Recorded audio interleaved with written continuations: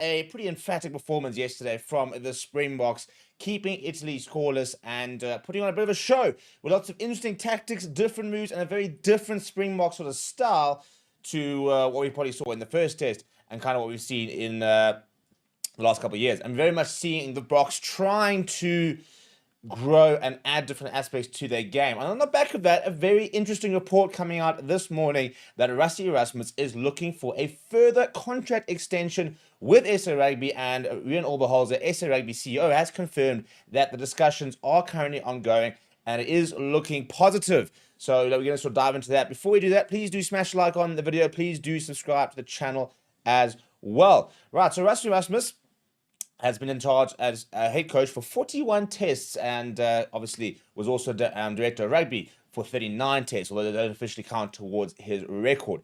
So only Jake White, Peter de Villiers, and Heineke May have actually coached the Boks in more tests than Rassie Erasmus if you take out the Jacques Nienaber era. By the time you add that in, and he is the most experienced Springbok coach, and he will be the most experienced Springbok coach because he's going to be at least at the helm for another 20 odd, 20 more, it's about 24, 25 odd games before the end of his contract. So, yeah, at this stage, he is contract until 2027, and at the end of the World Cup year, that kind of sort of was when it ran out, similar to Jacques Nienaber, for example. Same thing with the likes of Zwandile Stick, Dion Davids, Darren Human, pretty sure Tony Brown, same. Everyone's sort of contract until 2027. We kind of contract around World Cup cycles, which makes a lot of sense. You know, it's all about sort of the burgundy, and then if you have a good World Cup, then you talk about renewing, for example. If you have a bad World Cup, then maybe you sit there saying it's potentially time to change. Now, the talks are that Rassie Erasmus wants to stay with the Boks for another World Cup cycle after the 2027 World Cup, which would then keep him as head coach until 2031, which means that he would have come in 2018 and then until 2031. I mean, we're talking about a 13-year tenure at the sort of the helm of the Boks. Now, immediately, you know, the question is, well, is this a good thing or a bad thing? Because right now, obviously, you look at the way Boks playing, you're saying, how could it possibly be a bad thing? You know, we're talking about probably the best coach in the world at the moment remaining at the helm of the Boks.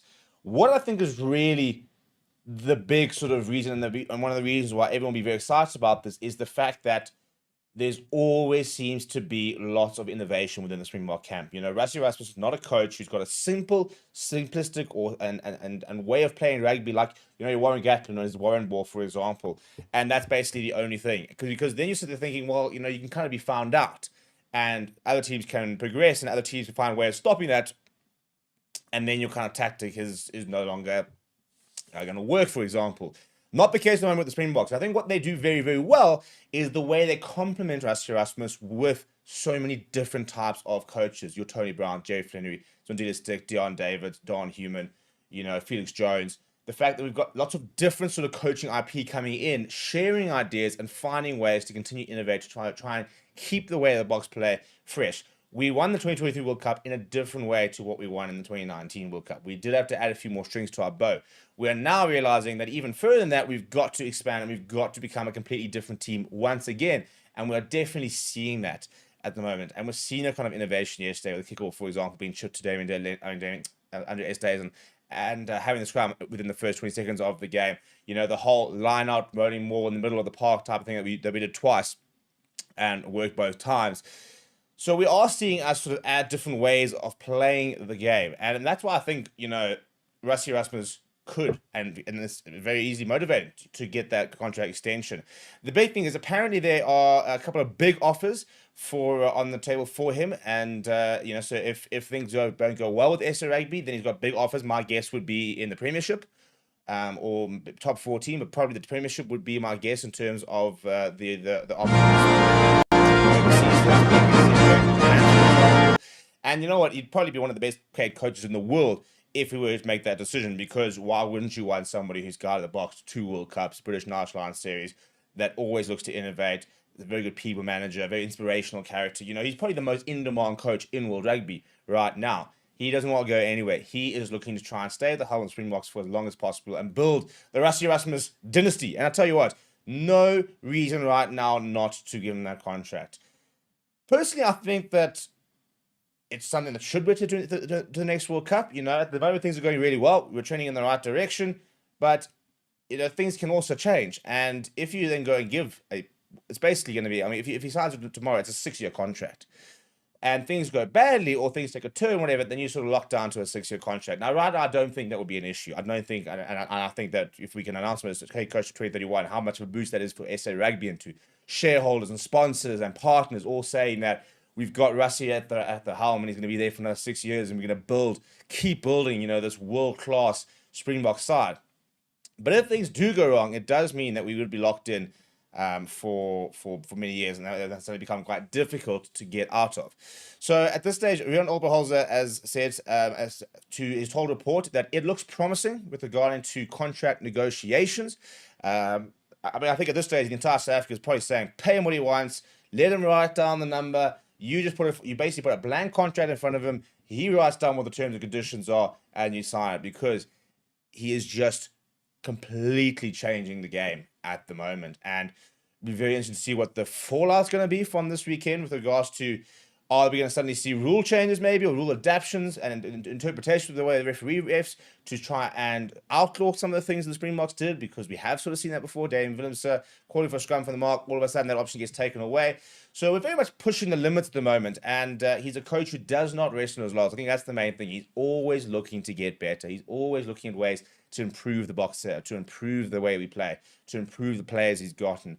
And he's not scared to make the big calls, I mean, to be honest, I think most people probably look at the way Maanibok played yesterday, sitting there going, how do we not play him, Rassie Rasmus is happy to do that. He's happy to go and be the person that sits there saying, well, 100 Pod, 2-time World Cup winning fly half, but you know what? We actually might be a better team with Maanibok in it, for example. And he's not scared to make those calls. The whole Andre Esterhuizen thing, and look how well it went yesterday, So it's not just the innovation, it's being brave enough and bold enough to make those calls in big situations. Now, yes, Andre Esterhuizen at the moment hasn't been the hybrid player against an All Blacks yet, all the likes, but we have definitely seen, I mean, even last year we saw those sort of double line-outs kind of situation, so we're always looking to try and add different things to our game.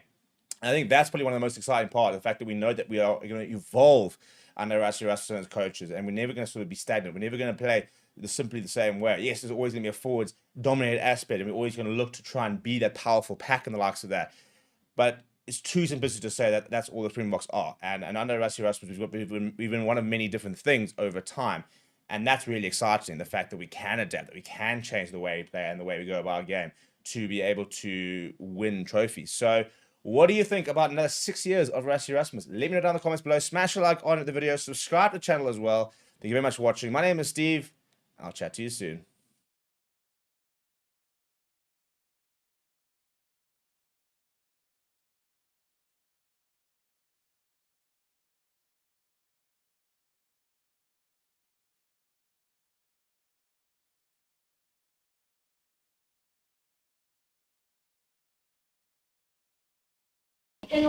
Sorry, radio laugh out.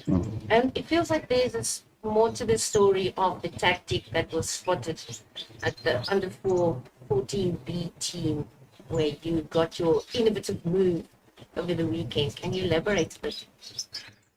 Yes, good morning. Fantastic to be here. Obviously, as a team, we always try to evolve our game and to try to be creative. And obviously, we watch rugby from different teams in our country and all over the world. And we took notice of that innovative move, and we saw an opportunity to do something different. And it's just good that it worked for us, and maybe something that we can take forward. I mean, that can also serve as an encouragement for the coaches. I think there's a lot of bright ideas and stuff out there. It's good to learn, even from primary school to high schools or different teams, in terms of where we can get better and how we can involve.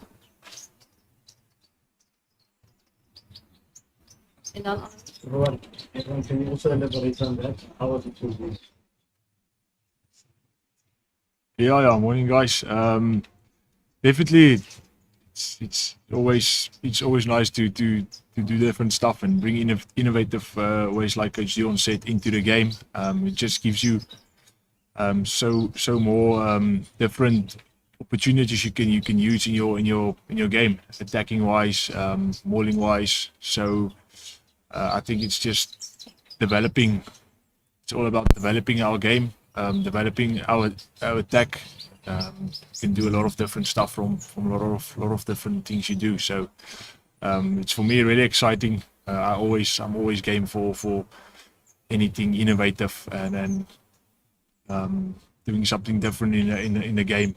So yeah, it was for me very exciting. Morning, David. Mm. With Jasper now, waiting to hear what's going to happen with him, is there a fear that they might throw the rule book at him?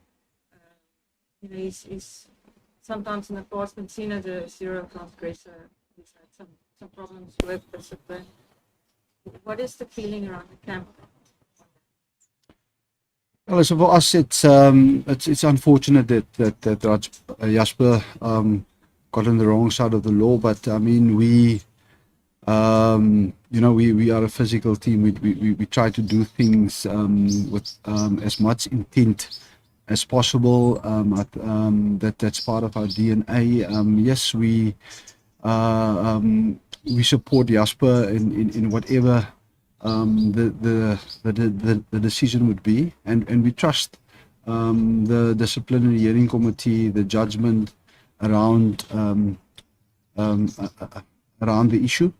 Obviously, we work very hard as a team on staying on the right side of the law. That's why we have Jaco Piper here to ensure that we coach and train within the law. There's a good awareness of the players in understanding the risk, either from a technical point of view, for instance, are not in the right body position or to execute what they need to do. But as I said, yes, World Rugby have laid out the procedure that they will follow, and we trust the decision and the process. And should he be suspended for a few weeks, would there be the temptation to maybe move Sia to 8 at some stage? You see, part of our team selection, as you would realize as we went on now, is that we select different players on different teams. We've got quite some versatile players within the squad, like Sia, that have played for us primarily at 6, but also at 8 for the Sharks. We have that opportunity. We also have a guy like Evan Roos as part of the team that played there. Marco van Staren that have played in that position. So there's different players that we can look at, which we feel that will have the ability to fill that position. And obviously it will depend on the mix-up of the loose three or the mix-up of the pack that will determine in terms of where our selection will go. Sorry, Dion. What's the latest information on Sia's fitness, and will he be available for selection for Saturday's match? Yeah, currently all the players in the squad are available for selection, and that Sia is one of many players that are part of the discussion until we announce the team tomorrow, as usual. You're playing against the team that you've never ever lost against. So obviously you come from a win. What is your set mandate going into this game, and what is your set mentality as well going into this game? Are you expecting any surprises from the team that you might be playing against? Now listen, we as a Springbok team, as I said before, we see every test as an important game because we want to win every test. We never underestimate our opponents. We understand the DNA of Georgia. I mean, we've played them, I think, in 2021. And they are a team that brings a lot of physicality.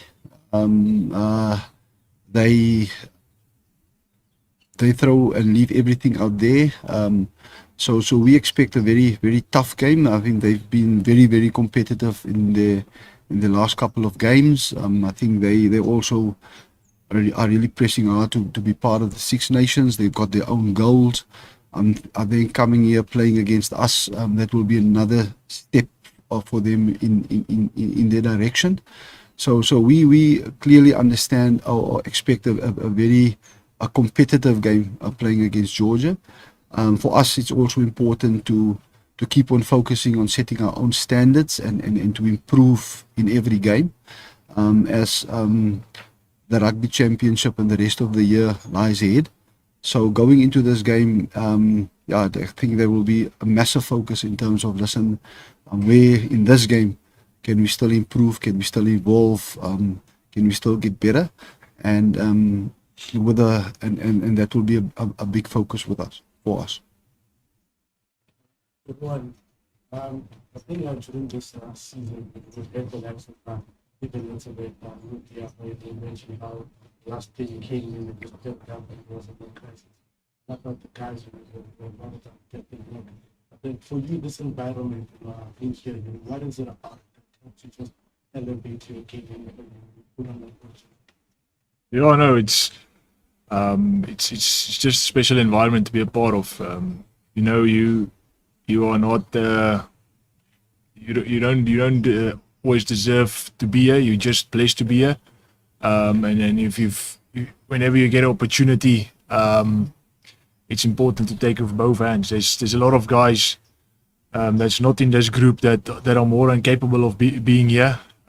So it's important to always remember and go back to how privileged you are to be in the position you are at this moment. And whenever you get the opportunity, it's so important to be ready for that opportunity, to take it with both hands. And for me, it's all about learning as much as possible. I mean, we have probably some of the best locks in the world here with Luat, Eben, Franco, Ergia. So it's for me, it's a real honor to learn from those guys and to grow my game personally and just try to represent South Africa to the best of my ability.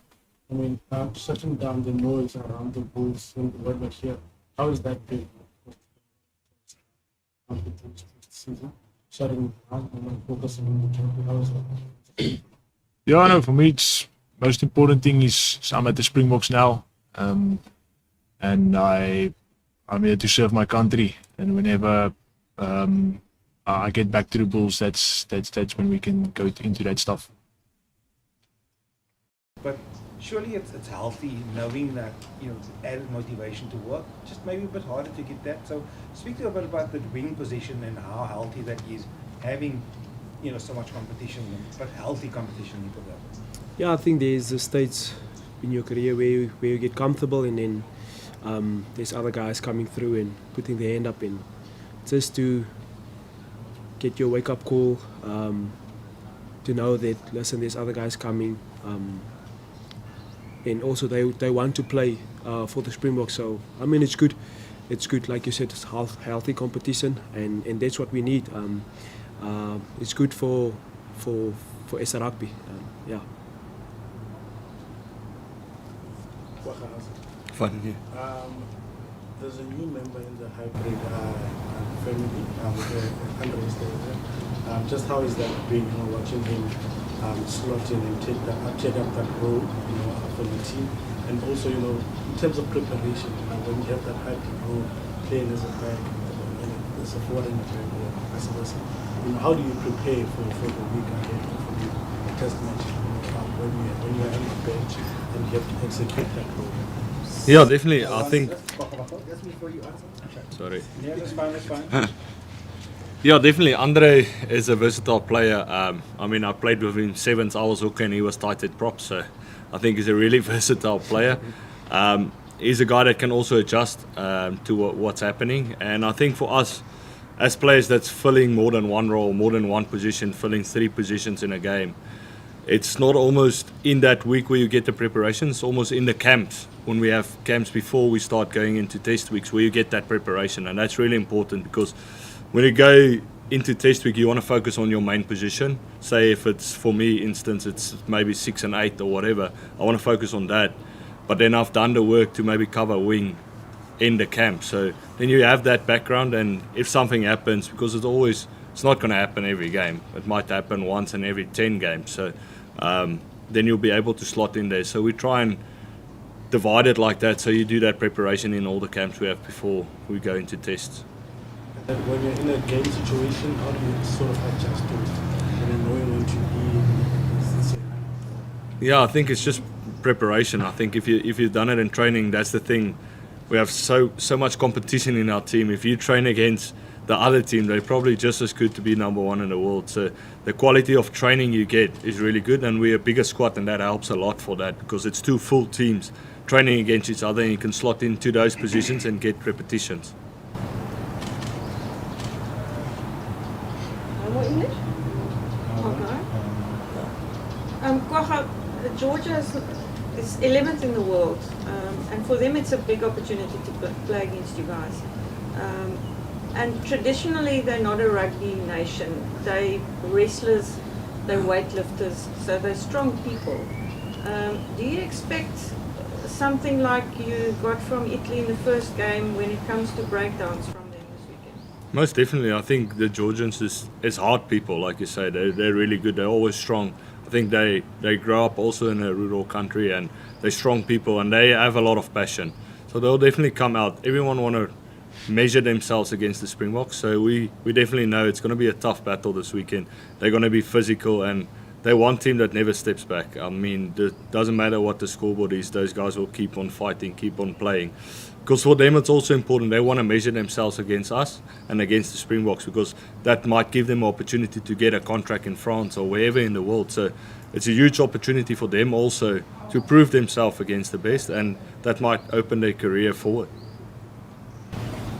Kwacha, just following on from that, Anna-Marie mentioning the breakdowns. It was obviously a tough time at the breakdowns at Loftus Versfeld, but there seemed to be an improvement in Gqeberha. How much of that is down to different referees and needing to adapt to, is that still a big issue for you guys at international rugby, that it changes so markedly? Yeah, I don't think the referees is too much of an influence on it. I think they all have their own standards that they referee according to. I think our mindset against Italy at Loftus maybe wasn't up there as it should have been. And obviously after you get a beating in some department, you go and rectify it. So obviously it was better than the next weekend. So I think it was just a focus that we maybe didn't put enough focus on the breakdown. And obviously after that we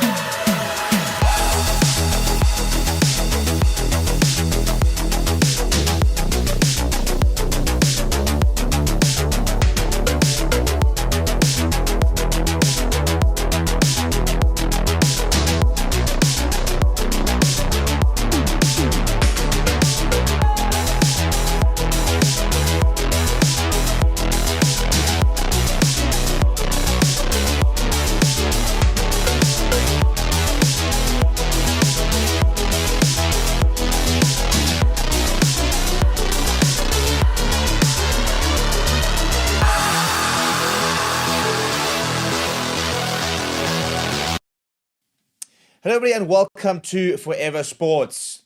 Rassie Erasmus has once again hit back at the larger rugby community, talking about who decides what is in the spirit of the game and what is not. Lots of critics, lots of criticism, lots of chat about the Springbok tactics from last weekend in the second test against Italy, with the Boks using the laws of rugby to try and suit their game plan, where they, for example, instituted a offside kickoff, which resulted in a scrum on the halfway line. They tried what was being dubbed basically sort of midfield lineouts to try and get penalty advantage and to draw dominant set pieces to sort of build off. And it's been met with some very interesting criticism. A lot of people liking it, a lot of people saying it's not in the spirit of the game.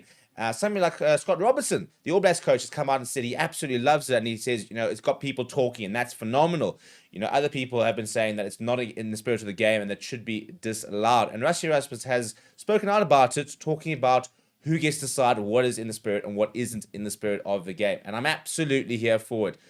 Absolute nonsense that every single time the Springboks try something, it's deemed against the spirit of the game and not right, etc., etc. When other teams do it, it's deemed, revolutionary and really innovative. And it's always going to be a big tug on your back when you're the world champions and trying new things. But very interesting to see what the reaction will be from World Rugby and the lawmakers regarding the tactics that the Springboks used. Before we get into it, please do smash a like on the video. Please do subscribe to the channel as well. So it was an interesting press conference on Tuesday with Rassie Erasmus. And Rassie is, what you see is what you get. There's nothing complicated about Rassie Erasmus. He's a very straightforward individual. He says it how it is, and he wears his heart on his sleeve. That's very apparent. What he says, there's no malice involved. It's just what he believes. It's just what he thinks. If you watch the podcast, Rassie Plus, you'll know more about sort of the type of person he is. Now, you can understand the frustration. You are the world champions, but previously you've been dubbed a boring side because you don't score tries. You've been dubbed a side that is bullying teams because of the bomb squad.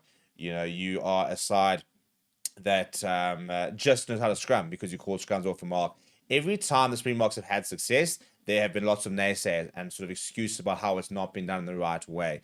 And, they've had to go through so much criticism and so much, public outcry along the way of their success. Now, South Africans have always backed them 100%, but you can imagine how tiring it gets when you're doing things, you're winning trophies, and people keep sort of trying to bring those achievements down. And same as last weekend, we saw some really cool things from the Boks, and some of them might be disallowed, some of them might have been officiated wrongly.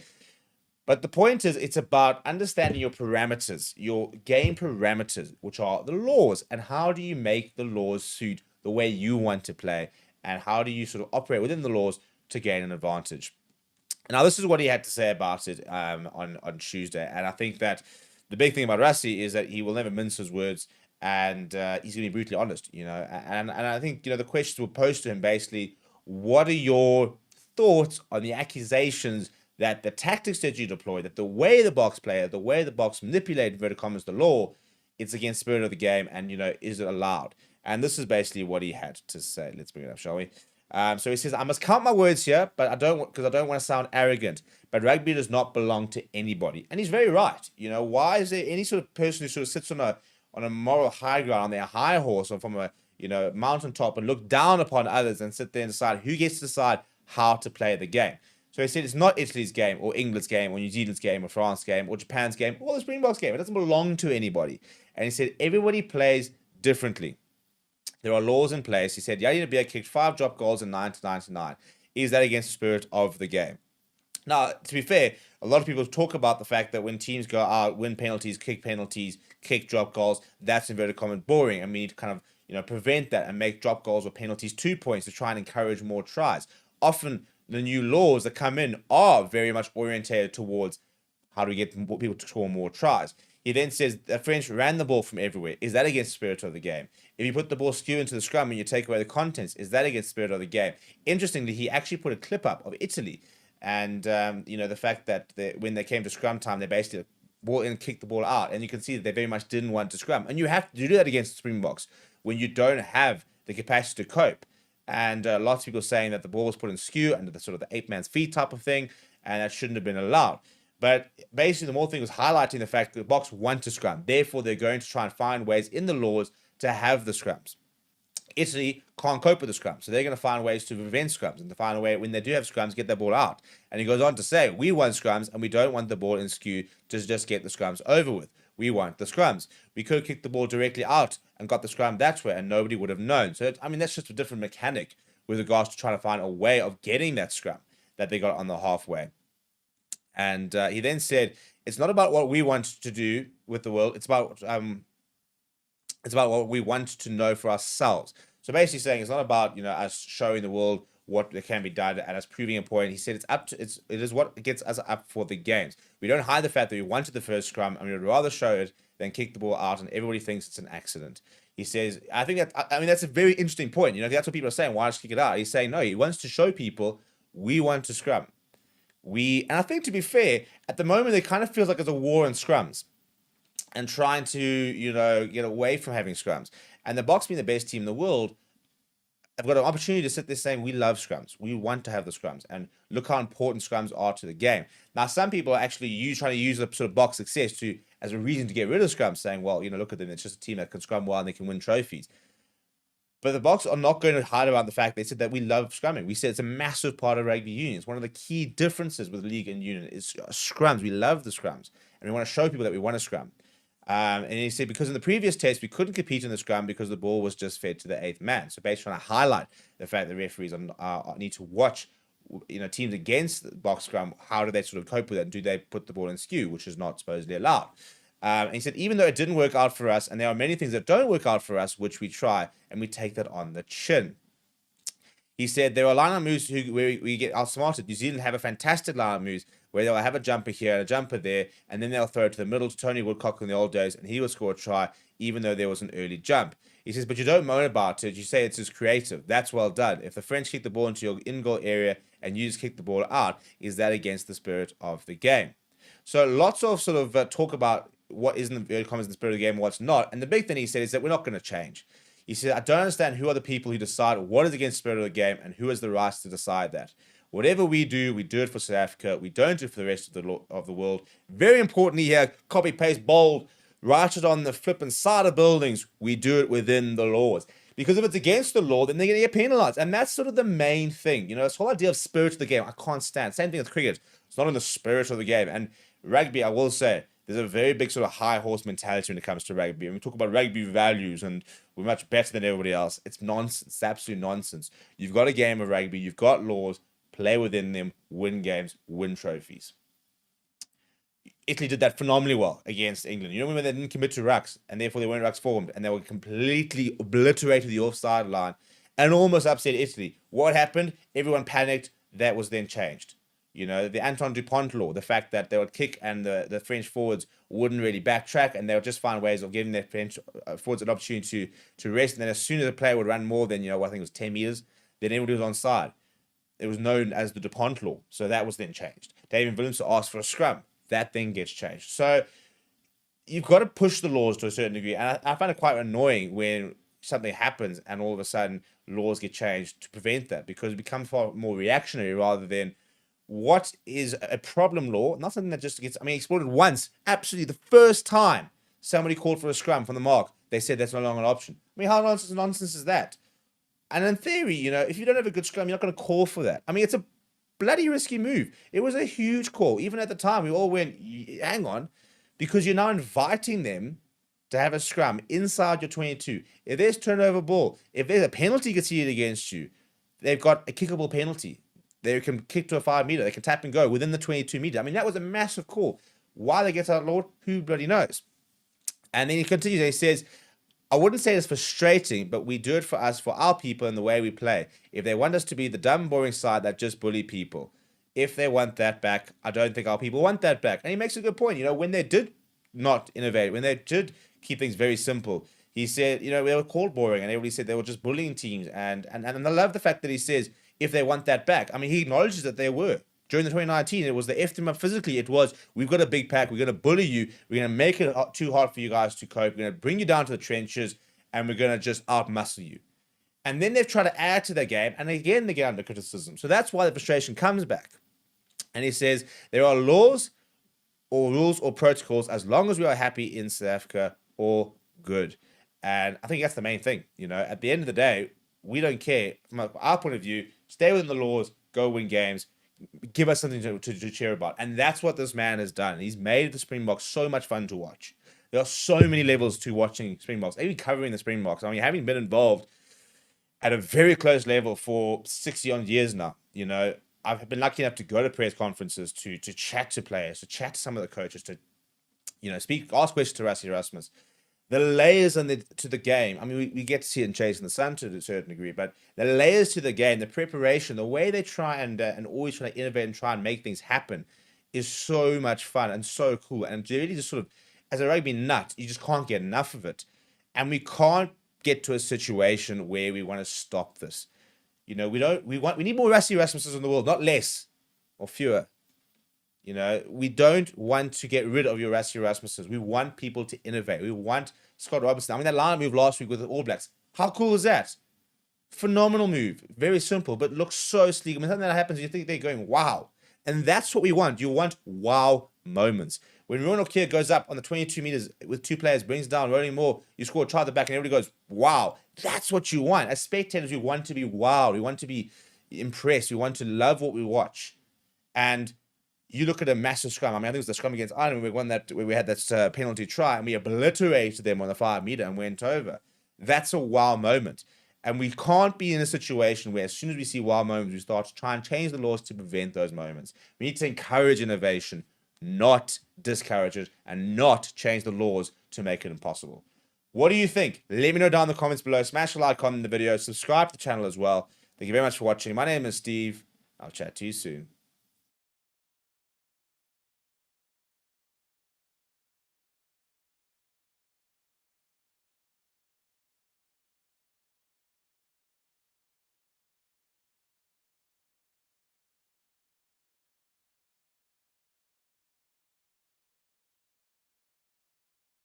Look, for Georgia, it's a great honour, great challenge. We know how good they are. They're the best team in the world, ranked first in the world. So we're ranked 11th. So look, we know we're going to be under pressure. We know it's going to be very difficult. We know we're going to have to be very, very good. So we look forward to the challenge, and we look forward to seeing how good we are against the very best teams. Well, look, we know South Africa are going to come very physical. We know what they're going to do. It's just how well we can stop it, like any other team. Look, we're a nation of wrestlers, weightlifters and fighters, so we have no problem with the physical parts. So we look forward to playing against some of the very best players in the world, biggest, strongest, hardest players in the world. And we look forward to seeing how we stand up to that. So we're not going to shy away from the physicality of the game. We're going to go head on with the scrum and the line out and the ball carry and the fight in the game. And we're going to see how good we are. At 7:30 on Saturday night, we'll know exactly how good we are and exactly what we need to work on. So it's a great challenge for us and one we look forward to.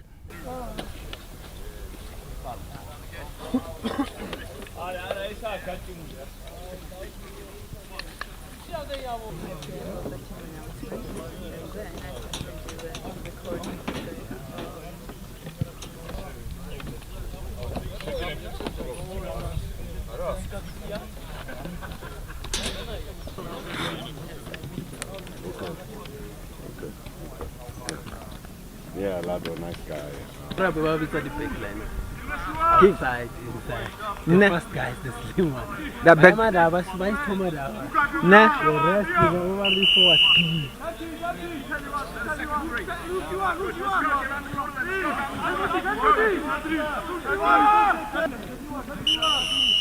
Good, just walk it back, please.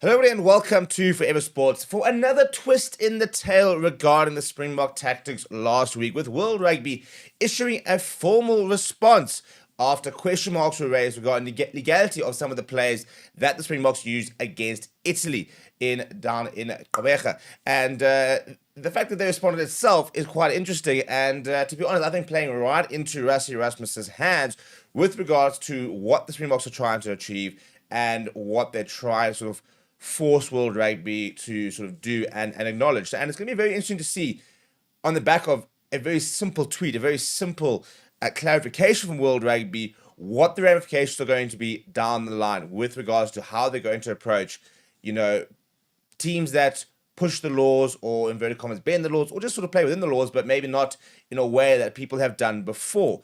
The main thing is that all teams have to play within the parameters of the laws of rugby, as governed by World Rugby.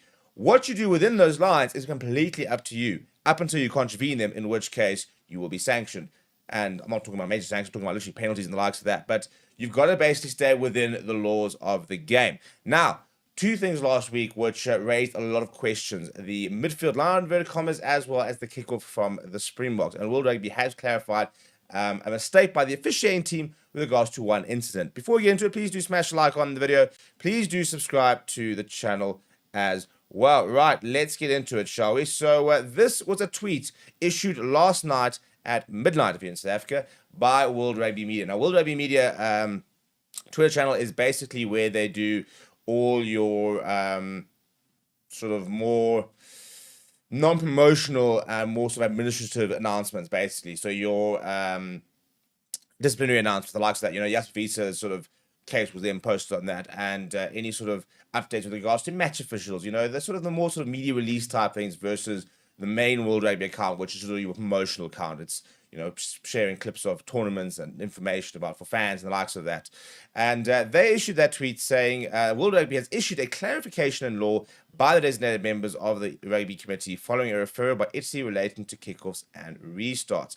So now, basically, when teams play matches, they are allowed to seek clarification from the designated members of the Rugby Committee regarding a specific moment or law, for example, to try and understand what is going on. And they can basically also send feedback consistently, so basically, all teams send through information and queries after every sort of match about what they are so asked about, and to try and get clarification about why something wasn't penalized, for example, or what they believe should have been penalty, and to just basically understand what's going wrong and where the misunderstanding is, to try and create alignment. That is kind of the purpose of this sort of feedback. Now, law clarification, by the way, is not new. It is uncommon, though. There were only two. This is only the second law clarification of the year. In 2024, there were 4 clarifications. In 2023, there were 2 law clarifications. And often these happen when a new law comes into effect, and people sort of have different instances of it, and there's a bit of ambiguity, and they then go, right, we need to clarify this law and show people exactly what it was supposed to mean and how it is supposed to do. Now, the first law clarification of the year came about 2 weeks ago, actually, and it was from a game in Super Rugby, and it was a clarification with regards to the attackers come off. Well, so the request was, at a ruck breakdown close to the goal line, the attackers come off, picks up the ball and dives forward over the ruck in an attempt to score a try. Is this legal or is this sanctioned? And they basically showed the incident and reviewed that it should have been a penalty because a player must not jump on top of a ruck, or a different law which covers. But basically, there's already been a law clarification. Okay, so now there is another law clarification, and that relates to what happened last week. And this is the law clarification. So there was a request from Italy saying that, and this was the actual official request, saying we are writing reference to the very first action of the South Africa versus Italy match, specifically the kickoff.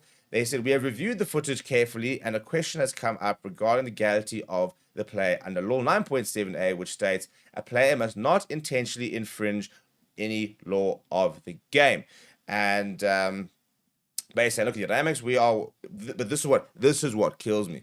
We were wondering whether it was carried out in full compliance with both the letter and the spirit of the law.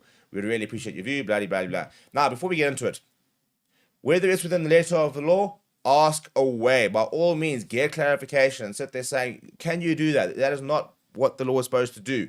What I think peeves me, and I think what's peeving a lot of people over here, is this whole crap of the spirit of the law. You can't define spirit. You know, so this whole consistent thing of the spirit of the game within the spirit of the law, and that's probably why Russ, to be fair, actually spoke about the spirit of the game, because they would have been made aware of this. We need to get away from this whole spirit of the game nonsense, because it's completely subjective and you literally can't quantify it. So if you want to ask something about the letter of the law, by all means ask about the letter of the law. But this whole spirit of the law thing irks me, because it's a complete fathom. You can't really fathom what's going on about it, and it's a complete creation of a idea that is not commonly shared. My idea of what the spirit of the game is and the spirit of a law is completely different to what somebody else is going to be, and it's very difficult to know exactly what the spirit of the law is supposed to be. Just as a little bit of a side point. They said, in summary, the question is, if team deliberately runs ahead of the ball carrier at a kickoff and or deliberately kicked it so it doesn't reach the 10-meter line, what should the sanction be? So they refer to the relevant law, saying Law 12, kickoff and restarts. When the ball is kicked, a teammate of the kicker must be behind the ball, sanction a scrum. 12.6, the ball must reach the 10-meter line, sanction the non-kicking team has the option of the kick being retaken or a scrum, and then refers to Law 9, which says a player must not intentionally infringe any law of the game, sanction penalty. So the committee has clarified that the example shows an intentional violation of the kickoff and restart laws, saying that where the ball unintentionally fails to go 10 meters or a player overruns a teammate at the kickoff restart. However, if match officials believe this is done deliberately, then law 9.7a should be applied. Basically saying in this circumstance, and they've got the video, and saying that it's done intentionally, and they're saying basically in this circumstance they should have awarded a penalty, which I think a lot of people basically said, cool. Rusty Rasmus also mentioned the fact they said, we could have very easily kicked it out, which would have been a sanction of a scrum as well. But they wanted to basically, it was a bit of a play to say we want to have the scrum, we're willing to have the scrum. Now, nothing is done with that Springbok management without thinking about it, so they would have very much know that they'll do that and it'll be changed, and I think World Rugby called the bluff, to be perfectly honest. I think when they did it, they knew this was going to cause an incident, this was going to cause a bit of controversy, and World Rugby has fallen hook, line, and sink into this the trap of coming out very publicly and talking about this. All that they needed to do really was to send a note to all the match officials and just to say, listen, guys, in this circumstance, you need to award a penalty. But they have now fallen for the bait, and they've now come out very publicly and clarified this. And they believe they have to because, they're worried about it having to happen again. Now, in theory, this could also be sort of construed as to try to protect the referee, in inverted commas, of saying, just by the way, we've looked at it and we weren't really expecting this, and therefore this is what this is what the sanction should be, and we can therefore sort of justify the referee getting it wrong. Again, at the end of the day, I think the referee just got it wrong, which is fine. And again, you've got to push the lines sometimes, and if the referee had sanctioned with a penalty, they would have gone, oh, well, that was silly, and we would have moved on. But they have responded, and the main thing that Rusty Rasmus does so well is that he throws issues into the public forum, sometimes really badly, sometimes really well. But he asked a lot of probing questions. So he posted this on Twitter earlier this week, saying, I guess one can always argue what is against the spirit of the game. And I'm sure he's referring to this exact request for clarification. And he said, some teams avoid scrums and others make sure they get scrums. And he posted this clip of the number 9, now that little white thing is the ball there, putting the ball in incredibly skew at the scrum, and basically getting that ball out as quickly as possible. Now, this is very deliberate because, as one person says, the one that deliberately breaks the law of the game is wrong. That's normally called cheating, no. And Rusty Rasmus says, totally agree, like that scrum feed to the number 8, spot on, Tom. So, this is what the intention of the entire thing was. You have a kickoff on the scrum, so therefore you're basically saying very, very blatantly, we want to scrum. Then you have the scrum, where Italy, in trying to defend and trying to cope with Springboks pressure, scrum illegally. It doesn't get penalized. Now, you've managed to create an issue and highlight an incident where you can then say, right, lekker, we have the scrum, this is not being penalized. So now you're going to penalize us for the kickoff, which is fine. But if you're going to have a look at the kickoff, then you need to look at this as well. And that is the purpose of this whole thing. the Bok manager would have known that as soon as they'd done that kickoff, that would have been a one-off. It was always going to be a one-off. You know, there are other ways to find scrums and the likes of that. And, I mean, we've had the Dane Williamson one chalked off. This has obviously now been clarified. So we're reducing the ways of getting scrums. But the main thing is to highlight that when it comes to the scrums, that referees are letting teams get away with breaking the laws. And that is the purpose.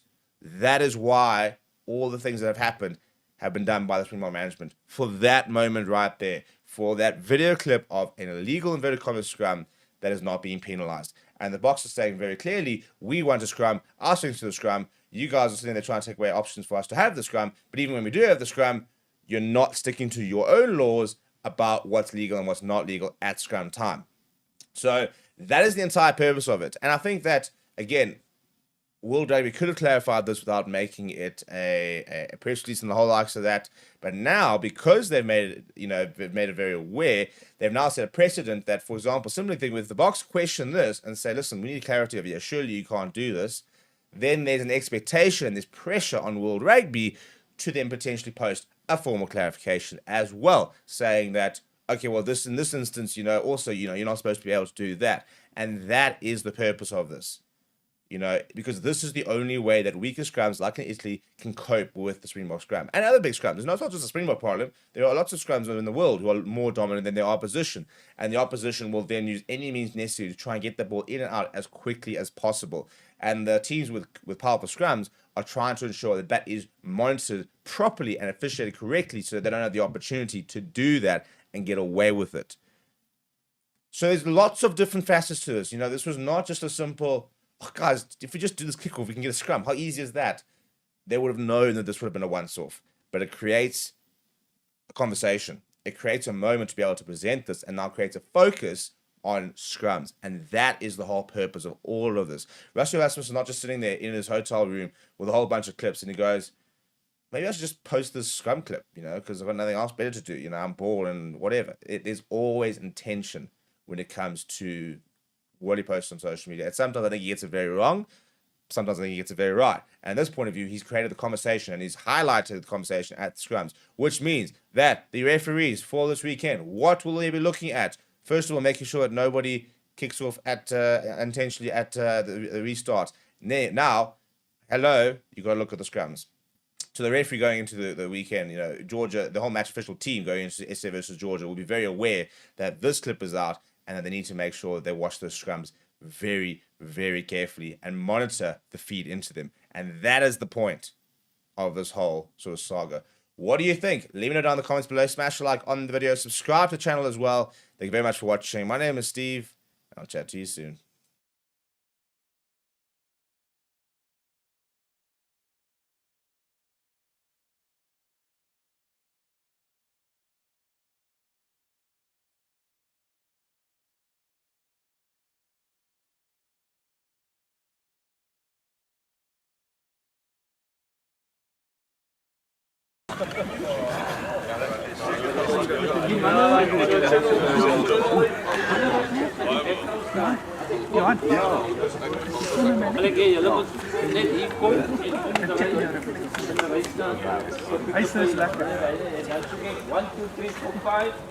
Ook gepikt bij je daar staan met de fotograaf.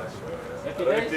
Ik zal ooit foto's nemen. Ik zal daar foto's nemen. Oké, Rijn. Ja, lopen. Go. Langs, pak die kant. Toe.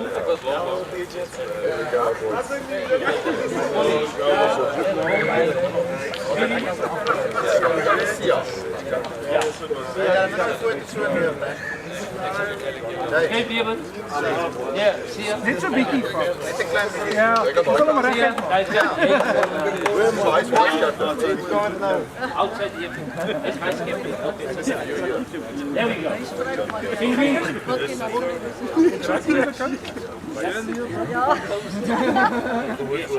Right, go. Up. Fassi, inside.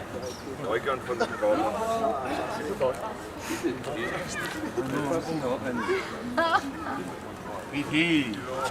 Wat kan je maken? Yes, op je kracht. Op die krat, op die krat. Op die krat. Ja, ja. Op die, nee, nee, op die punt, op die punt. Waar? Nee, nee, op die punt, op die punt. Inside, inside, inside, inside. I say, I love the handen moet mooi lijken. I say, steady when you are. Oh, kijk ons. In the middle, in the middle. Keep it there. Mooi smiles. Lekker, lekker. Game face. I say, kom eens, vouw die arm. Oké. Lekker, hou hem daar. 3 seconds. And thank you very much. Blijf staan, zit. Mr. Abrams, blijf staan, zit. Ja, nee, nee. Hij gaat zit, jij. Mag niet door. Zit, vooral. Sorry, te laat microfoon, guys.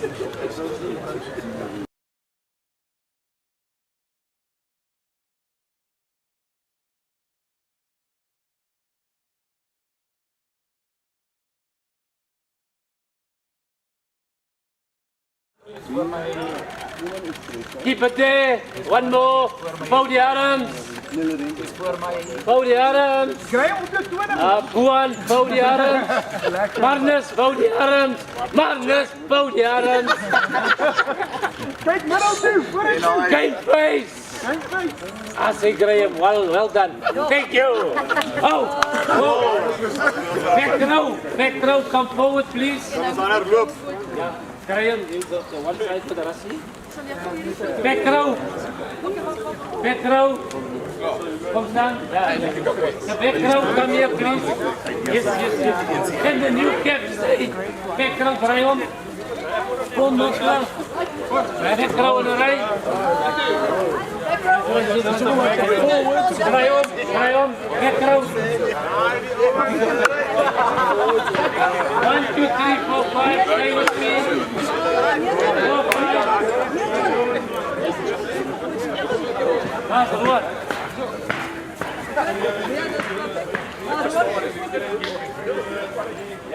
Right, 1, 2, 3, 4, 5. Next. Come here, man. 1, 2, 3, 4, 5. Then number 4, then number 2, then number 5, then number 3. 2, 5, 3. Take it. Here, wait. It is on. Thank you very much. Rasi, Sia, Juan, Marnus. Wanneer is jou paai geraak?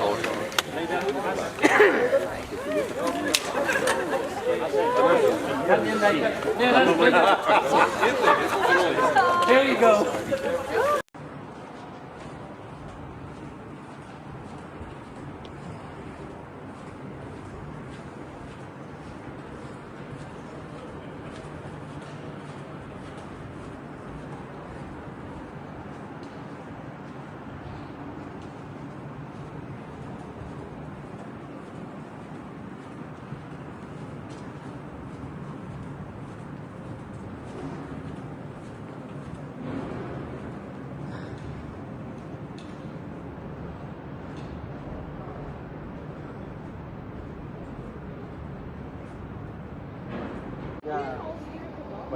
This one is better than the blue one, the new Yeah, it's way up. It's strange because it's almost like it belongs to you. We are all seeing the action. Yeah, it's a strange one.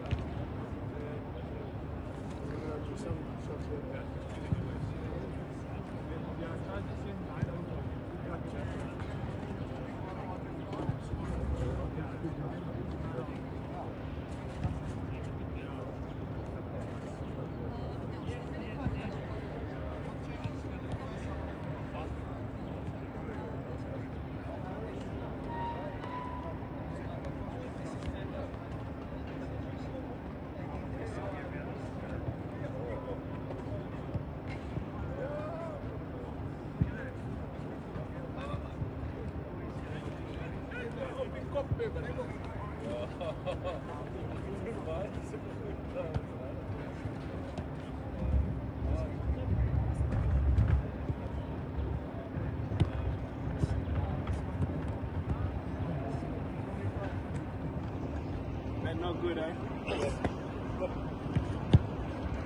Rifles, not extra. Nice, it's a sport.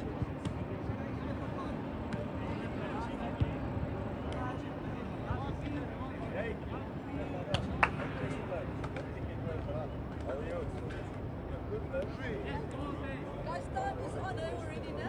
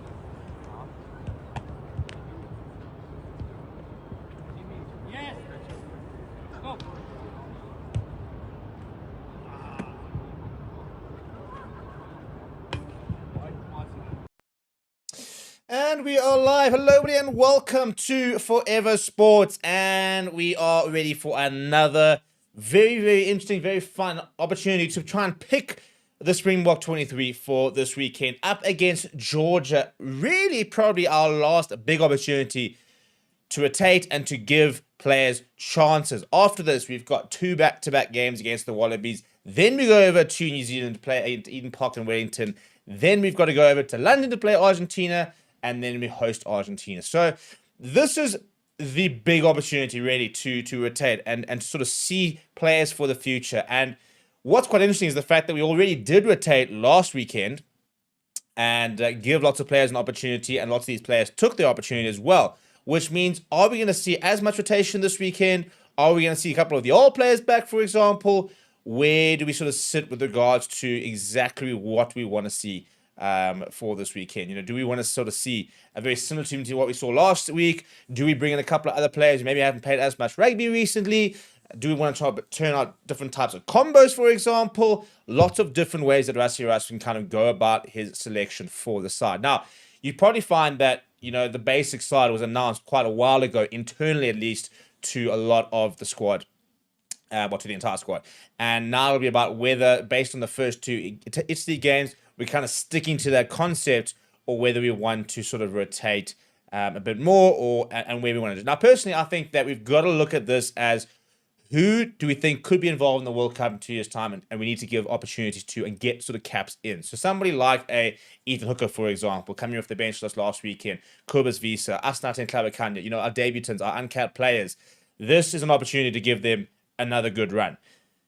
You also don't want to just give out caps for sake of it, you know. So there's always needs to be that sort of earning and being able to really sort of fight for your jersey and fight for your place in the side. And we've also got to try and give an opportunity for this team to work on things, because this is also our last game before the Rugby Championship. And when we start at the Rugby Championship, when we host Australia, we need to be playing our best rugby. We don't have a lot of time to be able to get things right, because if Australia sort of pitch up and we're not at our best and we lose a game, there goes our Rugby Championship. You know, we've got 2 games against Australia. We might be able to rotate a little bit, because we've also got a week in between, or basically 2 weeks between the games in New Zealand. So we've got an opportunity to sort of, rest players and likes of that.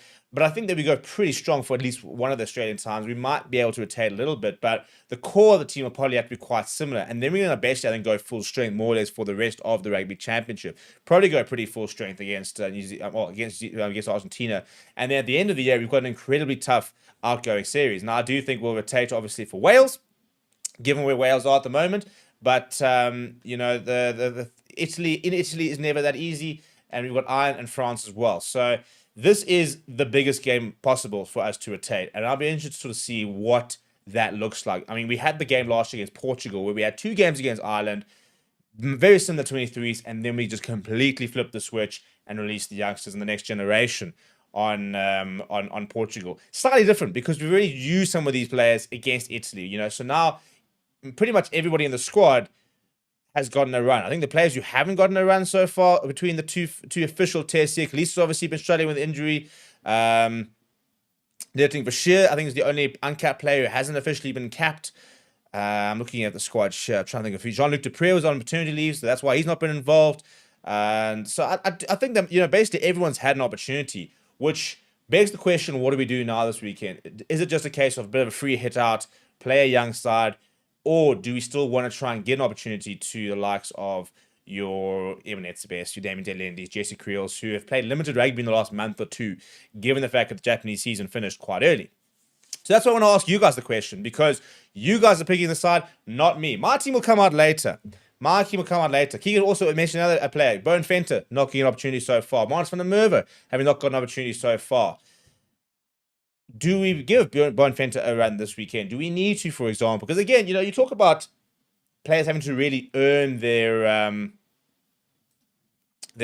chances, and you don't want to, and there was a big resistance initially towards the way Russia was doing it, because people were saying that they're cheapening the box jersey because so many players were getting opportunities, so many players were getting caps and the likes of that.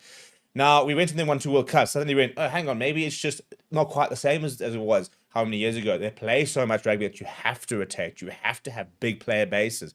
Injuries are far bigger, I think, these days. You know, we're getting more injuries than we were before, even if they're short term, because you're just playing so much rugby. So you kind of also have to try and weigh that up. So we've got a lot of players to pick. We're going to straight into it. So who starts at number 1? Now, your options are really, you got Thomas the Toy, you've got Oxen Chair, you've got Bone Fenter, and you've got Jan Hendrik Wessels.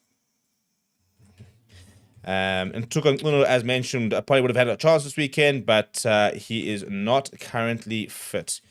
So those are your loose head options. I'm pretty sure I'm not forgetting about anything. No. Not that I can think of. Right, there we go. Those are your number 1 options. People, I can't afford to spend too much time on each of these players, so I need you to vote quickly. Basically, we're going to cap it at about 20-25 votes, and then we're going to throw them into the side and move on. The Ultimate Sharpshooter said Bone Fenter has to start here. I would have liked Nkunu to have had this game, but he is not fit. So Ox can't be an option, surely. 4 games in a row. Well, it is 4 games in a row. The next time he has to play is the 23rd of August. You know, so it's the 19th of July. It's more than a month.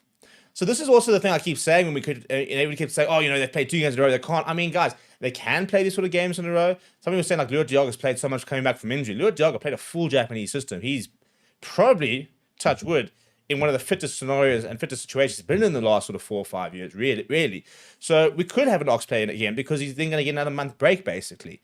So we've actually got quite a lot of time between our games this year, which is quite nice. The nice thing is, for example, if you say Ox and Chair, we don't need you.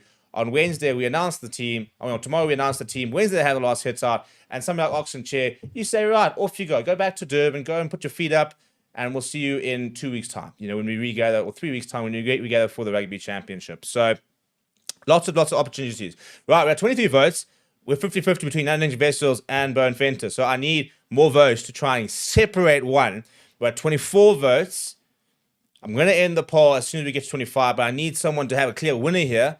Off to a nice start here from being able to debate who's and who. Guys, you're not helping. And now it's gone straight down to they're staying the same. There we go. Oh, no, never mind. I thought I had a clear winner. I'm going to end the poll and see if it spits out a clear winner. I think it might have. There we go. Okay. So there are a couple of votes changed. Jan Hendrik Wessels does go into the starting lineup. Jan Hendrik. Okay, so Jan Hendrik Wessels in that number 1 jersey. Right, who starts at hooker? You got Marnus van der Merwe. You've got Malcolm Marx.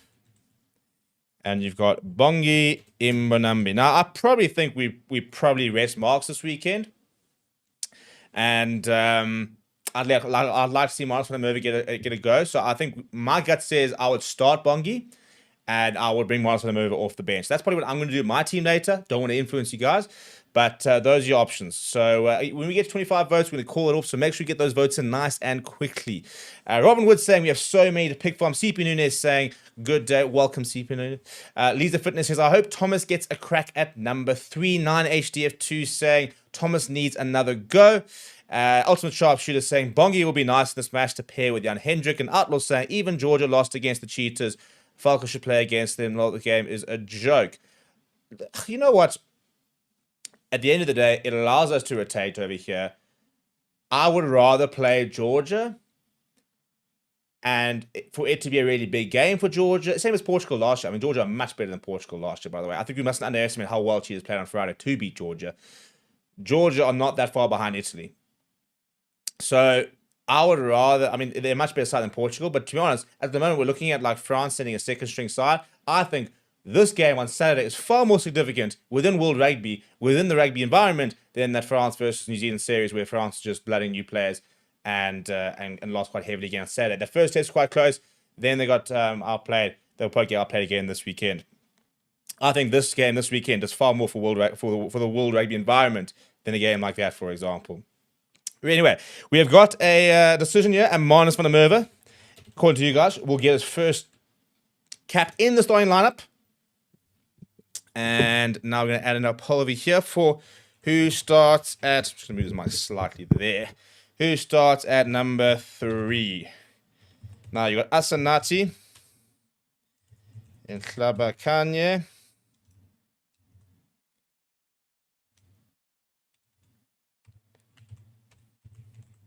You've got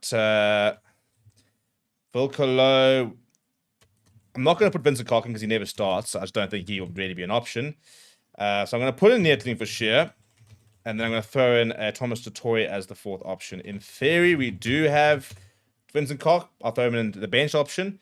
But yeah, those are really the 4 thing. I'll give you a little bit of a hint. Ruan Nokia, I expect to play this weekend, was in the press conference earlier, and it's very rare the Springboks put somebody up at the top table on the Monday press conference if he's not going to be involved on the weekend. So that for me is an early sign that Ruan Nokia will probably start this weekend. Be interesting to see whether he starts at 5. Some people suggesting he might start at 7, for example. But we've got 24 votes, about to close us down. And Thomas Toy currently leading it, and there we go. We'll close it there. We have got more people in the chat there, so I'll try and close the next one at about 35 votes. But you guys have got to be nice and quick with those 35 votes, right? So now we've got Thomas the Toy start at tight head, and right, number 4. Our options at 4 are as follows. Who starts at number 4? And you've got Ian Etzebeth who could start. You've got an Arches Snyman that can start. I wonder if we might see that, for example, this weekend. We've got Kubas Visa who could start. And you've got a Salman Murat who could start. Yes, you could also then look at a JL Dupre, for example. In theory, Vince Chatuka could start there as well. But those are sort of the main 4 options for number 4. So let's put their thing out. Johnny Pillay says, I think Georgia is a good team to test our forwards, especially they have some big units. Hobbies is, I think, as far as I understand, fit, just doesn't make the squad at the moment. Such has been the form of Marnus van der Merwe. CP Nunes says, Ruan Nokia should start for me, had a great game. Right now, I've got 27 votes. I want to get that close to that 35 mark. So let's keep getting those votes in. We've got a clear winner, and I like that because he's going to be in my team later as well, when I release that later this afternoon. So 32 votes, 31 votes. We can pretty much nail it down. Kubas Visa to start in the number 4 jersey. Big fan of that call. Right, now number 5 jersey. Who starts at number 5? And I'm going to put out Franco Mostert. I'm going to put out Luit Dialga. We're going to throw out Ruan Nokia. And we're going to throw out... I don't think there's anybody else that maybe a different option. I don't think we can see PSD at the toy there, for example. Let's put in a Arceus name, because in theory you can play on both. So let's throw him out. There, shall we? And Sia says, give Kubus a go. He looked good on Saturday. I think they will. And I'd really like to see it as well. I've been saying for a while that I think he's a very underrated player, and I think that I'd love to get to see an option. I think he could be a genuine backup to Evan Etzebeth, especially with Jean Klein getting that injury. Not ideal for him, but it gives you the opportunity to try something like a Kubus Visa, and he needs to try and take that opportunity if he gets it. So Roanoke here right now is flown into the lead. Franco Mossad coming second at the moment. We're not trying to get to that 35 votes mark, so keep bringing those votes in. Louis Larkin says, Neotli Vashir, I think talking about number 3. I think you could be on the bench this weekend. Ultimate Sharpshooter says, I think we must be careful not to make this too much of a C team, otherwise the game will be too messy. Well, to be fair, we completely rotated on Saturday, and we ironically probably almost looked at times a little bit more well gelled than the first side. So I suppose it depends on how long they've been actually working together. But we're going to end the poll there. Everyone look here goes into number 5 jersey. So he's in at 5. Now, the big question is, in theory, Sia Khaleesi is supposedly fit. I mean, they've been monitoring him. They weren't going to risk him, for example. In theory, Dion David said today that everyone's available. So I'm going to put in Sia Khaleesi. I'm going to put in Quacker Smith. I'm going to put in Marco van Staden. And I think that's pretty much it, really. I mean, Evan Ruiz maybe is an option at 6, but I don't really see it. But he has played there before, so I'll throw him in there just so we've got 4 votes over there. Hendrick saying, remember to select the bench players as well. Well, as you can see, there is space for the bench. And so we will be selecting our bench. And CS saying, Franco hasn't had a start. I think so. I think we could give him a start. And Louis Larkin reckons Arceus Sneeman. I think he might be slightly behind where we are, Louis. So maybe just try and catch up on the stream. So we're on the players. Otherwise, it's, unfortunately, all the stuff I'm reading is from a while ago. CP says Sia should start. He needs to bring a fresh start in the 6th jersey. Kevin Ludick reckons Escon needs to start. At the moment, we've got a pretty clear winner, though, to be fair. And if he's fit, Sia Khaleesi gets his first game of the season in the number 6 jersey, and therefore will be the captain. Right, big call over here for me. Who starts at number 7? Right, you got Peter Steph Toy as an option. You've got Vincent Chatuka, who can add to his single test cap if he gets a go. As far as I think Jean-Luc Dupre is back in the mix. So I'm going to throw in there as an option. And I'm going to throw in in theory, Quacker Smith can start there as well. But I'm going to actually put in a Franco Moster, because maybe they might look at that as an option. And then for me, it's going to be very interesting to see who we're going to pick at 8. Given the fact that Jasper Visa will not be involved this weekend. He's going to a full disciplinary hearing, by the way. There has been an update. He's going to a full disciplinary hearing. It wasn't part of that expedited process, which meant we would have heard from him yesterday. So he's gone to a full hearing, which means we'll only probably hear about his sanction tomorrow afternoon, evening is probably my guess. Johnny Perez says, so the breakdown commentators looked so upset with the innovation against ST. I think we will see more against Georgia. Sia reckons Sia should start. He hasn't played so much. He needs a solid hit out, 100%. Ultimate Sharpshooter says, give Pierre Step another game. I say JF and Hidden not in the squad. It's part of the lineman camps, but not in the final squad. And the big call there is, by the way, is 61% to see more of Vincent Chatuka. Right, then in the number 8 jersey, who starts at number 8? Question mark. Evan Ruiz is an option. Quacker Smith. You can't spell Quacker Smith. That is an option. The Asper is not an option. But Jean-Luc Dupre is an option. And as far as I understand, he is back in the squad. He was away from paternity leave for the birth of his child, but as far as I understand, he is back. As Dion David said, everyone is in theory available. C. Benuna says, bring Peter Steph off the bench, rest him for the TRC. And Sia saying, I'd like to see Jean-Luc. He didn't play much against the Barbarians. He had that slight injury. He did come back on. I thought it looked pretty good, actually. I thought one of his better outings. In fairness, most people did also look pretty good in that game itself. However, he is not going to get the backing from you guys. You've got 37 votes, a majority going with Evan Ruiz in the number 8 jersey. Right, number 9. Who starts at number 9? You've got Morne Vandenberg. You've got Grant Williams, can go back to back. And then you've got the experience of a Faf de Klerk or a Kobus Reinach. Right, so there we go. Those are your 4 scrum-off options. Johnny Pillay says, Ruiz had a great game against Italy. Give him another go. Well, there we go. We've got our pack. And it's the young vessels, Martin van der Merwe, Thomas Latoy, backed up by Kobus Visa and Ruben Nokia, Sia Khaleesi, Vince Tuka, Evan Ruiz. I like that. It's a nice experience with Thomas Latoy, Sia Khaleesi in particular. You got your new guys in, Kobus Visa playing just a second game. Managing vessels, continuing to pick up caps, which is good. Vince Ruiz getting a nice opportunity. Vince Tuka adding to his cap. Quite a nice balance there, people. You guys seem to know what you're doing here.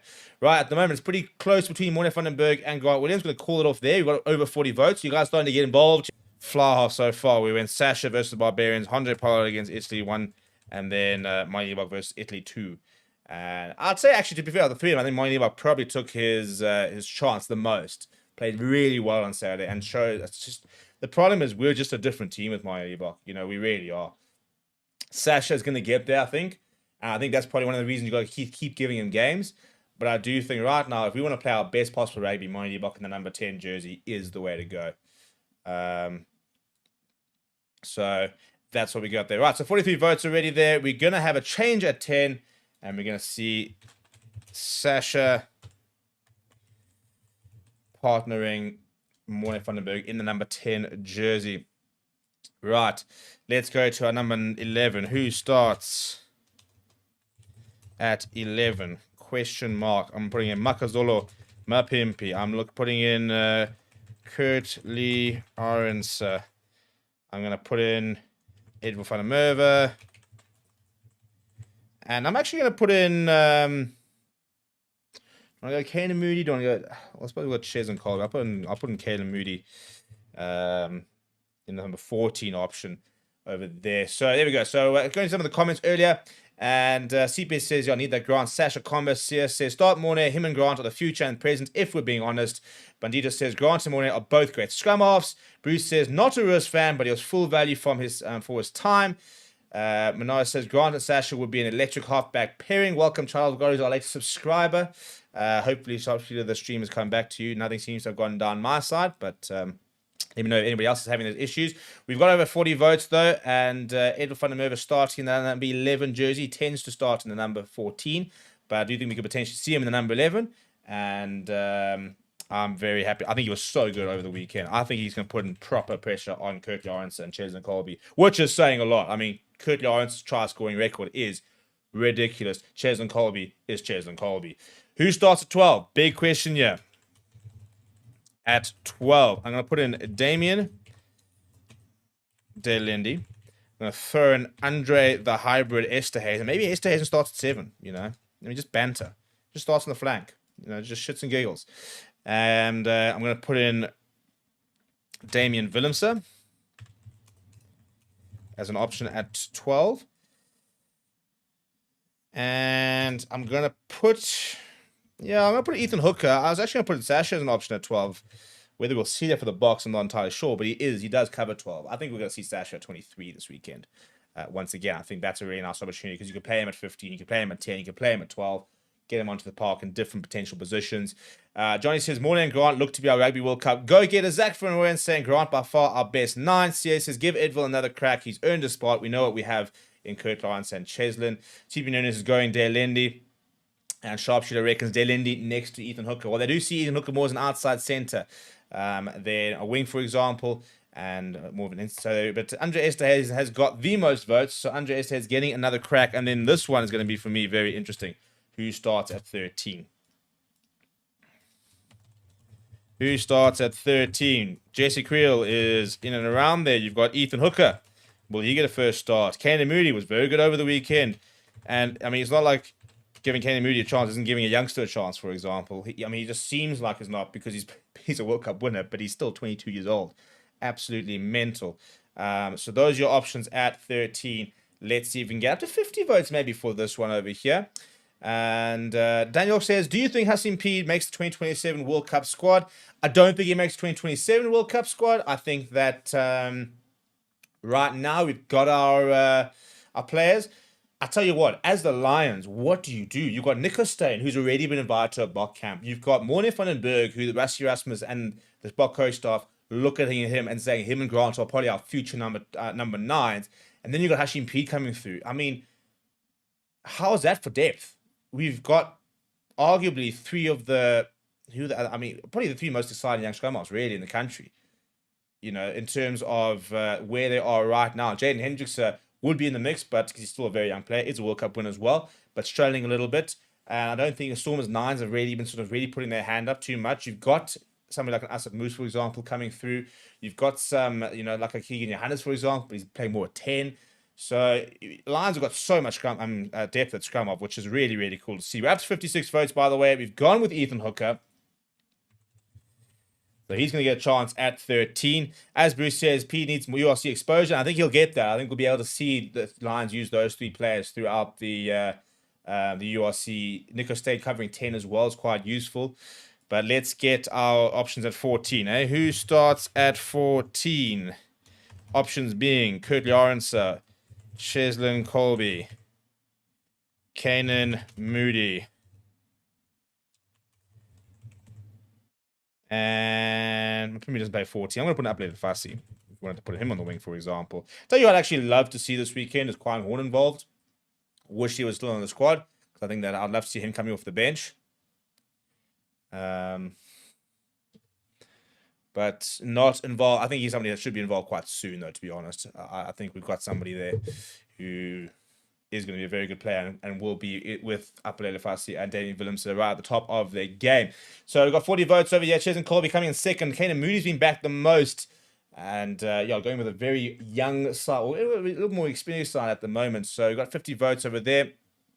Let's put in Kanan Moody, shall we? Right, then the big call at 15.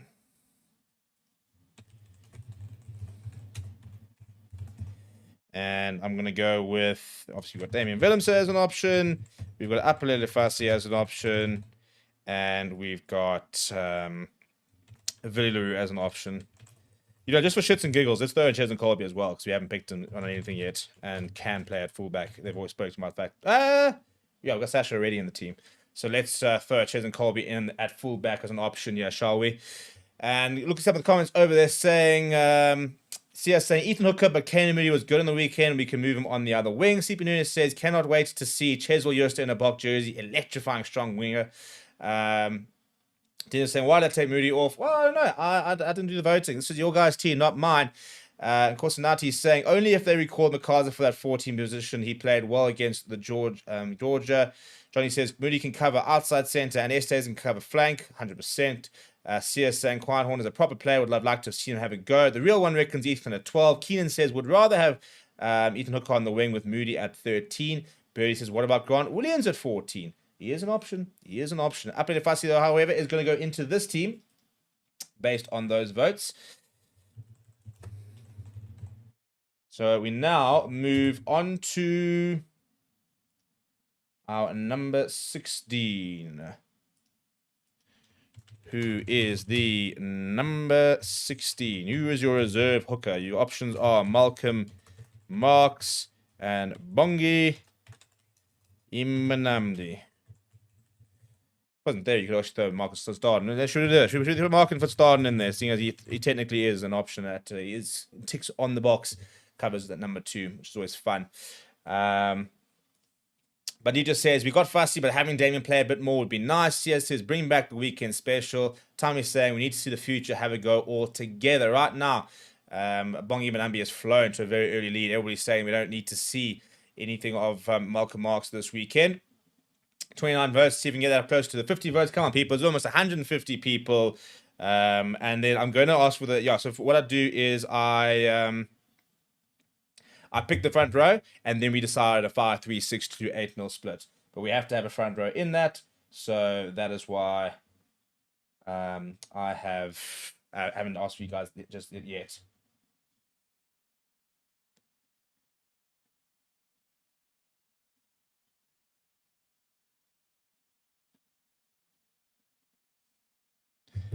So we've got 44 votes over here. 45. Bongi's pretty much won it already, so I'm going to throw him in there to start with. And that is supposed to be blue.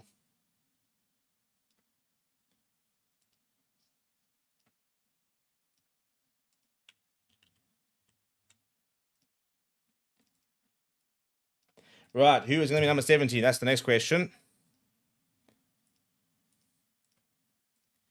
Who is the number 17? Big question mark. Options are Oxen Chair, Bone Fenter. It's kind of it, isn't it? You've got Andrew Vessels, we've got Thomas Latoy, and there are kind of other loose head options. Vincent Cock only plays tight head. Asnati only plays tight head. Neatling only plays tight head. Yeah, I think that's actually it. So it's those two. Either of those two. And the first second of the wicket. Up the lads. Up the lads. Little T20 cricket. Looks like we're on top of Zim at the moment, in case anybody is keeping an eye over there.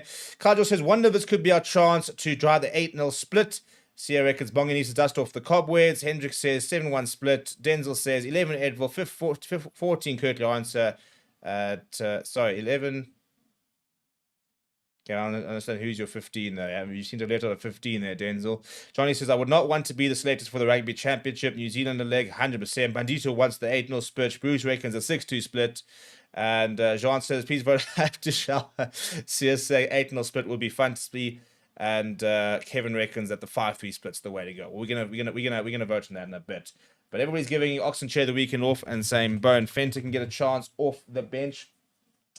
So now we're just going to choose our reserve tight head, and then we're going to choose our bench split. Who is our 18? Asenati and Slabakanye.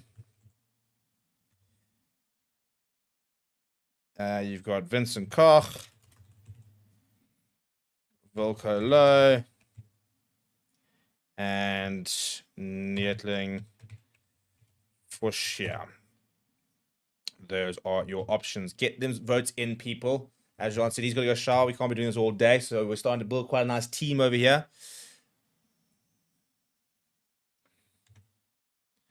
And at the moment, Asaf Nati's got the early lead. You had 54%. Neatly Bashir very quickly. So we very much look like we're just giving anybody a chance here. Not in a dismissive way, but yeah, we do seem to be looking at far more rotation and giving people chances than kind of going with continuity, which I like. I'm all for. I'm all for. So we've got 41 votes there. Going to close it over there. So Asnati is going to get a chance in the number 18 jersey to add to his caps.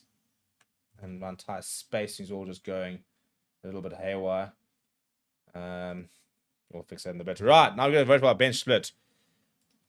What should the bench split be? 5-3, 6-2, 7-1, or 8-0? Technically, Andre Ace isn't kind of starting, so it's difficult to do an 8-0 split, really. But we'll throw it out there. Maybe you can conjure up somebody else who could potentially go into the pack. Andre Estehaz, and there it will be classified as 7-1 split, but it could work as an 8-0 split, which is kind of why we're asking that sort of question. But in theory, him being starting means that we're not going to be able to do that. CS is India coming against England. Oh, Jeepers, classic. And Korsanati says, why is Jay Head not given a chance? He's not on the squad. Daniel DePont says 5-2. Johnny Pillay was saying Asanati must give another go. Daniel would like to see Neatling give a go. And everyone's going 8-0, but it's not going to win the votes over here. We're going with a 5-3 split from the looks of it, which means we'll go very orthodox. I'm going to say who's the reserve lock. Who is the number 18? We need more options because we could actually technically go with two flanks and do a look here because if it's Tuka, for example, could shift to lock. That's what I'm all thinking of. Who's the number 18? Anyway, let's go look at Archer Stamen as an option. Let's look at Eben Etzebeth as an option. Let's look at Franco Mostert as an option. Basically looking at our World Cup winners. Let's look at Diaga as an option. I mean, in theory, Solomon Murat could be an option, but not 18-19. Steve, 19-19. Let's see what we're saying there. Yeah, he's not a particularly popular man at the moment, Solomon Murat, so I think he generally would probably start before he would bench, to be honest. Kevin says a 5-2 split plus one hybrid player on the bench. And Hendrik says, good mix of experience. Remember, Rassie wants at least 30 casts by the World Cup. Yeah, 100%. That is the magic number. So at the moment, we've got 38 votes. Going to close it at 40-odd. RK Snayman kind of edging Franco Mostert. Is going to get there as RG. So there he goes into the side. And now we need to decide on our number 20. Is our number 20. Options are going to be Kwaka Smith. Look, you could go with two locks because you could have Ruben Okia shift to the flank, but let's go with a more orthodox bench and go with Kwaka Smith. Let's go JL Dupree. Let's go with Pierre the Toy, for example. He can play at lock as well. And let's go with, who am I kind of missing here? Vincent starting, probably Markov and Staden, I think is probably the best person to then look at over here. Yeah, probably makes most sense, doesn't it? In theory, you could go Franco Mostert as well, but let's go with this. So I can only give 4 options, unfortunately.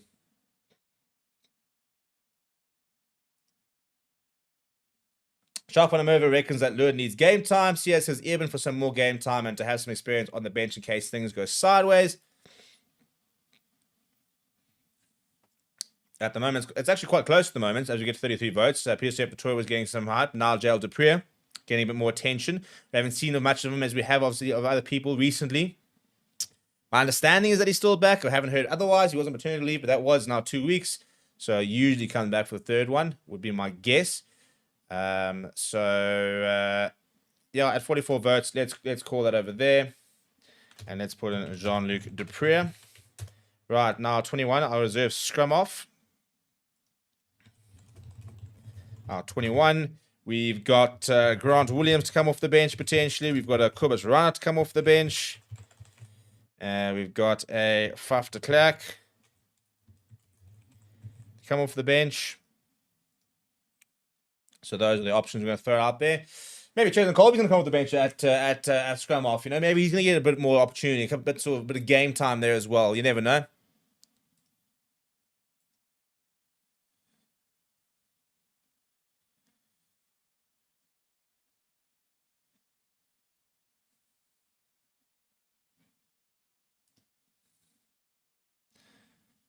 So what are we saying? 44 votes, 45%. Grant Williams at the moment, so we're going to end up there. It's close though between him and Faf de Klerk, which is quite interesting. I'm very interested in that. I thought it was going to be quite one-sided for Grant Williams. So let's throw in Grant in our number 21 jersey, number 22 jersey. I'm going to put in Mani Liebach. I'm going to put in Andre Pollard. And I'm actually going to put in Damien Willems, actually. Maybe they're one of them as covering fly half this weekend. You never know. So those are going to be 3 options over there.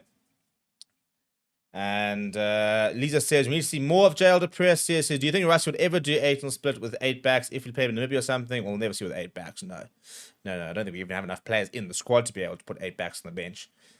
And you have to, legally, you have to have 3 front rowers.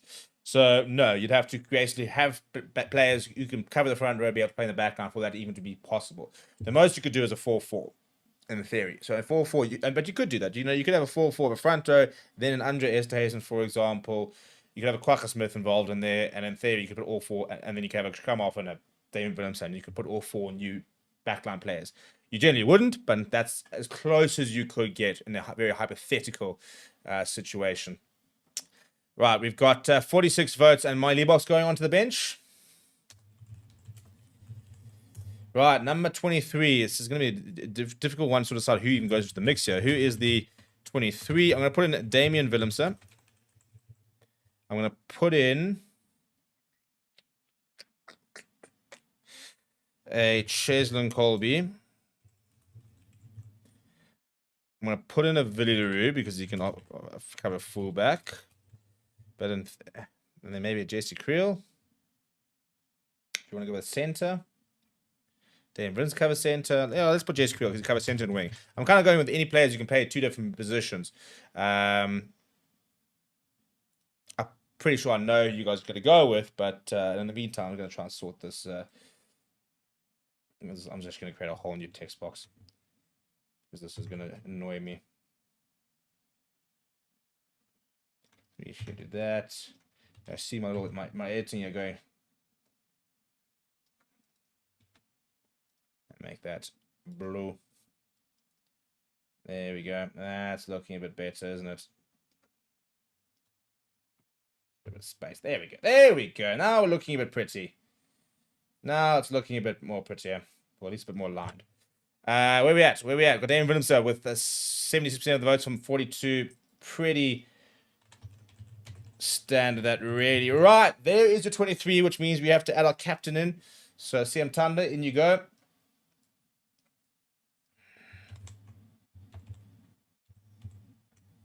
Lovely, lovely, lovely, lovely. Well, there we go. That is your fan picks 23 versus Georgia. What I like about this is that there is some experience. So, for example, in the starting line, you've got somebody like a Sia Khaleesi. You've got somebody like a Thomas Tutoy. It's a very inexperienced backline from an international point of view. But MJ State has been around a while. Kenny Moody still is a World Cup winner. Edel van der Merwe has actually been around the block despite the fact that he's so new to the international setup. He's not exactly young. But we've got lots of experience. I like a combination of the bench. Bongi Manandi bringing experience. Arkistan bringing experience.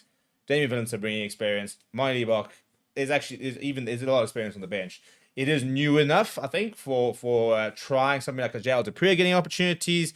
Somebody like a Bone Fenty getting a debut. Asanati coming off the bench. So there is some young players, but it's a good mix, people. I think we've done good work over there. Last couple of comments before we wrap it up, Ndlovu's saying Vili should get more caps than Monty. Heath Curry says, do you think Moody at 13, either look at 14 might work better? They do seem to look at Ethan more as a sort of an out and out. Like Rusty said they see him as a 13, whereas I think Kane and Moody they see him as a 13/14. I think they see Kane and Moody more of a wing option than Ethan Hooker. Ethan Hooker they kind of seem to look at more as a center.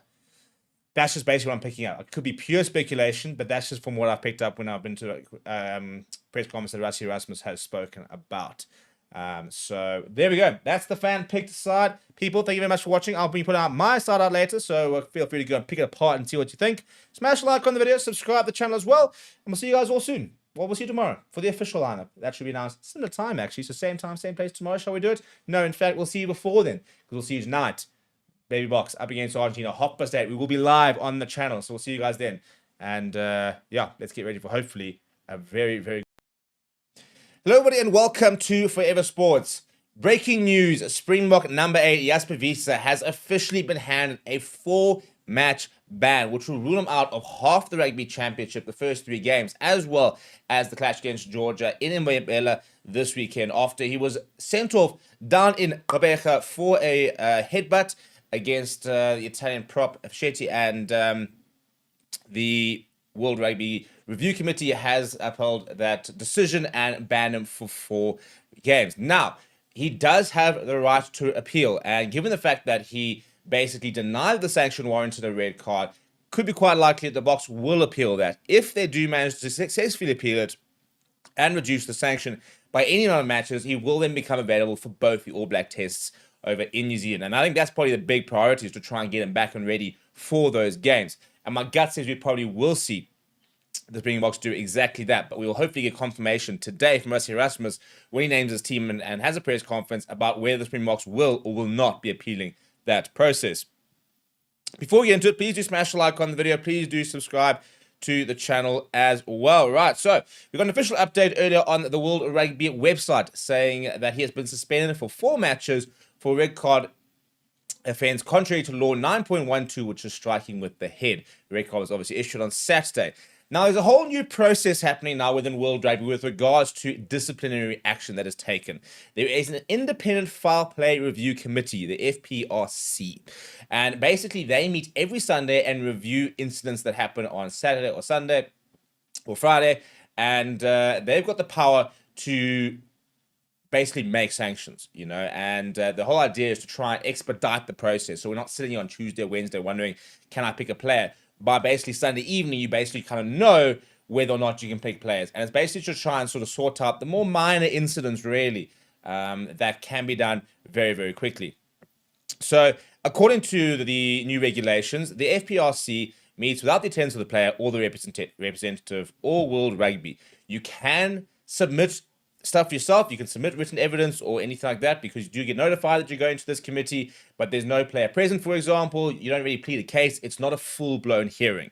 They have the power to issue a warning, offer the player a proposed sanction, or refer the match to a full hearing before disciplinary committee, or dismiss the red card and or sightings only in the case of mistaken identity. So they decided that Jasper Wiese's matter warranted a full disciplinary committee. That then met on Tuesday earlier today. It was chaired by Rian Williams and was joined by former match officials Donald Courtney and Valerie Tumo from Romania and Ireland. The player accepted that foul play had occurred, but did not accept that the offence warranted a red card. The DC considered the player's submissions along with clips, other available evidence, and the red card was upheld. The red card was issued for a player must not do anything reckless or dangerous. The committee agreed the offence should be 9.12 striking with the head. As a result, they decided that the appropriate entry point would be a low entry point of about 6 matches. You then look at the different submissions, the mitigating factors, and they've reduced it down to 4 matches. Now, those 4 matches are currently as follows. South Africa versus Georgia, 19th of July. South Africa versus Australia, 16th of August. South Africa versus Australia, 23rd of August. And New Zealand versus South Africa on the 6th of September. And this is the very important part. Because the DC sat at first instance hearing body, the player has 48 hours to appeal from receipt of the full written decision. So, we might yet see this being reduced. And as I said, my gut says we likely will do. I do think that we are going to see a potential reduction in this ban because the immediate reaction, for example, on the day itself was disbelief. You know, Rassie Erasmus's coaching staff looked very obviously surprised at the decision that was made by him. And I think that as a result, for me, probably quite likely to appeal it, especially because if it was 3 games, I don't think they would appeal it at all. And I think we'd be quite happy with 3 games because, you know, yes, we miss him for Australia, we miss him for Georgia. We can kind of cope with that. The New Zealand game is the big one, and we definitely need Jasper Wiese to take on the All Blacks. You know, that is very much something that we'd want to have him involved in. And as a result, my gut says we will appeal to try and get at least 1 game, ideally 2, but 1 game reduced so that you can then basically get him available for those All Black games. Ideally, you want to have 1 game against Australia. The problem is obviously being based in Japan, there's no opportunity for him to sort of reduce this ban by, you know, playing for your local side in like the Currie Cup, for example. If he played for the Lions right now, you could send him back. The Lions start their Currie Cup campaign beginning of August. He'd miss Georgia. He'd miss like 3 games, and he'd probably actually be available for Australia. That would be the funny part about it. However, that is not the case. So unfortunately, at this stage, it's a 4-match ban. I want to know what you think. Do you think it's a fair sanction? Do you think it's harsh? Do you think we're going to appeal? And if we appeal, what do you think will be the sort of basis? I mean, at the end of the day, I do think it was a red card. I think it was silly. I think it was reckless. I don't think it was dangerous. You know, I don't think, you know, the incident's going to cause harm in the likes of that. I think he was baited into it, and I think he kind of gave in a little bit, so it was very silly. I think it was definitely a red card. 4 games seems a bit harsh. The problem is that it's deliberate versus, you know, certain other foul play, but I do think you look at some incidents that happen where it's horrendous tackles, it's really dangerous tackles, lots of extra injuries happen, and we see less than, you know, 4 matches being handled for that. So that'll be the big thing. They can basically almost sort of justify, well, this is, you know, been given this many matches, why is this being given 4 matches, for example? I mean, if you go and look through the sort of the World Rugby disciplinary hub, 3 matches is your sort of stock standard amount. I mean, if you go look over the last sort of 10, only 1 or 2 have actually been longer than 3 matches. Ironically, the third one that's been longer than 3 matches is actually South African and Sebastian Nov from the 7s. So, and that was a dangerous tackle. Most of these are all dangerous tackles. Striking with the elbows, leading with forearms, dangerous clear out, reckless dangerous actions, for example. That is what SPBC was originally charged for. That's now changed. So it'll be interesting to see what happens. What do you think, though? Let me know down in the comments below. Smash the like on the video. Subscribe to the channel as well. Thank you very much for watching. My name is Steve, I'll chat to you soon.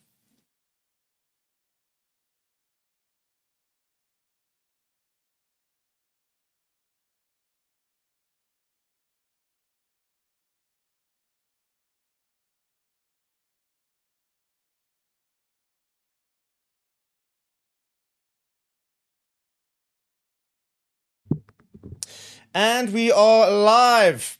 Hello, everybody, and welcome to Forever Sports. And Rassie Erasmus has just named his team to face Georgia this weekend. What about that call in the number 8 jersey? One Visa gets a 4-match ban. Well, his brother will turn out in the number 8 jersey for what I can tell is the first time ever in his career. And it could be an absolute mastermind stroke from Rassie Erasmus. It's an uncapped front row for the Boks, and then very much a mixture of youth and experience throughout the rest of the side, and a very, very experienced bench. So despite the fact that it is against Georgia, Rassie Erasmus and his coaching staff definitely not taking any chances, and are very much looking to build a bit of momentum, and I think probably try a few combinations as we start to sort of put together our final prep really ahead of the Rugby Championship. Before we get into it, please do smash a like on the video. Let me know what you think of the side, and whether you think we've gone with the right sort of idea or not. Let's get stuck in, shall we? Right, front row, Bowen Venter, Marnus van der Merwe, Neertling Verscher, all on debut. I think we probably expected all three of them to be involved. Surprised that they're all together. Often we've sort of seen them, new players being blooded with more experience next to them, so it almost would have made more sense for like a Bowen Venter, Bongi Manambi, Neertling Verscher, for example, or having a Thomas du Toit starting. But not the case. So being sort of really thrown out to the wolves, really, against what's a pretty good Georgia pack. But at the end of the day, if you want to be in the front row, you want to be in that engine room for the Boks, you've got to show what you can do. And I think Marnus van der Merwe in particular is probably the one I'm the most excited to see on Saturday. He's a really talented player. I genuinely think he can push the likes of Bongi Manambi, Malcolm Marx, for places in the squad. So I think it's a very overdue debut. Then Ebenezer comes back into the side. He will partner Ruan Nokia. I think we all expected to see Kobus Visa start. We probably all expect to see him start next to Ruan Nokia. Not the case. So Eben comes back in. Siya Kolisi is back, and he does start his first game of the year in the Boks. And Pierre-Steph du Toit will build up some more match fitness against Georgia. And then the big call. I mean, Kobus Visa in the number 8 jersey. No one would have called that. Absolutely no one would have called that. And I'm very interested to see how it goes. I mean, he plays as a big bruising lock. We'll have to wait and see if he's got the mobility, I think, probably the big sort of question mark to be able to work in the number 8 jersey. And very interesting that he hasn't really played there before. He's played on the flank before, but not really often. I think he's played once in the past season the flank, and that was due to a bit of an injury crisis that the Bulls kind of had. So it's a big call. Spare a thought for Evan Roos, who I think would have been eyeing out this big opportunity to start. No Jasper Visa, Jean Augustus injured, Cameron Harnekom injured.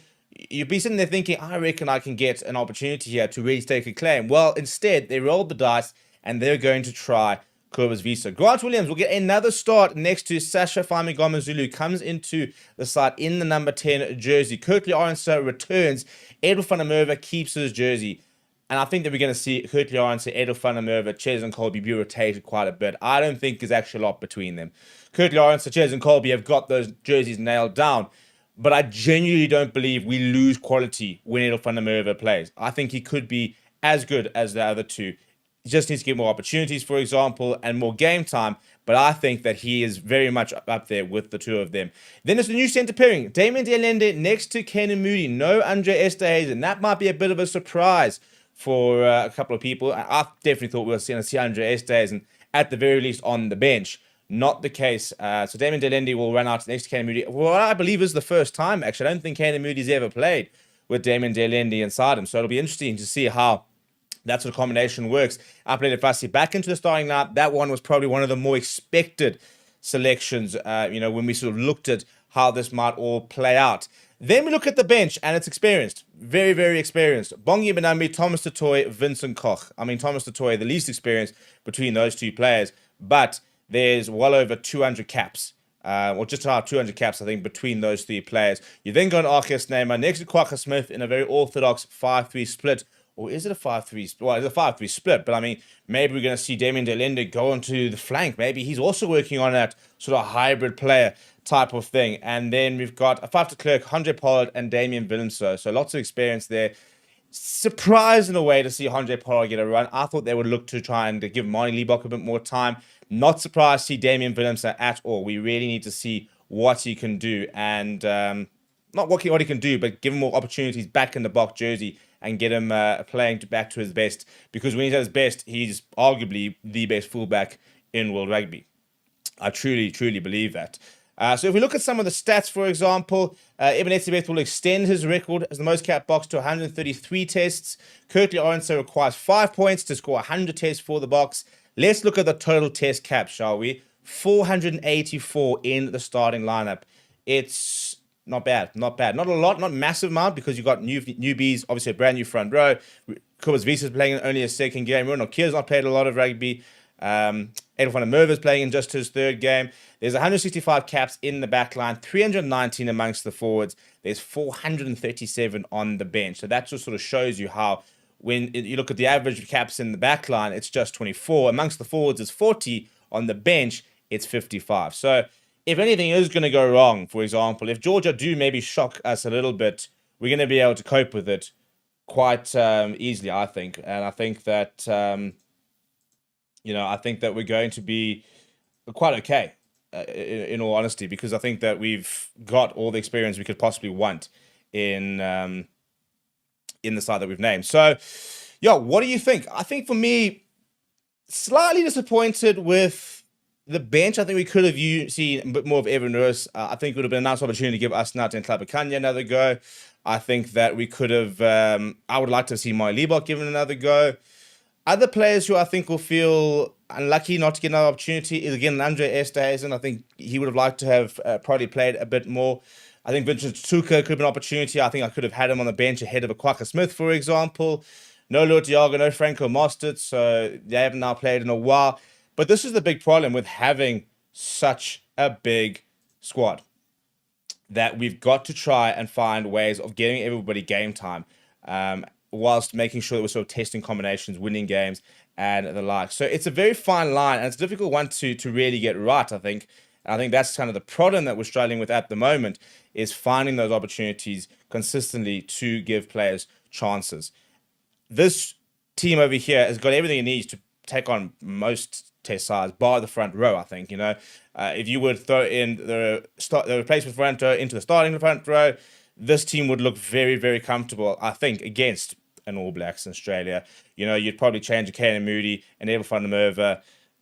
After that, I don't think there's a lot you would necessarily change in the pack. Obviously, even at this stage, we've got an 8th man crisis, so maybe Kobus Wiese is genuinely one of our best options at number 8 at the moment. So some big calls, some interesting calls, I think interesting combinations. And I'm very keen to sort of see how it all goes. I just want to make sure I sort out something quickly with the press conference, and then I'll be with you guys in a second.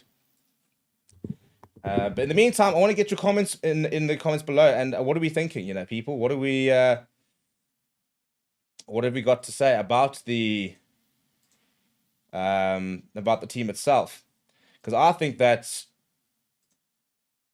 it's quite a strange team in many ways, but in other ways it makes a lot of sense. Just need to quickly sort something out very quickly, and then I'm with you guys for the rest of it properly. Otherwise, you're not going to get a press conference from Rusty Erasmus.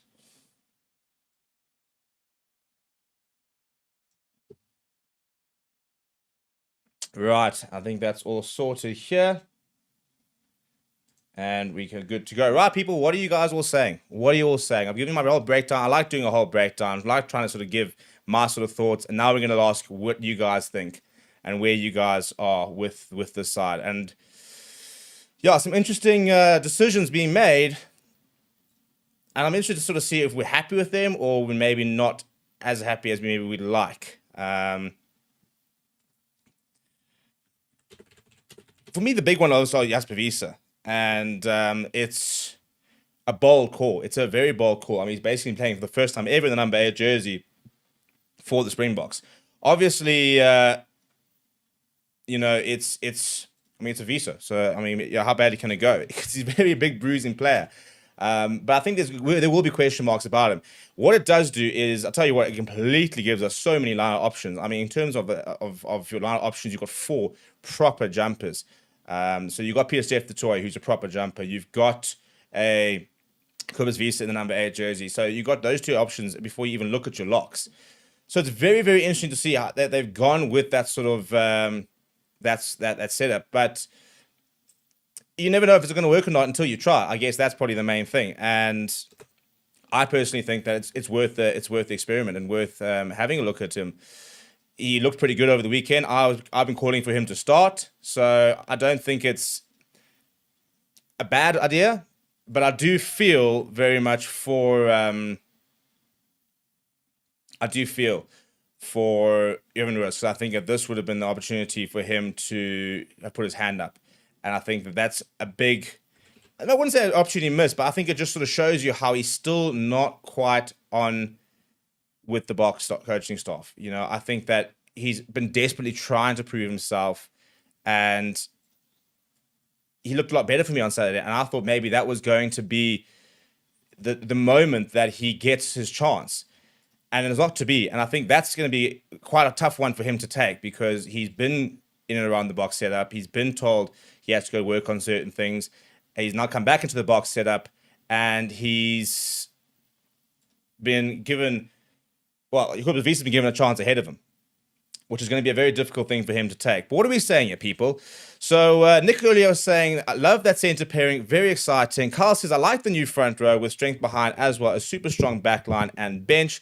Nick saying he loves the centre pairing. Oh, look, the centre pairing I think is probably one of the stronger parts and quite an exciting part, because first of all, it shows you how they very much look at Kane Moody as a genuine option. You know, it wasn't just a once-off every now and again he gets to play. He's playing consistently now, and he's playing with both Andre Esterhuizen and Damien Delendy. So, you know, you're not going to panic if Delendy gets injured.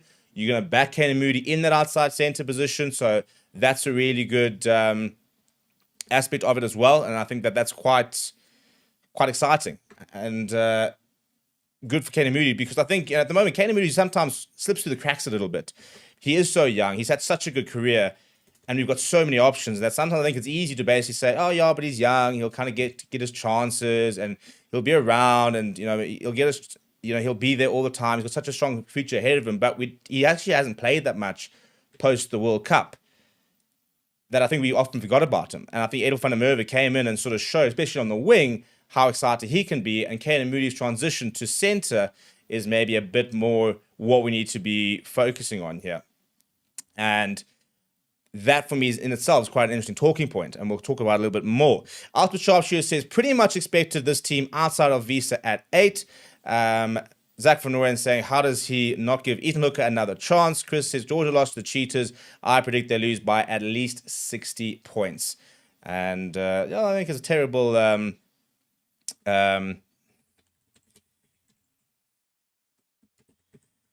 prediction over there. What are you guys' predictions, actually, looking based on this team? How many points does this team win by?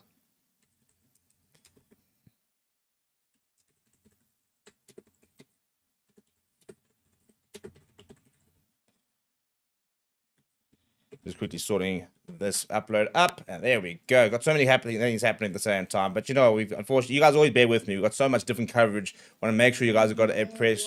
You be quiet. Want to make sure we've got press conference and stuff for you. So Evan says, good team, great to see a 5-3 split. Happy to see the back starting on the bench. Josh asking the big question, saying why not Roos? Matthew reckons you would like to have seen Ethan Hooker involved. TP Nunes said, I called it, Damon Delendy and Moody at centre. Bender says, Kobus Wiese at 8 reminds me of Kitch's move with Mark Andrews in the 1995 World Cup. It was a masterstroke. Well, maybe this is it. You know, we talked about, you know, who's going to take the opportunity, who's going to really throw down that position. Maybe Kobus Wiese has been the answer all this time. And maybe we've actually been looking at the wrong Wiese. I don't think so. I mean, Jasper Wiese has been pretty good. But maybe this is the big bold call we've been waiting for. And maybe Kobus Wiese has an absolute stellar game on Saturday and says, this number 8 jersey is mine. And whoever's coming to the Bulls is going, well, now what? You know, I'm now going to play this guy at 8. Which he doesn't. But Matthew Benasse is saying, Rassi definitely doesn't rate Evan. Mike saying he's glad Roos is not there. Some people saying that yeah, obviously a big absentee, that one. Didi says, only Rusty will think of Kobus Visa as an 8, and I think it's a great decision. Interesting to see how he goes. Tariq, one of our Forever Sports members, says, honestly was hoping to see a Ethan Hooker in the squad. Mark said, what about Hornet fullback? We ever going to see him? Well, he's not currently in the squad.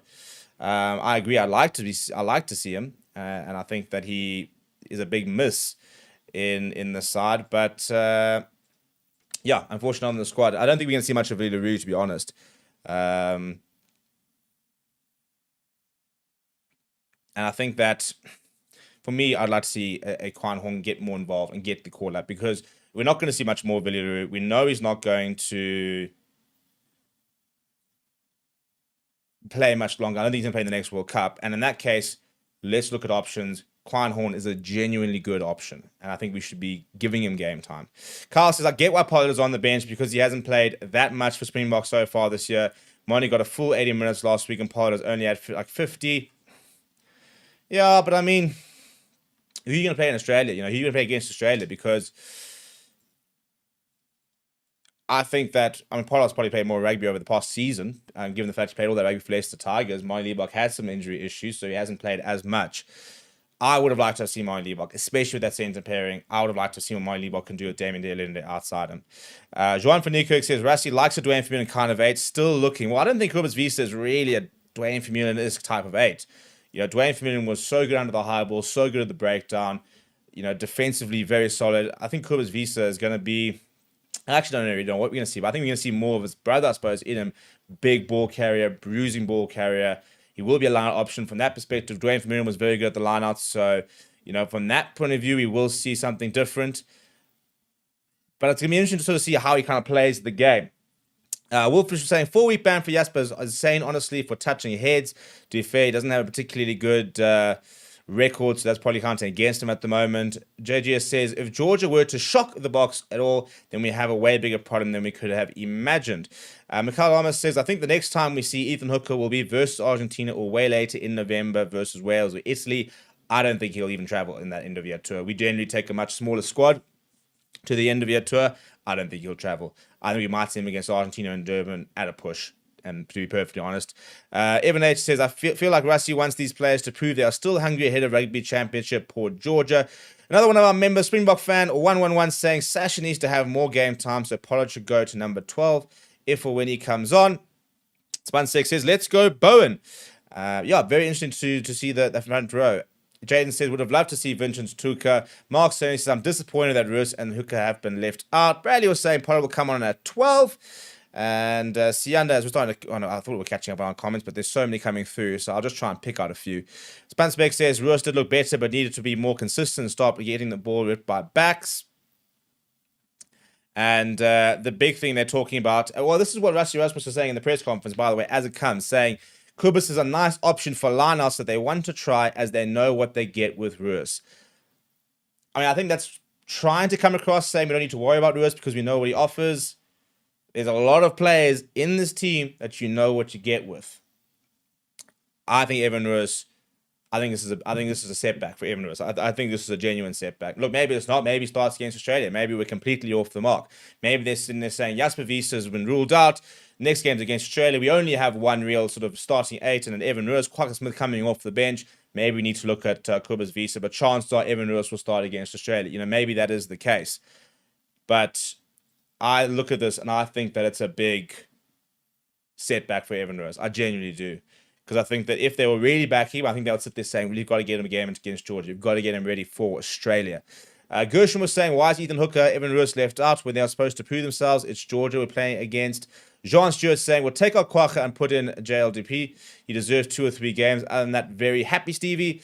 And most of the comments about Evan Rus. Tyreek was saying, definitely a squad still good enough to put 50 on Georgia. Oh, well, yeah, crisis. There's 55 average caps on the bench. That should put 55 points on many a tier 2 side. Wolfish Moon says, Rus time might be counted at the Box. Crazy moving Kobus Visa to 8 when Evan Rus is a number 8. Rugby DNA records the players don't like Evan. I'd be very surprised. Very nice guy. Doesn't seem to be somebody who doesn't fit in with a lot of people. And I'm injured. Yes, he is injured. Francois saying Georgia's renowned for their strong scrum. Will be interesting to see how our front row goes. Well, let's talk about that, because I think that for me is quite an interesting part of it. I think that Georgia, the one part that we might get tested at against Georgia is the front row, and it's a big test for this front row to be in their first ever game, all three of them, to go up against a pretty good pack. I mean, the Georgian front row is arguably better than Italy, I think, on the day, especially the Italian pack that was maybe sent down here. Apart from that, I think we should probably be quite comfortable, but the scrums will hopefully be a part which will be a test, and I'm really hoping that our brand new front row stands firm in that test and really goes well. Anton says, can anyone do an update video on Hanukkah and Augustus? I don't see the issue on Kubas because maybe the box testing, but put more number 8 options now. They will bother to be out for 4 games. Speaking about Jasper Wiese. Yeah, at this stage, I mean, Haman Hanukkah and is set to be out for the season. We haven't really heard much about when Cameron Hanukkah, John Augustus will be out. We actually don't even really know what John Augustus' injury is. So it's an interesting situation to be in. We've got so many injuries at 8. I personally would have loved to see a Franco Horn get a chance, get called up. I mean, I think at the moment they're not really backing Evan Roos too much. So why not give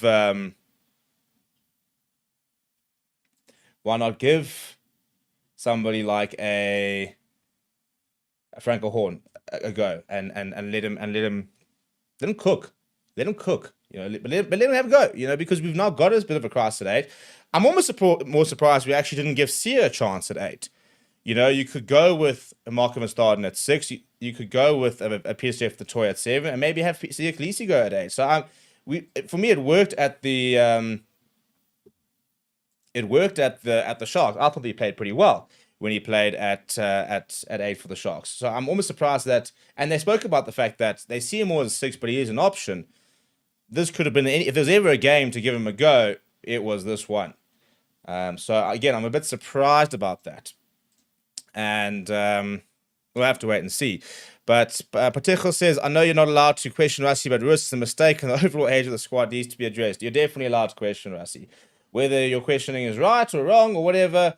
But at the end of the day, as fans, that's what makes life interesting. You know, we get to ask the big questions. We get to, you know, ask maybe the unpopular questions as well. So, and I mean, to be fair, Rassie Rasmus he's admitted he's made mistakes in the past. You know, he said that he should have backed Willie back when he was at the Stormers. So, you know, he's not like he's perfect, and he's very happy to admit when he's wrong.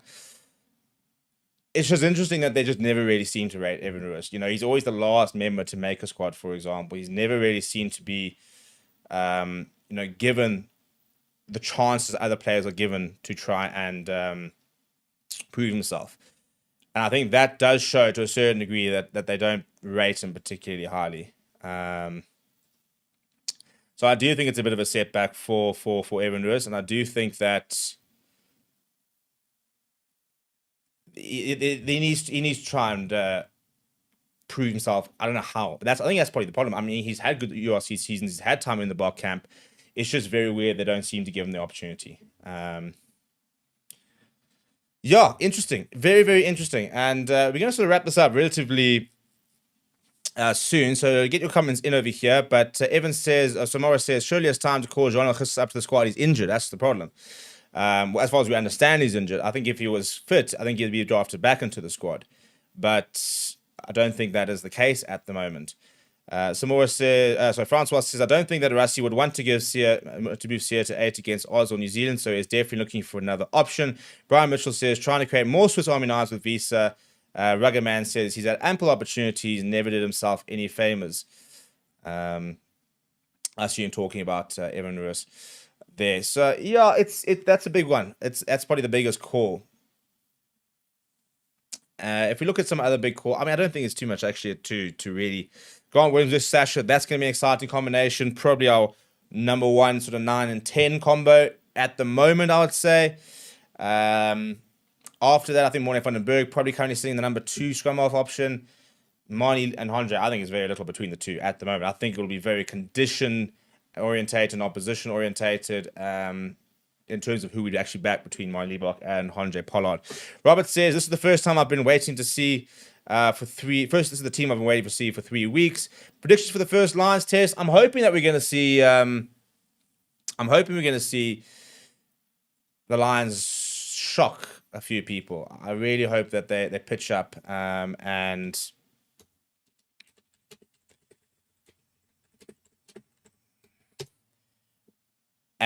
give them a good game, because we don't want to see a walkover from the Lions. And I do think that we saw Australia getting a lot better, and I'm really hoping that they pitch up and they give the Lions a good first test. But at the end of the day, I think it should be relatively straightforward. Tristan says, size in the pack versus Georgia. Rassi wants to bully the box to turn up. Jean-Andre Northnachel says, Ed will going to cause some problems for Georgia. Hope he stays healthy and injury-free for Tier 1 oppositions. Think 20 Field 60 says, have we all forgotten how good Luard is? He needs more time with the team. I mean, Luard Diaga's a 60-70 cap buck. I get what you're saying, but I'm saying I think he'll be okay. He hasn't looked like he's been away when he's played, has he?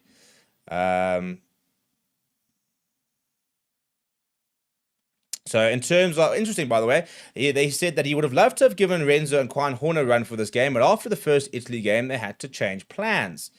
They're going to announce a squad for Australia on Tuesday, apparently, and then a different one's going to be announced for New Zealand. So it'll just be a two-game squad and then a different squad. Not necessarily a different squad in terms of completely different players, but they'll update the squad before they go to New Zealand. Devin Cash saying, wish we get to see more of Ethan Hooker. What a player. I'm Soviet Russia says, your Saffers are spoiled for talent at the moment. Goggin Shear says, Ethan Hooker is not forgotten. I do think the competition is crazy. Werner says, nice warm-up game for the Baby Box final. Well, yeah, I mean, what a dream. What a dream. The fact that we're going to be able to, watch this game and then take a quick bri break and then get going with the Junior Block game at 8:30 on Saturday evening. It's going to be so much fun. Really looking forward to that one, and I hope you guys come and all join us for it. We're going to wrap up there, people. Thank you very much for joining me, and we will be dissecting this team a bit more tomorrow on the live show, and we will have the Rusty Wrestlers press conference up within a few. In fact, give me a few seconds and actually I'll redirect you directly to it.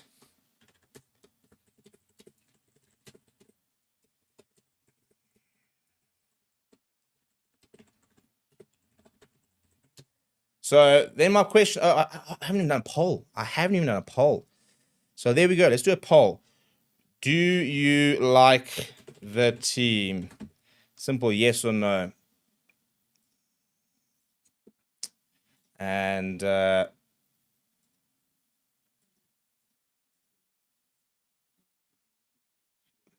that sounds all right. Because last week, a lot of people didn't like the team. And I was quite surprised at how few people did like the team last week, given the fact that it was always going to be, for me, a very rotated side. We kind of knew it. For me, it was very exciting with all the different combinations. And yet, quite a few people didn't like that team compared to, obviously, the week before, where we named a very strong team. So even now, I always think that in the 90%, then that's kind of a good place to be in. And at the moment, we're seeing the 80s. So go and let me know what you do and what you don't like about the team, and what you would change. And that's also the big thing. It's one thing saying you don't like the team, but what would you change about the team?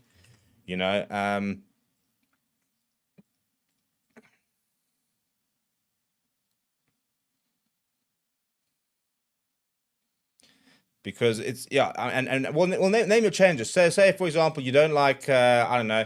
Kubas Visa at 8. Who would you put at 8, for example? That's the kind of comment I'd like to see. I'd like to see if you're gonna say you don't like the team, what changes would you make, and what are those changes going to look like, and who would you change them for? Because I think if I'm looking at this team, I would like to potentially change the front rows, and I think that we could have gone with Asnat and Tlabakanya again and given him another opportunity to sort of keep building his experience. I think that he's a genuine option for the World Cup. I think they're looking at your Nietli Vashirs as well. So that part's fine. But I don't think we necessarily needed to see a Vincent Koch. I'm very in between with Vincent Clark. He's never really let us down. He's such a good player, but you do start to feel that maybe his time's come. You know, maybe it's time to look at other options. Maybe it's time for him to kind of be moved on, given the fact that we've got, you know, young players. And Vincent Clark's not going to make the next World Cup, which he could. I don't think he will. My gut says he doesn't. With the injuries to Frans Maherbe, with the injuries to Trevor Nukana, it does kind of show you that these players are getting on in years, and if they're not going to be able to stay fit, you've got to look at other options. And I think, again, if you're looking at Asenate and Tlabakanye as a proper option, then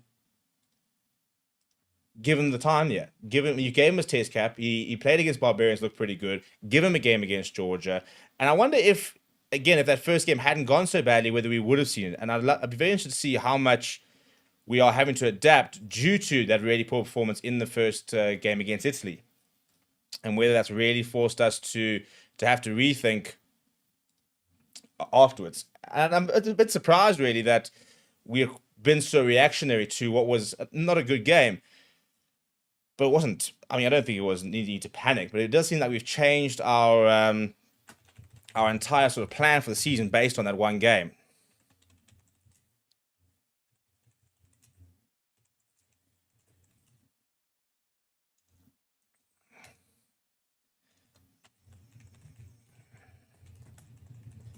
And yeah, so we're going to wrap up there, people. And not this time, I promise you, we are going to wrap up. I'm going to send you guys all to the Rusty Rust Press forums. You can actually go and get more feedback. Instead of me trying to tell you what I think is the thinking behind all of this, we can actually go and listen to Rusty Erasmus himself. And he's got all the answers that I've been sort of trying to attempt to think of. Some very interesting stuff coming from that. We're actually going to do a bit of a video later about what some of the decisions that he's made is, and what some of the more in-depth sort of options are, because at the moment we can only show you guys the first 10 minutes of press conferences, and a lot of stuff happens after that. It's a full press conference, so we'll do a bit of an update actually on what goes on in the second part of the press conference. So people, thank you very much for joining me. It's been fun, and I'm going to send you over to Mr. Dr. Erasmus. You can go and check out that video, and then we'll be live once again tomorrow to chat about this, and we'll have a video up a little bit later dissecting this team and kind of giving a bit more insight as to what Rusty Erasmus himself is thinking. Please do smash like on the way out. Hello and welcome to Forever Sports, and the rugby world is at it again. So much fallout due to the tactics that Rusty Erasmus and the Springboks deployed over the weekend. Lots of people saying they don't like it. Lots of people praising the innovation from the Springboks and talking about the fact that, you know, it's so refreshing to see teams pushing the lines. And I'll tell you what's very interesting, as we'll talk about it, is how big of a fan Scott Robertson is of what the Springboks did. And he actually had a press conference yesterday where he could not praise the Springboks enough about what they were doing in terms of getting... Hello, everybody, and welcome to Forever Sports. And are we ready? It is Bok time. Well, not quite Bok time yet, but it's about to be Bok time. We are about 20 minutes away from kickoff. The excitement is really starting to build up over in Mbombela. And here we go. Get my green and red here. We're excited. We're excited. Debutants for South Africa. A Georgian side trying to get into the top 10 rankings in the world. They are currently ranked higher than Wales and in 11th, which means that whilst it's not basically a rugby powerhouse, they can play it. And they are hopefully going to give the Boks a nice, big, physical game where we're going to be able to really test our new sort of players and be able to sort of test and understand exactly, you know, how ready these guys are for international rugby. And the one thing as well is that the Georgians got a very good front row. And I think that's the big sort of question at the moment. You know, we've got a brand new front row. And the big question is, can they hold out and can they basically implement the scrum dominance that we've seen previously, you know? So that's sort of a big sort of test for them. And I think they're going to be really, really exciting to see how they kind of go against, you know, a Georgian front row of Akaladze, Kukadze, and Apsiri, who all play in the top 14. This is the thing. Georgia are no longer a collection of players who kind of play in second-tier rugby here and there, a bit of club rugby. Lots of these players are playing in the top 14, week in, week out, by the way. Not just, bit part players like, I mean, David Nianashvili is a superstar in the making. I mean, he's still so young, but he's been playing top 14 rugby for a while. And he's a proper player. So there's some nice players in this Georgian side. Luka Batava, the fly half, very nice player as well. So, you know, we've got to be very careful about, you know, dismissing games like Georgia and sort of saying, oh, you know, it doesn't matter, whatever. Because games like this are important because it allows us to develop our game plan. It allows us to try new things, and it gives us opportunities to try and sort of grow as a team. And we can be less results orientated versus performance orientated. You know, when you play the All Blacks, it doesn't matter how we play; it's about beating them. You know, when you play against an Ireland of France, it's not about how you beat them; it's about the fact that you do beat them.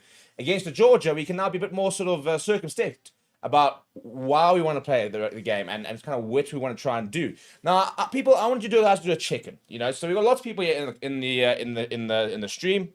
I want you guys to do a check-in. I want you to let me know where you're watching from and who you're supporting. We play a little thing called like continent bingo, basically. We try and see if we can tickle somebody from each continent in the world, and we usually do that quite quickly. So wherever you're watching from, jump in the comments and let me know where that is and who you're supporting, and then we'll do a check-in and some predictions for the scoreline after that as well. And if you haven't already, please do like the button. We're going to look at the Springboks team in a little bit. And when we get back, I'd like to be over 100 likes. And we're also on the road, by the way, to 90,000 subscribers, sitting on just under 89,200. So just over 800 subscribers needed to get to that big 90,000 milestone. I'm really hoping we can do it this afternoon and the evening. So make sure you subscribe if you are new. Let's have a look at the Bok team, shall we? There are debuts for the entire front row, as well as a second cap for Cobus Visa, and he'll be starting number 8 jersey, which is a very interesting call. So let's have a look at exactly what team's going to be running out in just a few minutes.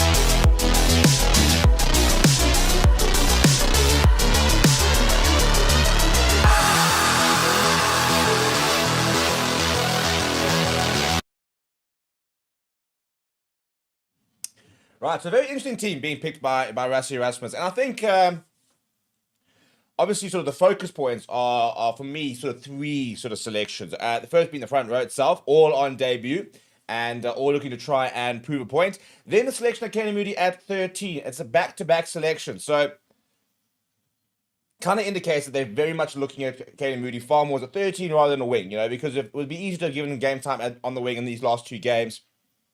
They've gone back-to-back games with him at 13 with Andreas Dazen as well as Damon Delendi. So now we're looking at sort of building partnerships between different players, as opposed to having kind of a first-choice centre pairing, inverted commas, with Damon Delendi, Jesse Creel, and then, Andreas Dazen and Kenny Moody being that sort of second choice. Now we're trying to build those relationships between a Kenny Moody and a Damon Delendi. Maybe we'll have an Andreas Dazen, Jesse Creel combo coming up as well, and that type of thing. So that, for me, is a very interesting selection. And then, obviously, the big one that everyone's been talking about is Kobus Wiese in the number 8 jersey. Huge moment for him, and a huge opportunity, really, to try and stay acclaimed, because I think that he could potentially be our solution to back up Ibn Etzebeth in number 4 jersey.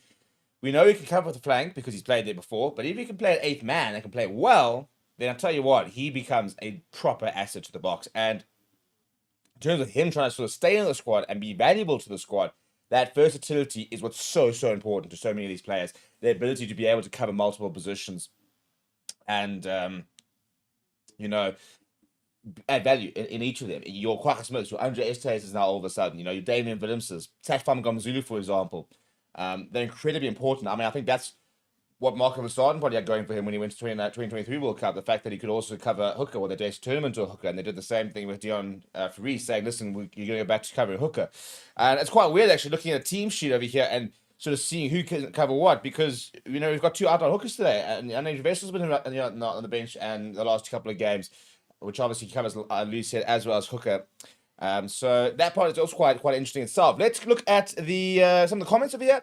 And Strayer Mate has said, I'm watching from the Australian continent, but go for the Box. And I'm really hoping that they win and smash Georgia tonight. And Rob Patterson says, like Australia, I'm in Oz, but born in SA. Margaret Ploy says, is also making watch the match. So it's Super Sport 201 or 211 is what we're currently watching on. And Dwayne Potter says South Africa Springboks, so watching it from South Africa.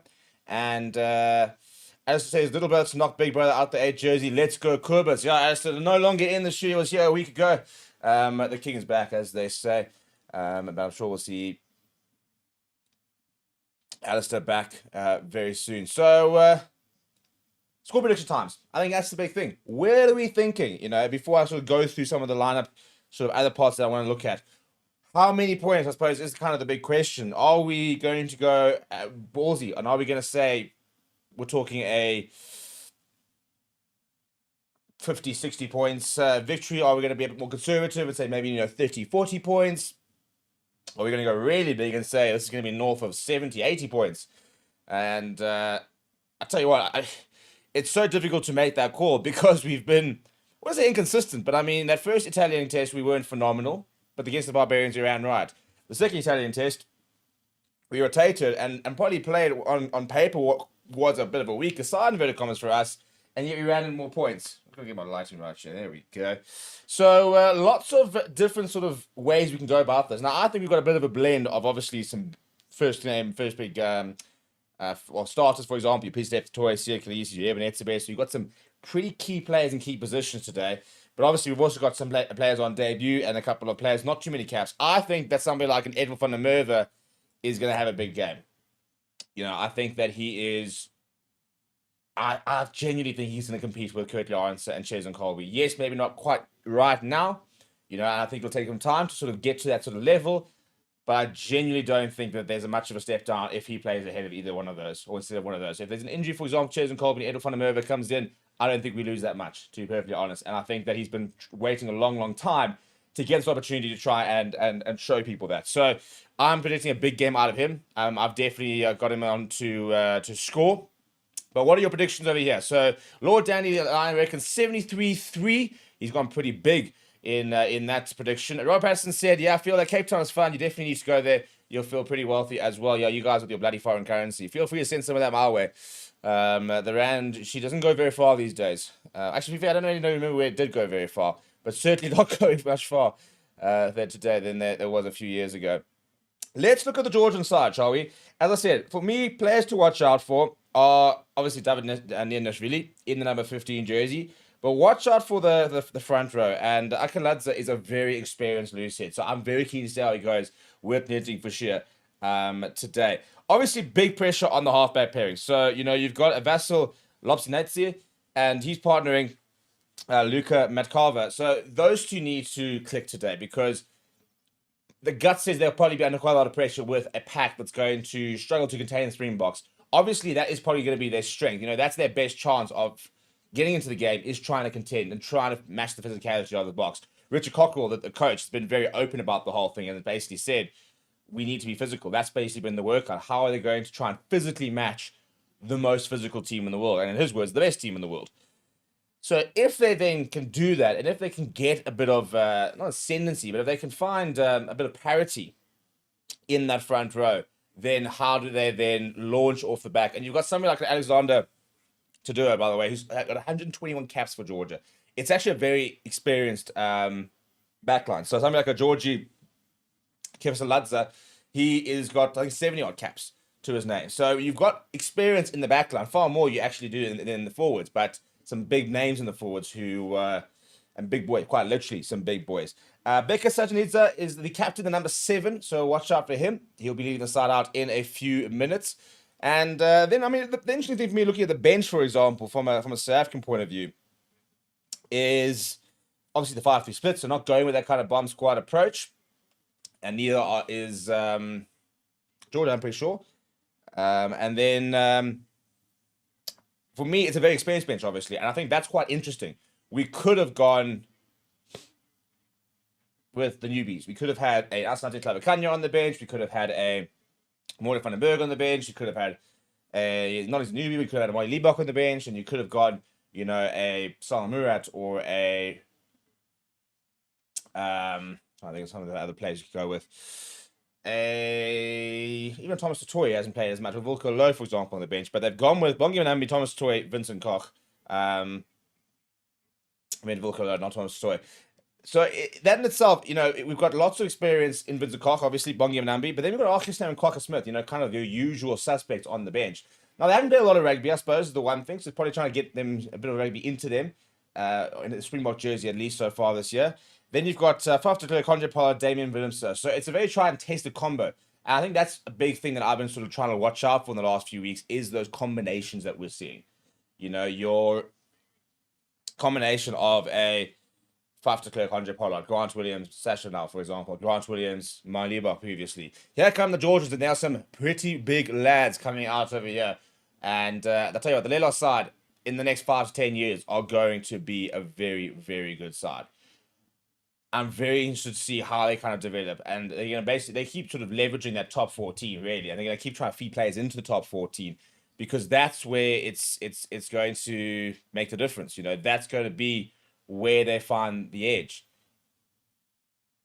And I think that if they can get it right, we're talking about a side that can potentially get into the top 10 in the world.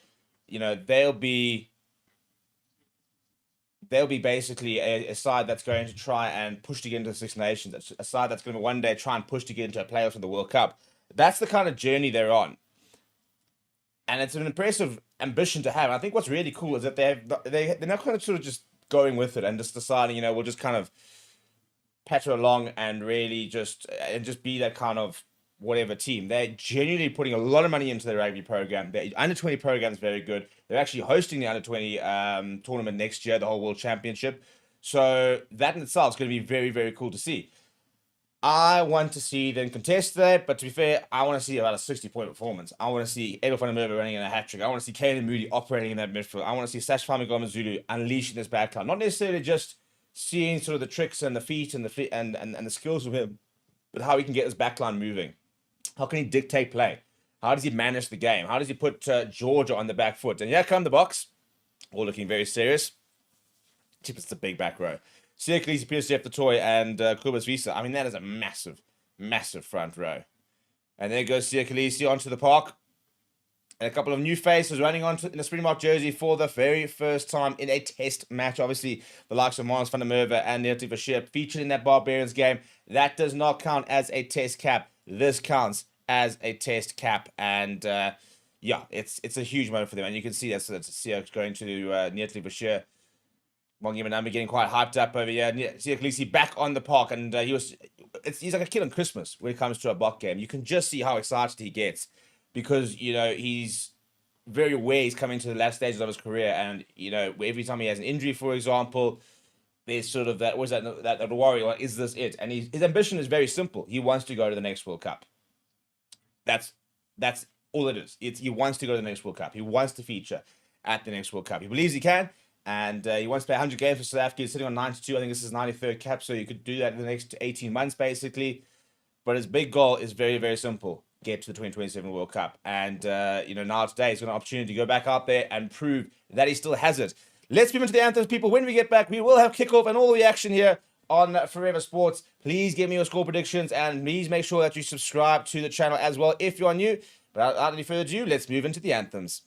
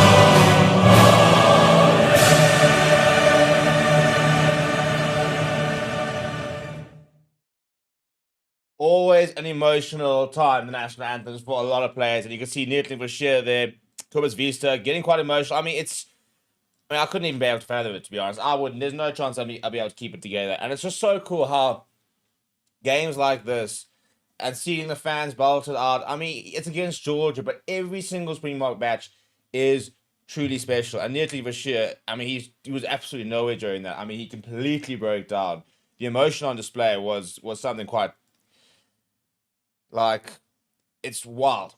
It's wild. And yeah, it's just so cool to be a part of and to see it. And I'm so jealous about that. Meanwhile, by the way, can we talk about the fact that my entire family decided to drive through to Mbombela to go watch and left me behind? Imagine. Fuming. Absolutely fuming. But we have got the anthems finished, and now we are ready for kickoff, people. I asked you who you're sporting. You told me. Now I want to know what sort of score predictions in terms of poll. I want to kind of give a by how many points will the Boks win by?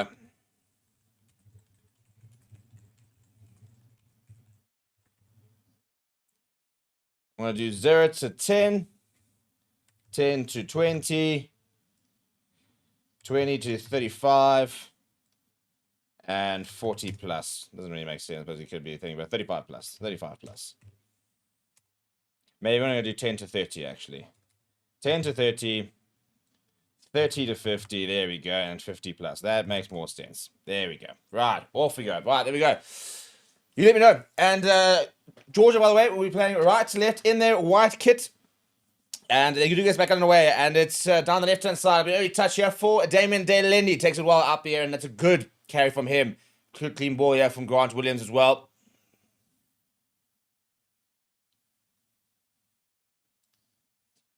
Grant Williams goes to the boot, and Curtly Arnson will give chase, but it's going to be into touch. And it's been carried back, so that's a mistake from Grant Williams. Not the best start that from the Boks, and it allowed Georgia to have an early line out, and Nianashvili was getting up here nice and quickly, just thinking about the quick line out. Decided against it.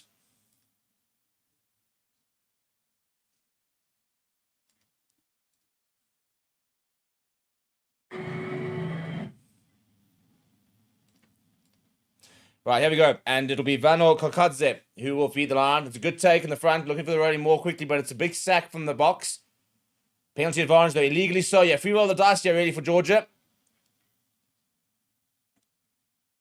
And just popping up the offload there into the hands of Tapladze. Ball comes loose. Space. Well, it's not a good tackle coming from Siakalisi. He couldn't actually really get his arms up in time. It took him a little by surprise. Kicking behind. And the ball's popped up there. Edel van der Merwe has gone back and done, or Curtly Arnson has done very well there. They had a penalty advantage. They do go back for the penalty. But a strong start this from Georgia.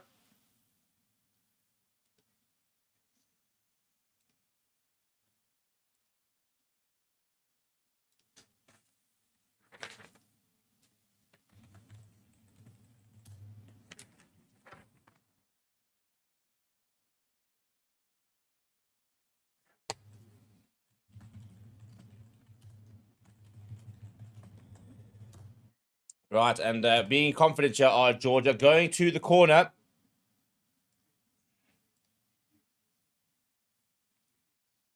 So a conversation with Eminence better than PSF the toy. Rusty Rasmus doesn't look particularly happy, and I wouldn't be either. It wasn't a particularly good start here, and I think Siakalisi is off to an HIA. I don't know if that's a picked up from the gum guard, but it's this carry over here. He gets it completely wrong. And his head's there. He collides with Ila Spandarashvili. I mean, who thought it'd be a good idea to put a sponsor with TBC on the back of the name? Now it just looks like every single Georgian player is still to be confirmed. Terrible idea. Terrible. It's a marketing nightmare.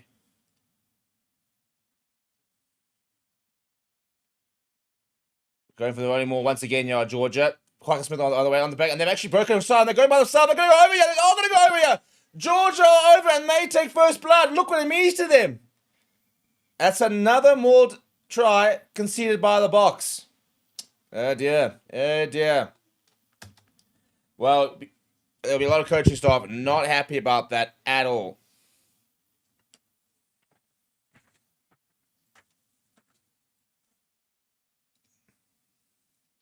Well, they're over and they've scored. And I tell you what a moment that is for Vano Kokadze. And what a maul this is from Georgia as well. Just genuinely powerful breaks off the line. And I tell you what, that'll be a big concern for the Boks. I mean, their maul defense is what they pride themselves on. And, you know, and the more, and using the towards attacking weapon. And that's now the second time in 2 weeks, or 3 weeks, I suppose, that we've conceded a maul try. Poor form Poor form. Tell you what, that's not poor. That is a phenomenal conversion attempt. And Luca Matcarver says, thank you very much. We'll make it 7-0. I mean, take a picture of that right now. South Africa currently down to Georgia 7-0. That's mental. That's wild. As a Georgian fan, he's absolutely celebrating. I mean, you got to love that for the fans, in fairness. Difficult not to almost be able to appreciate that. But also, can we wake up, please, yeah, boys? 4 minutes down, and we're 7-0 down against Georgia. And for all I've been trying to say, oh, cool, it's a cool side. They're coming up, blah, blah, blah. It's Georgia, people. We don't concede more tries than Georgia.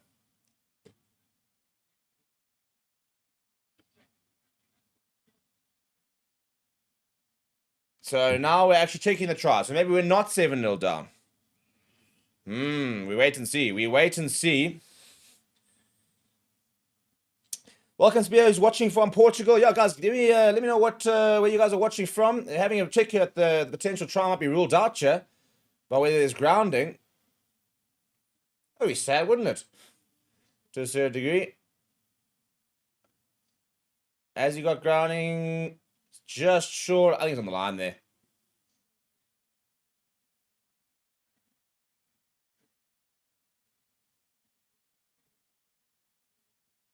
This might get chalked off. My heart would break for the man, but great. It works from us.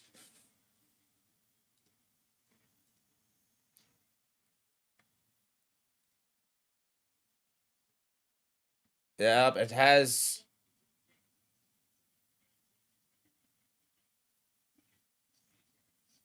Yeah, it's going to stand. It's going to stand. I think they're saying the first try was on the line, and therefore it stands. Yeah, fair play. Fair play. What a moment that is for them. Goodness me. Right, deep restart from Sash Famagama Zulu. And as to go back there, did Lobster needs there. That's a good chase, though, coming from Edwin van der Merwe. Getting stuck in as the more winger. Now I was going to go to the butcher is Lobster needs there. Evan Smith, as always, lurking. And it's not the best, not bad clearance. Actually, just outside of 22.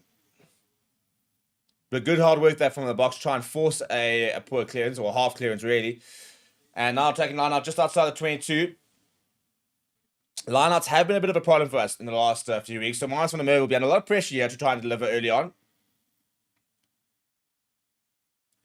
And they go to the front to Grant Williams, of all people. They're back to Kubas Visa now. He gets his first carry. And it's a good carry as well. Up toward the 22. Grant Williams now. To Ruan Nokia. No line to anything, just normal Ruan Nokia. Evan Essibe pops it short. And Kenny Moody almost do a half gap. Kenny Moody being brought down the ground inside the 22. Grant Williams, quick ball to the right hand side. Yenivisha pops up to Sasha. Sasha looking for options. Goes short to Kubas Visa. Can't hang on and knocks it forward. No, he's actually held on to that brilliantly. I thought he had knocked it on. Grant Williams. Long pass to Evan Essibe. Popping it to Sasha. Sasha around the back. Sasha, about to say, I thought I was going mad. I clearly saw a knock on. And then they kept playing. And I was literally starting to question my sanity there. Absolutely bizarre.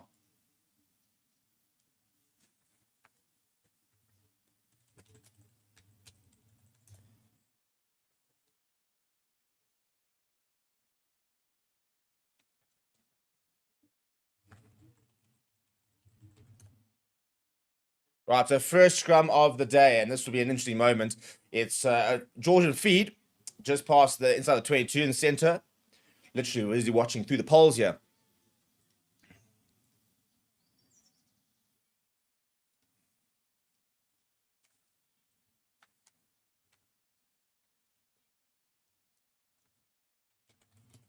Not a bad scrum from Georgia. They do get the ball out. That's about a second go, actually. But he knocks it on the ground. And that's a bit of a mistake there from Lobster. Big scrum initially. And then a nice comeback from Georgia.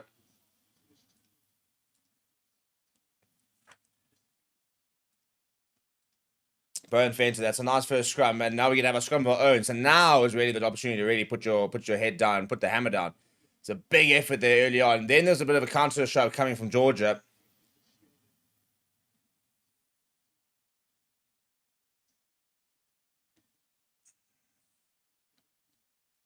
Come on, boys. Let's come a big scrum here. Big scrum. Let's try and show them exactly what we're made of over here. A couple of the comments over here. Elizabeth saying Safa currently in Tbilisi, Georgia. Well, there we go, of all places. War says hello from Geneva. Hello, Boca. Free kick quickly here from Grant Williams. Goes to Damon Delendi. His first big carry of the day. Good clean out there. Grant Williams goes to Kubas Visa. Nice carry. And the ball goes loose in that penalty, says Matthew Carley. And now we'll just go to the line here, boys. Take a scrum. Neil Frank says watching from Ireland. And Natasha says, hello from Great Britain. Go Booker. Kieran saying Sasha is definitely a future star, along with the scrum off from the baby box. Hashim Peed is the man you're talking about. And he really is. Proper player, Hashim Peed. Very excited to watch them later this afternoon.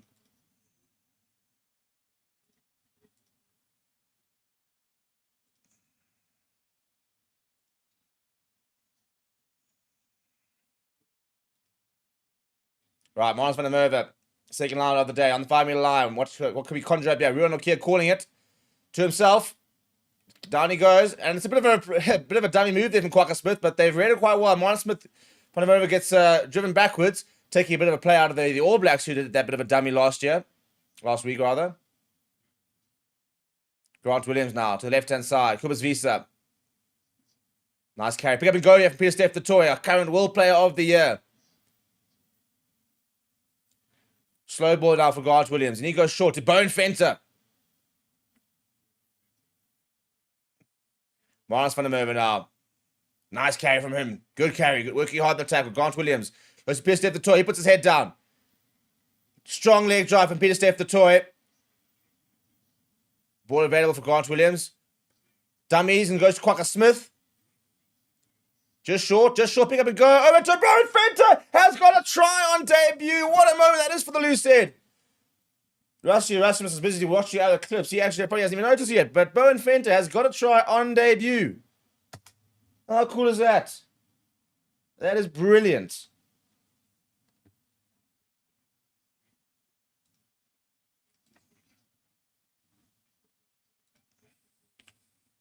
And just so much pressure there, being relentless really from the box. Nice and quick. That's what I like about it. Nice and direct.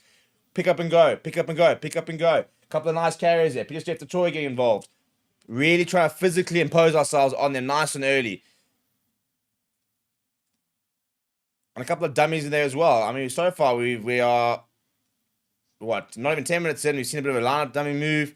We saw a little bit of a show and go there from Grant Williams. Now, Sash Famigama Zulu hits the poles. That's not a good kick. You should not be missing that, Sasha.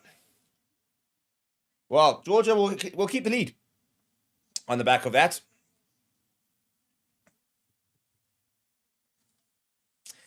Han asking, are you doing the baby box? Of course you're doing the baby box. The Balgans are going to win the trophy this evening, and we're all going to be there for it. So, yeah, to answer your question, we will be there. So, basically, from this, we're going to our player rating show, and then we're going straight into our baby box stream. Non-stop rugby here on Fair Sports this evening. Going to be a long evening, but a fun evening. And deep there to Damon Delendi, who takes it well under the high ball. And a bit of pressure coming from Alexander Todia. There's Georgian Centurion. 126 caps to his name. Grant Williams goes to the try scorer, Bowen Fenter, and they're quickly on him, Georgia. Ask for a couple of blockers here. Grant Williams going to go to the boots, probably looking for touch here.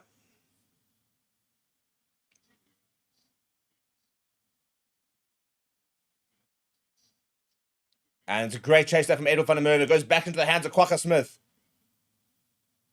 Grant Williams to Sasha. Long pass out wide to Damon Delendi. He goes to Kenny Moody quite quickly. Now Kenny Moody looking to straighten. Kenny Moody sees a bit of space.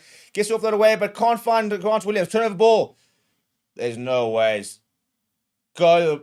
I tell you what, the tight head just put a little kick in behind. He almost found 50-22, but went for a bad bounce. So that's just Sasha's going to do his kick. Got chased down. But now he's still going at Sasha. Grant Williams pops it up to Kubas Visa. Lots of carries for him so far. Expecting to get through a lot of work this evening.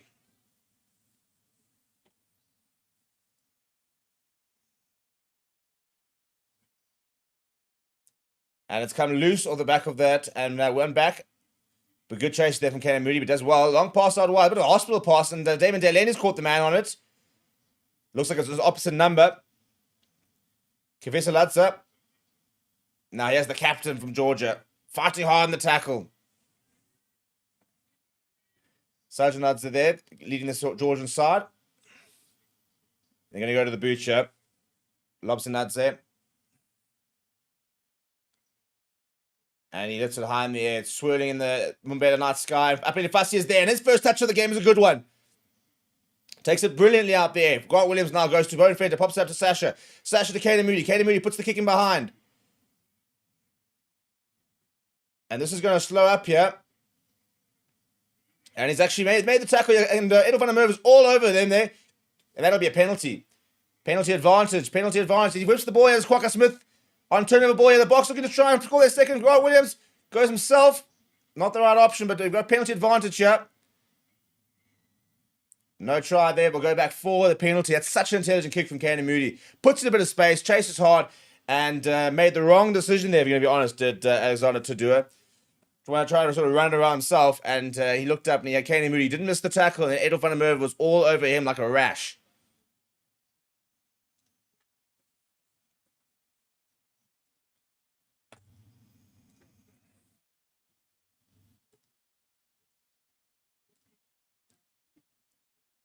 And into the corner we go.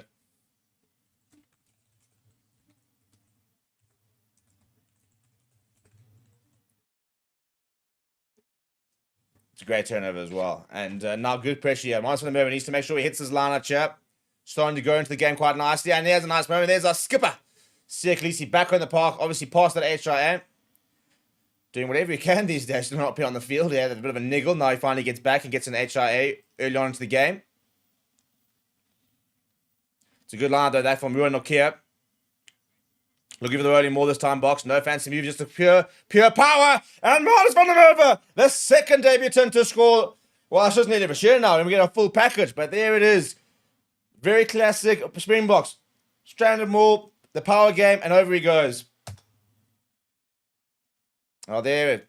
I mean, 2 debutants with tries. 2 tries. And we take the lead for the first time, actually. It's taken us, how many minutes now are we at? About 14 odd to take the lead. But we have taken the lead, which is the main thing.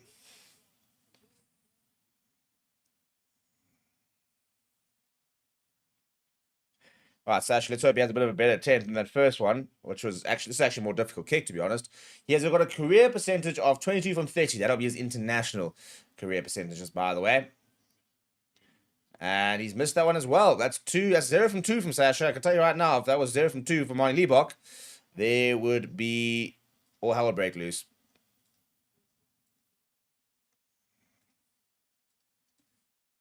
But a solid try. That's just the power game. Brilliant moment, though. And I'm very excited about Marcus van der Merwe, to be honest. Like, of all the debutants, I think he's something that really excites me. I think that we've been worried about hooker depth, obviously, for a while. And he's someone who I think is going to be around for a while. Love to see, like, the Lions go and try and sign him, but I think he's pretty happy with Scars. But Andy, though, knocks it forward, and to do it, then knocks it on himself, but knocks it backwards, says the referee. So turning the ball to George. That's a big mistake from Damien Delendi. I'm back on the front foot, and here's Akaladze, the big loose head, fighting hard in the tackle.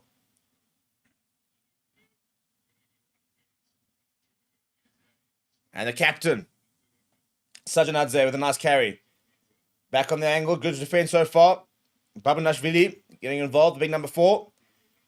Now a bit of a space out there, and David Nashvili gets away from Fassi. He's going to go Salvas, David Nashvili, he's just short. Pick up and go, was he onside there, Edel van der Merwe? The curly answer, rather. That's a big carry there coming from Chachanidze. Absauri. Right in the front foot yard, Georgia, and their bench is absolutely winning them on just behind the try line. Penalty advantage here for the Georgians. Lelos on the front foot yard. Can they try and retake the lead? Well, it's a terrible pass out wide, and Edel van der Merwe gets there early, but unfortunately the whistle has gone. Otherwise, it's going to be a bit of a foot race. Could have been a fun foot race, actually, between him and Tapatadze.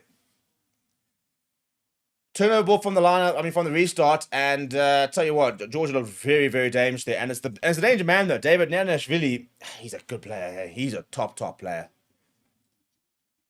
Not by Georgian standards, not by any standards. He's a top player. So people, we're going to try and pick a moment in the game, and maybe we'll do it the next try. We're going to basically try and do like a subscribe-a-thon.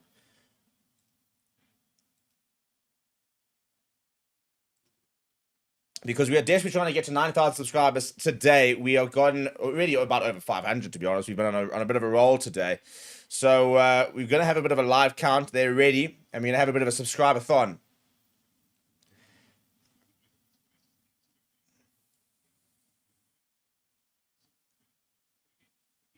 And into the corner they go to Georgia.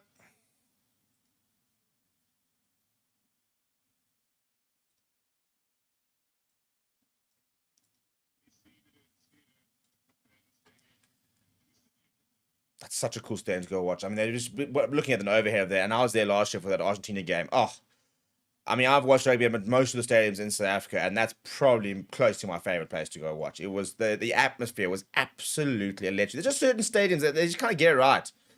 And whether it's the makeup, whether it's the actual fans, maybe it's just one of those things, maybe it's just the right game, but it was just absolutely epic. Right, short. Nice carry, a good tackle there be made by Sash Famagomazulu. But George on the front foot from the back of the line. Big counter-rack coming from Sia Khaleesi. And he sucked a couple of plays in as a result. And another big counter-rack coming, being led by the captain. Pick up and go. Good tackle that on Akaladze. Oh, that's gonna be obstruction. It is obstruction. That's silly from George. Well, not silly, but just a bit sloppy. Getting the timing wrong there. The big tight head.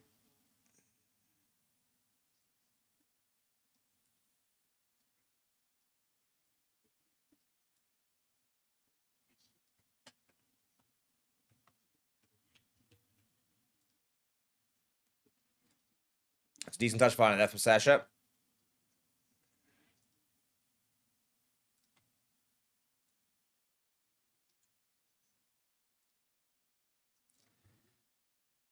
And just a bit of a problem of timing there from Georgia was the problem.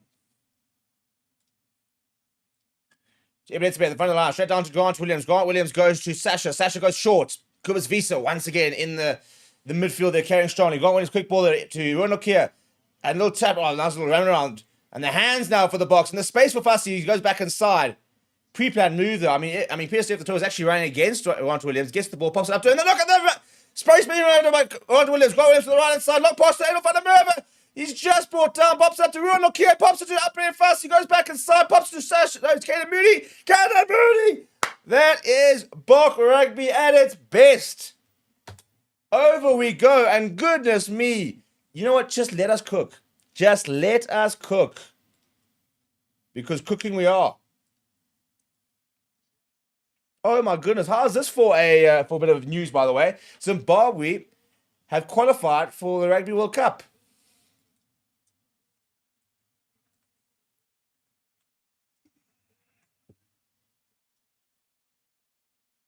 But looking at this try, oh goodness me. The hands, the preset move, the dummy run from PSF to Toy, which just created the gap. And I mean, Grant Williams doesn't need a lot of gap. I mean, that man could find a gap in most atoms out there. You know, he's just so good with his finding space. But it's just the pre-planned move and the movement to create those gaps and the dummy runners. And goodness me. And that's gone wide again. It's getting progressively harder from Sasha, but it's unfortunately not getting, progressively better. That is phenomenal. I'm gonna clip that. It's tough times to live up to expectation. There's some poor little girl in the stands, and she is not happy with Sasha at all.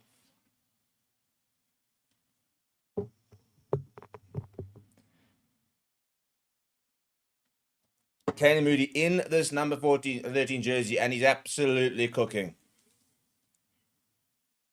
Thank you so much, Kieran, for the super chat. Yeah, so I've basically said we do it every week, and you got to try and convince me because, not that I really need convincing. I like to just think that I need convincing. But we've said that if you get 5 super chats, we will open the beers for the second half. Maybe the brandy. I don't know which one. We'll have to choose one. Grant Williams, though, going to go to the boot. Lifts it high in the air. Adolf van der Merwe will give chase. No, it's Etzebeth. It goes back to Sia Khaleesi.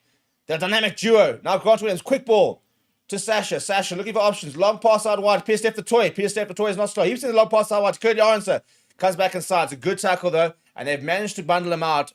In fact, they got the ball back inside. No, they didn't get bundle him out. That's actually very, very good defense between Demiri Tabladze and Tapatadze. The two linking up nicely in defense. It's just, I mean, you got Pierce left the toy running around in the back. So he doesn't even look like an imposter or anything. He's very comfortable out there. Taman says, this year knock has me worried. Nah, he's fine. Man's back and ball carrying. Robert says, haven't seen Grant find a gap in a while. So good. Kieran said, Bocco started the try frenzy. Marilise Williams says, Paul Sasha, that's a belief. Pierce left the toy. Tackling his opposite number. The Georgian captain, Becca Sajanadze. Now to the right-hand side, Akaladze. And now, clearance needed from Lobzanadze. Kevin Edspace caught a bit early there. Lifted high in the air. And to do it will contain Makudi Aronson. Misses out, loses it forward. We'll have a scrum. Cyborg Wolf saying, Sasha is normally on point. Is it perhaps nerves? SJ said, are we just not kicking a goal? Well, for all intents and purposes, I suppose we're almost not. Because, we've had 3 conversion attempts and 3 misses. One maybe was you classify as tough, the other 2 very gettable. So strange that. Just needs to maybe calm down a little bit, Sasha, and just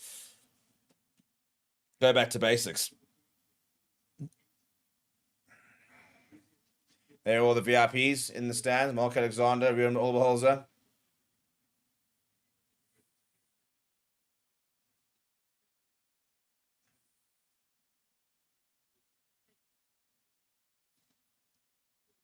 I wonder who the youngsters are.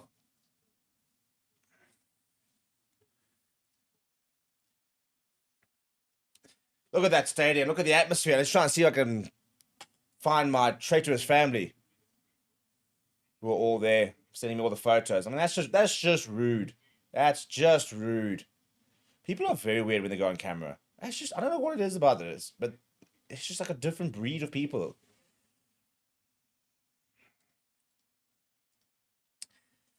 Taman says, gives chance PSD is going to give Georgia some PTSD. And Elizabeth says, you're pronouncing the Georgian surnames very well. I'm probably not, to be fair.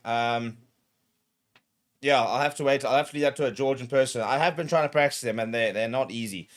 I'll never forget during the World Cup. I think Georgia played like Samoa. And one of our commentators said it was the longest half ever because he was just struggling with the names. Good scrum, they're looking though, full in the box. But penalty advantage for Georgia. Go short! And lose the ball forward.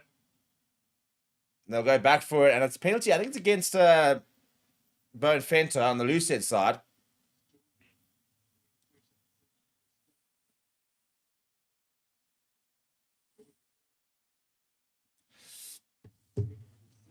Falconia says, listening to this from Tbilisi, hope the Boks give these Georgians a good lesson. I want to wear the jersey with glee this side. Fair enough. And another super chat from Kerry, single-handedly hoping to get us out on the Bezos, saying, Bocco going to crush this Georgia team. Well, to be fair, Georgia at the moment are kind of staying in it. I mean, yeah, we scored 3 tries, but we should be 21 points to 7 up, and with 15 points to 7 up. So maybe not as clinical as we need to be from the tee. I mean, you're never going to complain about 3 tries in the first half, but Georgia scored now and convert. They go to 1 point behind.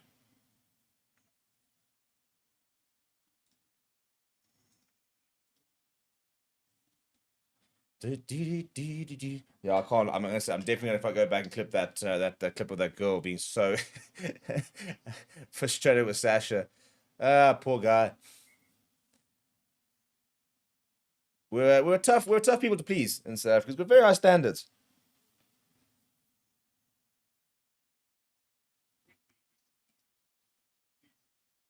Now Miles van der Merwe over that ball, and he wins the break. He's so good over the ball, is Miles van der Merwe. It's one of the big things I've been saying. One of the reasons I'm so excited is that he's a genuine fetcher, and that's his first penalty. It won't be his last penalty in a Bok jersey at the breakdown. Proper breakdown threat is Miles van der Merwe.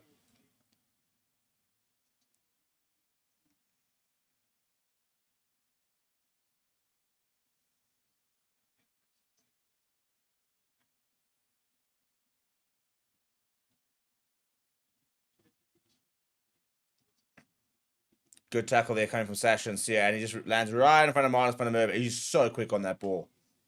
Like a flash.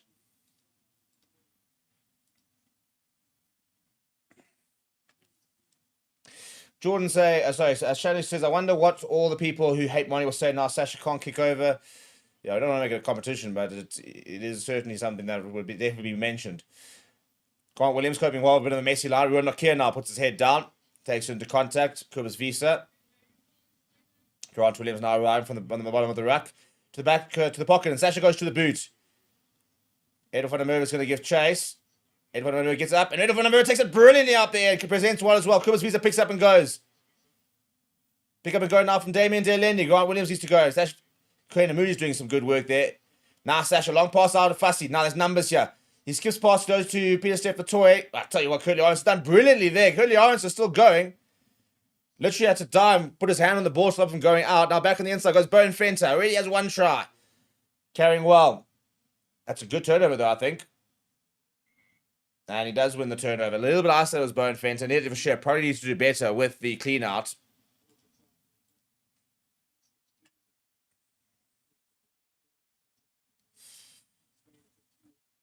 Jordan said they was bringing Arcus Sneyman on the field. Mario saying, give Sasha the bucket with sand.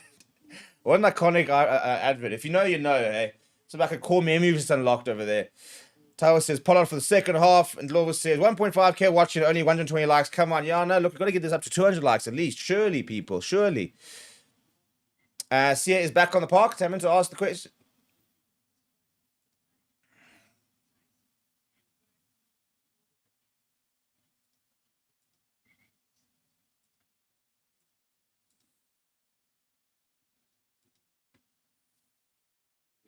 Right, 26 minutes in and only leading by 8 points at the moment. We do have left 6 points out there, which is a little bit frustrating. Thankfully, it's against Georgia, so be very unlikely for that to come back and bite us, but need to be a bit more accurate off the tee.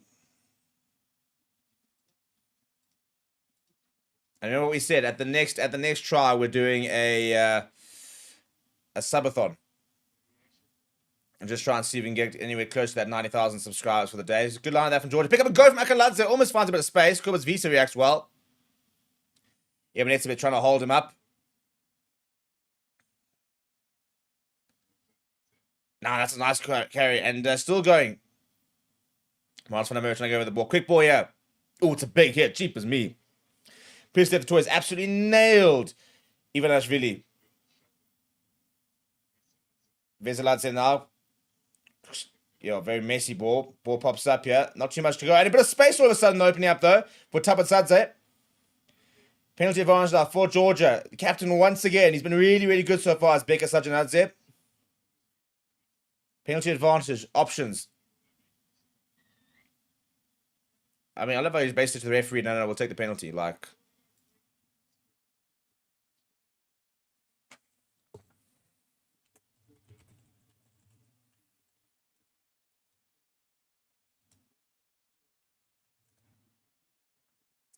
Decision time here from Georgia. I think they're actually taking the points here. That's an interesting chat. I suppose why not, really? You can get yourself within 2 points. 5 points. HJ says, Sia needs to stamp some balls out there. They should not be struggling like this. And I'm going to be doing we are going to be doing an under 20 final watch along. Don't you stress. We'll be live for that. Not sure I'm going to get through that. I might have to grab a Red Bull or two. SJ, yeah, we have read the comment, and Kieran says, even if Sasha is missing the pass, he has a future star, he's gaining experience, which is the goal. Buck already have a star fly from Pollard, we don't need our stars yet. I agree, and I mean, the main thing is to get him out there and playing games. Does need to improve, though, because, yeah, we've got standards, and that's looking pretty good. I mean, he's clicking flawlessly here, is Luka Metcalver. 15-10. I mean, if this was like an All Blacks game, you'd be a little bit nervous at 15-10. You'd be chuffed, but you'd be a bit nervous. Against Georgia, we're kind of hoping that we'd have a little bit more points on the board here. So I think a little bit frustrating, to be perfectly honest, about what we've seen so far. Right, Sasha goes down the right-hand side. Edel van der Merwe chasing really, really well. Peter Steph the toy there as well, looking for the counter-ruck, and it's a big counter-ruck coming in. They do very well too, and there it is. Cheapers, he's been full of work. Has Sajanadze, the Georgian captain, but good pressure this time from the box.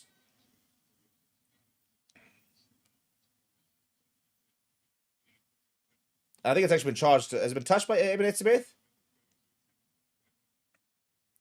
Don't think he does, but so it's not a bad kick from Lobsternadze.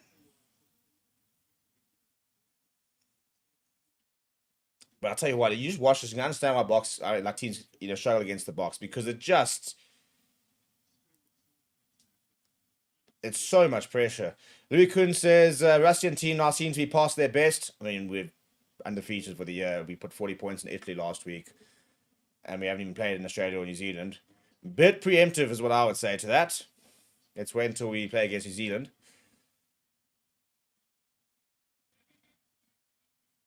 And ball's gone down there. Ball available for Grant Williams. Turnover ball. Legally down from the Georgians. Look at that. Tell you what, the coaching staff are... somebody get a blood pressure track on them, because they are up and they are celebrating every small penalty, every small moment. And it's going to be a bit of a breaking play just to put a bit of Vaseline on Akaladze's face. Try and fix that cut. Just haven't really been able to get a flow in the game. A couple of injuries, a couple of basic mistakes. You kind of feel if we could get some flow, we could probably start putting in far more points. But we just don't really seem to be able to get into a rhythm at the moment.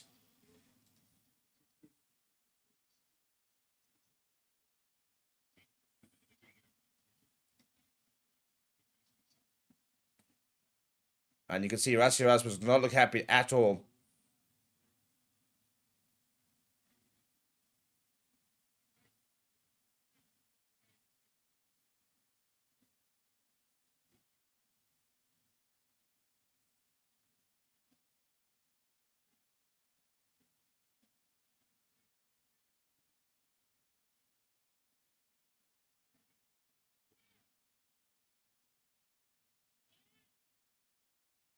Right, we're finally ready for the reset of the scrum, yeah.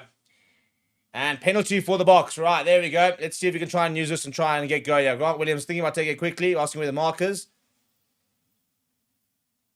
And then we'll just go to the corner. Just go to the corner. Let's go back to what we were doing well. Let's score. And let's just try and get a little bit of a flow going. Evan says, can really feel the lack of cohesion across the field. HJA said, so the All Blacks just need to stop us getting some rhythm.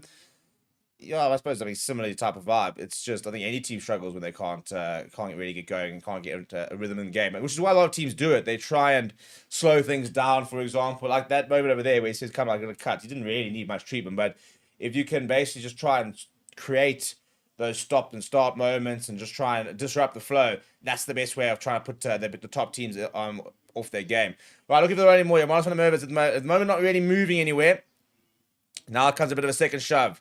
Now it looks much better set. Now I've got a bit of a run. And Miles van der Merwe is over for try number 2. Easy as you like.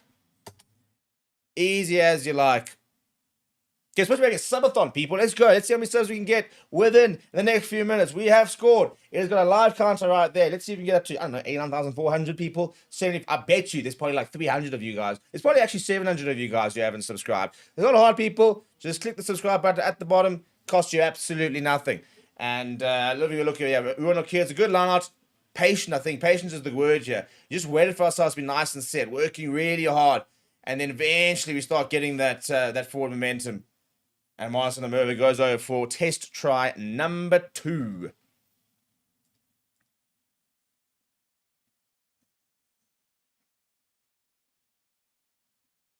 Right, Sasha, he's 0 from 3 so far this evening. Let's see if he can find one. Hey, no. Oh, he has got it. 1 from 4. He's on the board. 22 points to 10.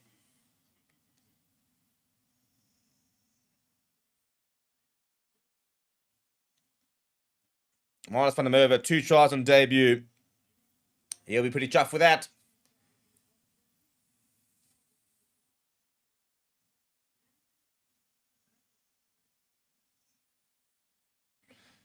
Come on, I mean, at least another try before half time. We can go down to 29 points to 10, then we'll be feeling a little bit better about the life. Ruan Okia, though, goes up and takes the kickoff well.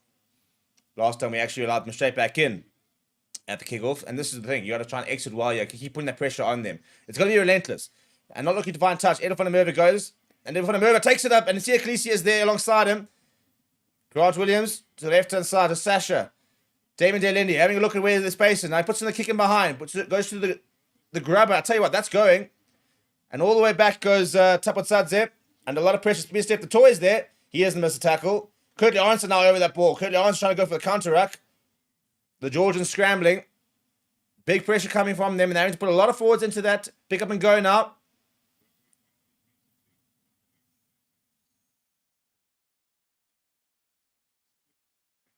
And this is where we talk about the constant pressure. They're kicking behind. The chase. Now trying to force a bad clearance. And you got another line out inside 22. And Ebenezer the must say you got the timing right this time. All the pressure. And he has to kick from inside his own goal line. That's a great clearance in the circumstance. It is a phenomenal clearance in the circumstance, actually. I tell you what. Demiri Tabladze has done incredibly well there. But it's a brilliantly timed run for Ebenezer. Charges down. Lobs and Adze. And they do scramble well. But this is where we talk about just the suffocation from the box. Where they just can't get out of it. And then moments like this happen. I mean, in that sort of that small pasture play, we went to the boot, won it back, went to the left, kicked him behind, forced him back on their own 5-meter line, charged them down, forced a rush kick. It's a brilliant kick, you know, but several moments there where we've managed to go from inside their own 22 to putting them under pressure inside their own 5-meter and inside their own goal line, actually. And that's the important part. Now you've got a line out just outside of 22. Marcus van der Merwe finds Ronald Keel well. Grant Williams is there. He wants the ball. Damon Delendi puts his head down. Solid carry from him. Ball available for Grant Williams. Marcus van der Merwe coming around the corner. Now short to Kubas Visa. And referee. I mean, come on. That's so muddy. It's turnover ball here. The prop comes in and it basically liberally kicks it back. Sasha just trying to predict the bounce. Goes inside to Apple Lefasi. Apple Lefasi's going to kick and chase himself. And he's waited very well. But doesn't manage to get there. But they lose it forward. Does Mikhela Babanashvili. So we'll have a scrum.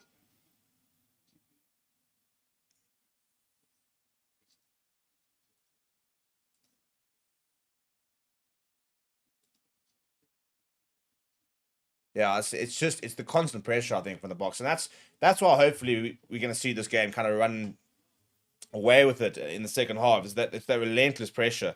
And you just keep banging on at them.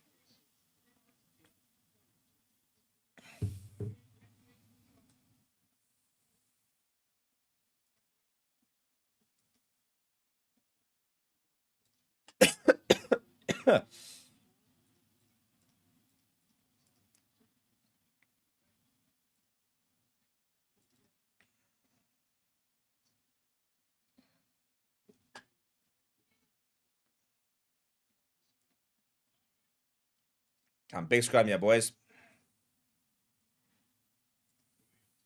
There it is. There's the dominance. Williams to the left-hand side. And then Curdy answer, just short. Penalty advantage here. Big counter ruck. And I think the counter ruck was okay, but we'll go back for the penalty.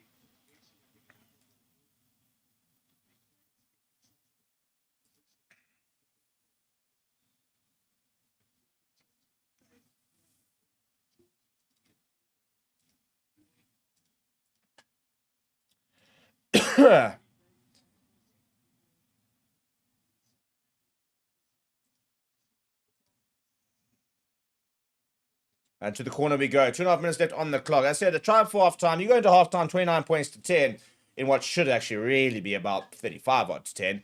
Then it's not a bad half, and it's just the scrum power is immense there. Come on, let's see if we can get another try for half time.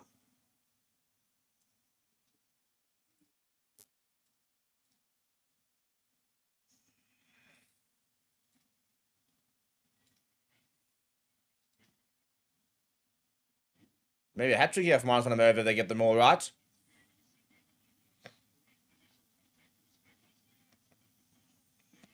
Damon Delendi has come and joined the rolling more. Grant Williams is surveying his options as Edward van der Merwe goes to the left-hand side. And they're going to go himself here. They could just be short, though. Ball's available. Leaves it behind his Kubas Visa. But there's a knock-on at the breakdown. Ah, that's frustrating. That's frustrating. Got to be trying to get that one right.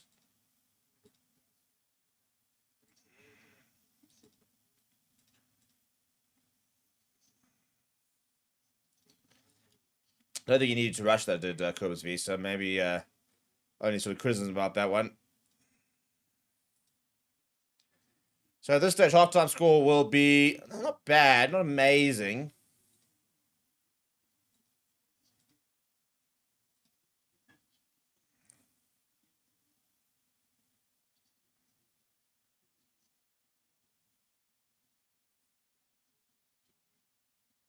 Oh, it looks like an absolute vibe over it in Bombela. They do it well over there. They do it well. They'll keep getting test matches because it's such a good vibe. It's always well attended. It's sold out. To be fair, the ticket prices are pretty good. And I think that makes a pretty big difference where you look at Ellis Park and like your cheapest ticket's like R1,000.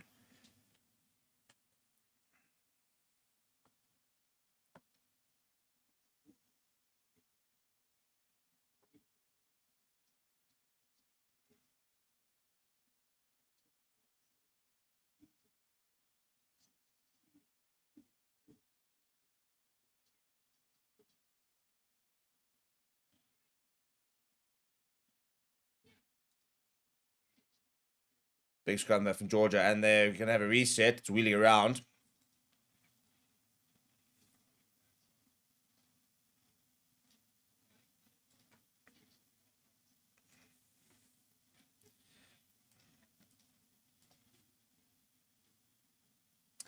So, an interesting half. A bit of a frustrating half, if you're going to be brutally honest. Should be substantially further ahead than we currently are. I think that's probably where the frustration is going to come in. But we have scored some very nice tries as well. So there are positives. There's definitely positives. But I think we'll probably be a little more focused on what we didn't do particularly well. But the clock has gone red, and I'd be surprised if Georgia looks to try and run this outside of their own 22. I think this will very much just be in, out. No, it will not. It'll be a scrum penalty for South Africa. So we'll be able to kick this to the corner, maybe take a scrum actually, and try and finish on a high. And that's the big thing we need to try and do.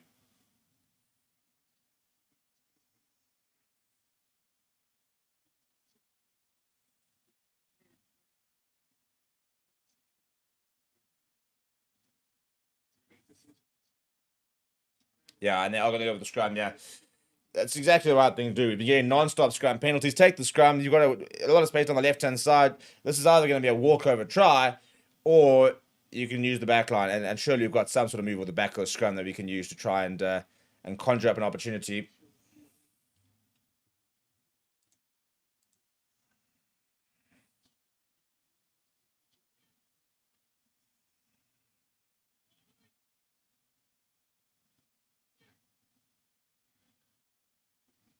It's a big shove. It's a huge shove. And Grant Williams has to clean up and go short. Damon Lendi.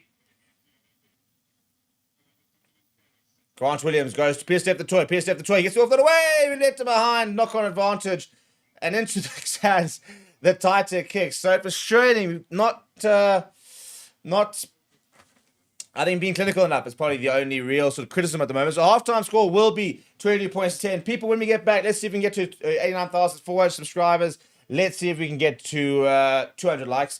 And yeah, let's hopefully have a bit of a better second half. It's been a bit slow so far today, but work to do at halftime. And obviously lots of experience coming off the bench. So yeah, credit to Georgia. They've hung in there at times, but I think a lot of that has been us just not being clinical enough. So let me know what you think of the half so far in the comments below, and we'll be back in a few.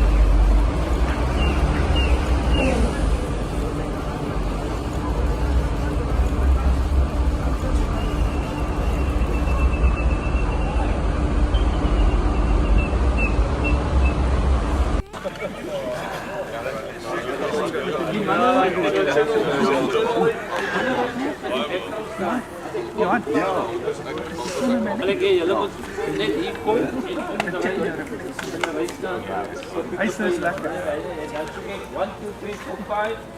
Ook voor pick-up bij je elkaar staan. Met je naar die fotograaf. Heb je deze? Ik zal uitvoering nemen. Ik zal daar foto's nemen. Oké, gelijk. Ja, lopen. Go.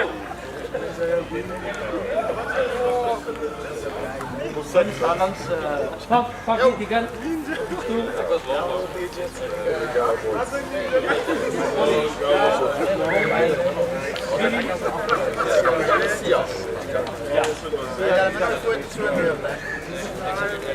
Geef hier het. Ja, zie je? Dit is een beetje. Net een klein beetje. Ja, ik zal hem maar Zie je? recht. Hij is outside here. Hij is skip. There we go. Ping, ping.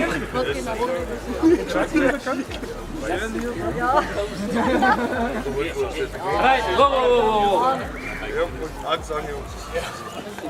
Up. Passie, inside.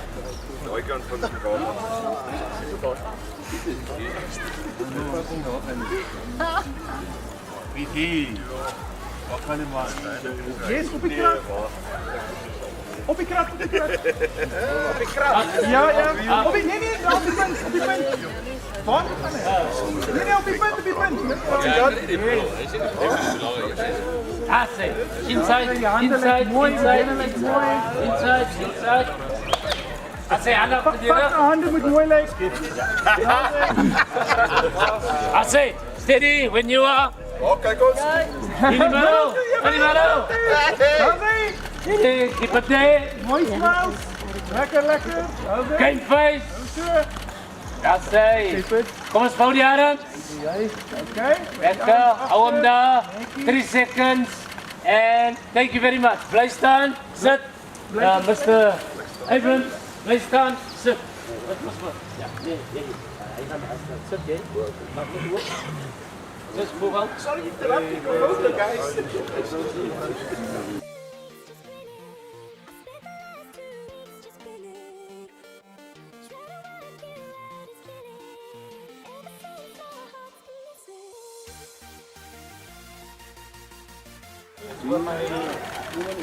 Keep it there. One more. Vouw die arms. Vouw die arms. Puan, vouw die arms. Marnus, vouw die arms. Marnus, vouw die arms. Kijk, middel toe. Geen face. I say Graham, well done. Thank you. Oh, back row, come forward, please. Yeah, Graham, you go to one side for the rest. Back row, come down. The back row, come here, please. Yes. And the new caps, back row, Graham. Full Muslim. Back row on the right. Graham, back row. 1, 2, 3, 4, 5. Stay with me. 4, 5. Last one.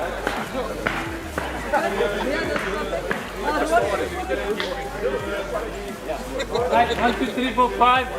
Next. Come here, Manu. 1, 2, 3, 4, 5. Then number 4, then number 2, then number 5, then number 3. 2, 5, 3. Take it. Here, wait. It is on. Thank you very much. Rassi, Sia, Juan, Marnus.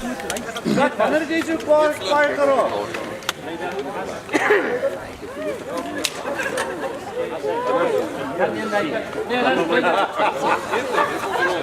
There you go.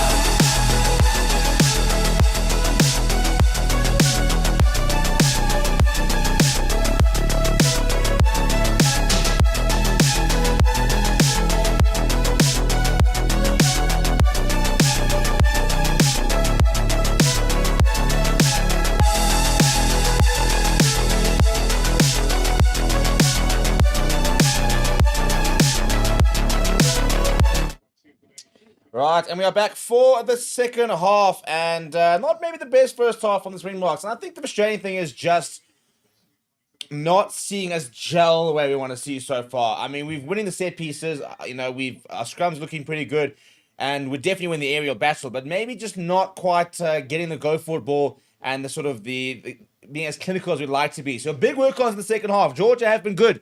They've stayed in the game, and they've definitely matched a lot of the physicality, which has been really impressive on them. But now it needs to be relentless. It needs to be non-stop pressure on them, and we need to start building some big points as they define touch off the back of the kickoff. He's actually played pretty well so far. But a little bit of pressure has Vasil Lobsanadze, but in general, I think he's made pretty good decisions. Got tossed down by Eben Etzebeth, which didn't help. But I think he has had a pretty solid outing. Let's see if we can try to get a nice early try. That the back of the line would be really good to see. So far, tries for two of our debutants, 3 tries among them. Minus from the Merva on a hat-trick as he comes around the corner and pops it up to Kubas Visa. Kubas Visa, been full of running. But again, even there, it's a good tackle coming from Georgia. Daniel English, that's a nice little pass there from Sash Famagam. He goes short to Great Moody. He can't hold on to it. If he had, then it could have been very interesting. Turnover ball here for Georgia. And Lobsanadze will just look to kick to touch and find a reasonable touch. Find not a bad net result. We'll have another lineup. Again, moments like that, that kind of sort of sums up the game really so far, where it's close, but not just that last pass not going to hand. And if he held on to here, I mean, Sasha does well. Yeah, pops it up into the gap, and Kane Moody just takes his eyes off the ball. And if he had just held on to that, that was probably try time. And there's been those small moments consistently throughout the game. We just haven't been able to be accurate enough. They're not going to even hit the front line, straight down to Grant Williams. Long pass out wide to Sasha. He goes short to Kubas Visa. Williams now goes to Nokia. And lost 4 from Peter Steph Toy, very uncharacteristically so. A couple of mistakes early on in the second half on the box. Just messy. Long pass side wide, a bit of a risky pass that. And they're going to go back for... no, they're not. Lobsonadze's got a bit of space. Gets away from Evan but still goes Lobsonadze. It's a good tackle. Well, it's a half tackle already from Grant Williams. The ball skewed out to the left-hand side. And eventually the referee says, nope, let's go back for the knock-on. But this is what I'm saying. Sloppy. Got to pick this up here, people.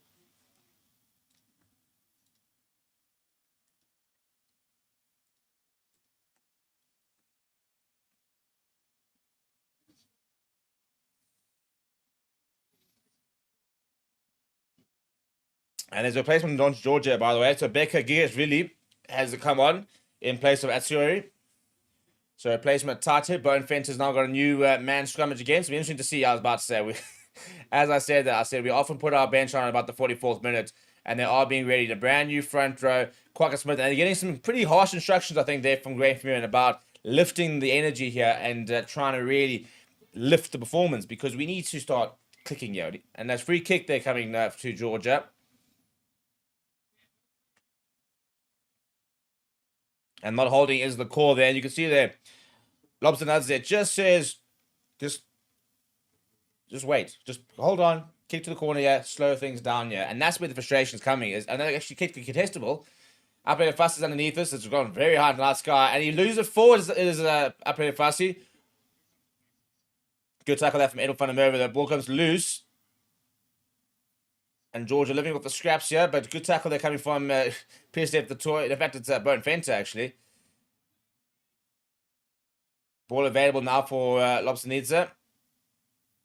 Some big hits coming here for today. I'll tell you what, Becca Sejanadze, the captain, has been really impressive this evening.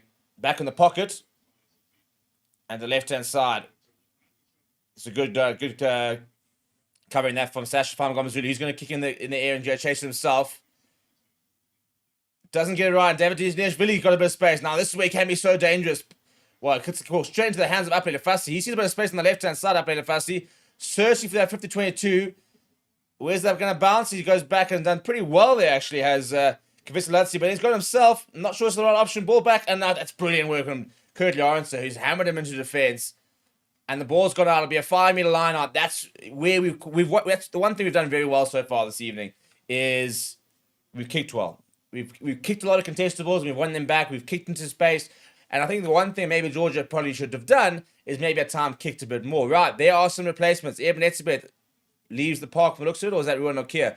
But Bongi Manami is on for Marnus van der Merwe. Archie Sneeman is on for... Well, PSF Toys there. Vincent Clark is on, though. Thomas Toy is on. And that looks like Ruan Nokia. So, and they've started the lineup, though, of Georgia. Bongi Manami's had issues recently, and they do continue, but they're all the way back inside. Oh, my goodness, he actually just manhandled him inside his own try line. And they'll go for a 5-meter scrum. But we've been struggling with our lineups recently, and that's something that has to change. We cannot have these issues with our lineups that we've been having. They've been really poor recently.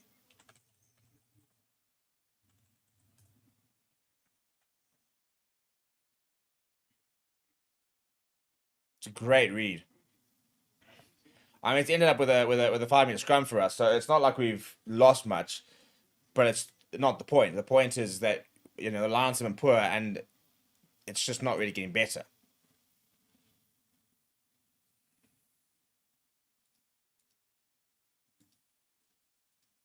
So 5-meter line and brand new front row. I think, you know, we're looking for the try at the back of there, whether it's going to be a penalty try, a walkover try. We saw one in front of Berg score, walkover try.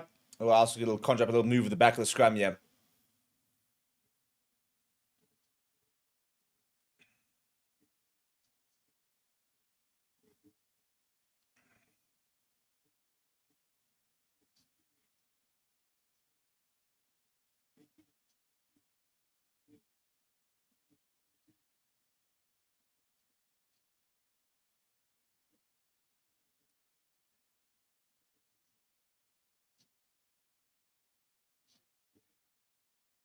Oh, come on, big scrum, yeah. Thomas Latoya on the loose head side, yeah. Looks like a pretty big set. And yeah, comes the scrum's gone down. Penalty advantage. Grant Williams asks for a pick up off the back. Goes Quacker Smith. On for Cobus Visa. Now Chris Steph the toy, just short. Long pass, and Edwin van der Merwe goes over for try number 3 in as many games. In fact, I think he's actually got try number 4 in as many in 3 games. Edwin van der Merwe. I said I predicted him to score, and he's done it. It's the power, and then the long pass out wide from Grant Williams. It's as easy as you like, really, in the end. And yeah, 4th international try for Edwin van der Merwe. I mean, you could have had your pick. There's so many options there. Sasha and Kane and Moody running the dummy lines, and then ball goes over the top for Edwin van der Merwe. He's got the easiest of run-ins. He's scored some pretty impressive individual tries, Edwin van der Merwe. That one, the easiest so far. And good to get a try earlier on. Now, I'll tell you what, Sasha Zulu struggled a bit with the boot today. He's 1 from 4. Let's see if he's had a couple of chats with Pollard and Tony Brown to fix it. And that's, in fact, I think he might be going too much away. The flag stayed down. Not kicked well. I mean, he's sitting at 20% for his kicking at the moment. That's not ideal.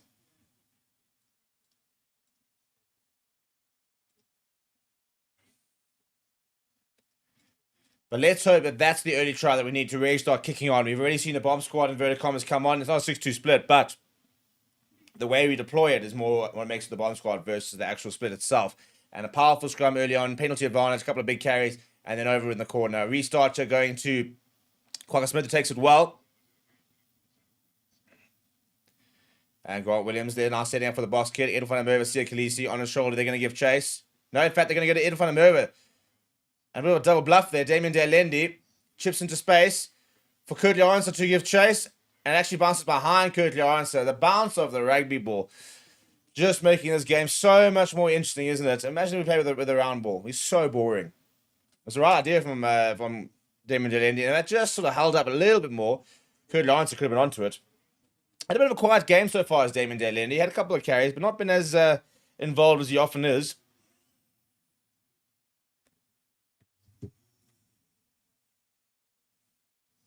All right, Georgia. Taking a while to arrive at the lineout. And Lobsanadze. Big hit coming in the midfield there from Kane and Moody and Sia Khaleesi. And Georgie Kavensova. That's it. A little wrap around. Kane and Moody's. Oh, that's good hands, but it wasn't forward. It was forward. It was great hands from David Nianishvili. And Kane and Moody came through to read it perfectly. And poor, I think it was Cockles got his hands head on in his hands because that's just so poor. I mean, it's quick hands from Luka Matkava, but very clearly forward. I think that's stuff like that's very frustrating for any coaching staff. Tell you what, there's quite a moustache there on the bottom left in the Georgian coaching staff.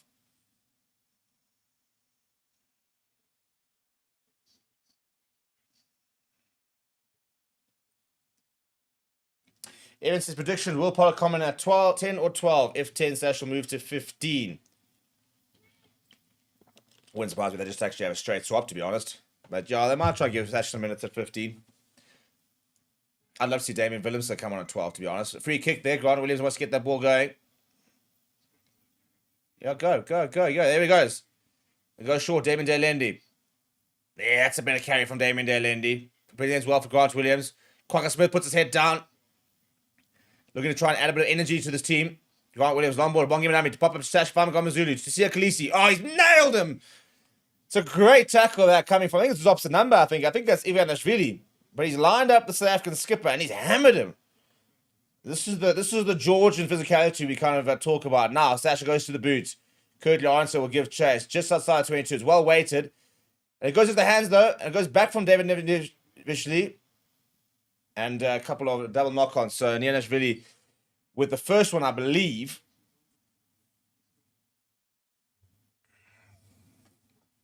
So I think it's going to be a Springbok scrum.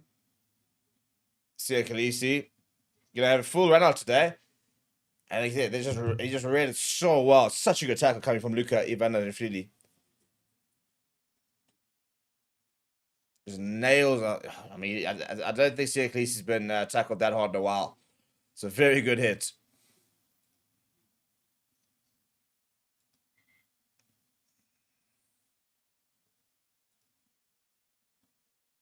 Just under half an hour to play, yeah? A bit of a break and play. I think there's a couple of players receiving treatment.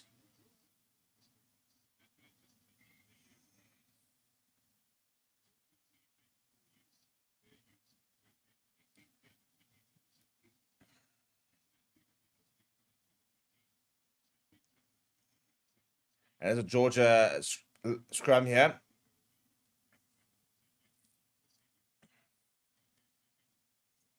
So I think they're checking to see who makes the first knock on here. I think it comes off of Nianashvili first. He then regathers, then loses it. So the question is, does it go from his hand? Does Kurtley Arendse touch it before he regathers? No, he doesn't actually. So I think it is a South African knock on. Then it goes backwards off of Nianashvili.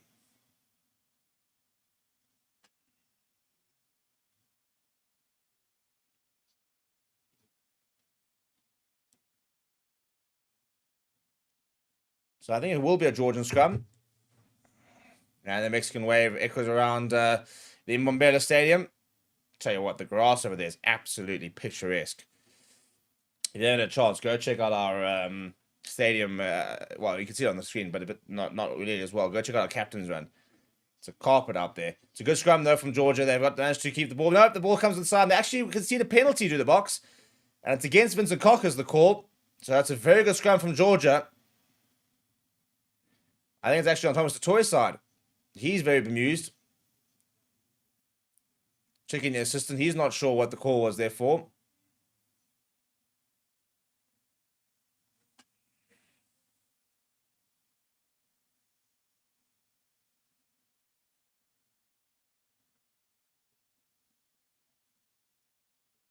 Let's see if we can get a bit of a replay of that scrum. I'm trying to work out who was the one that was actually penalised.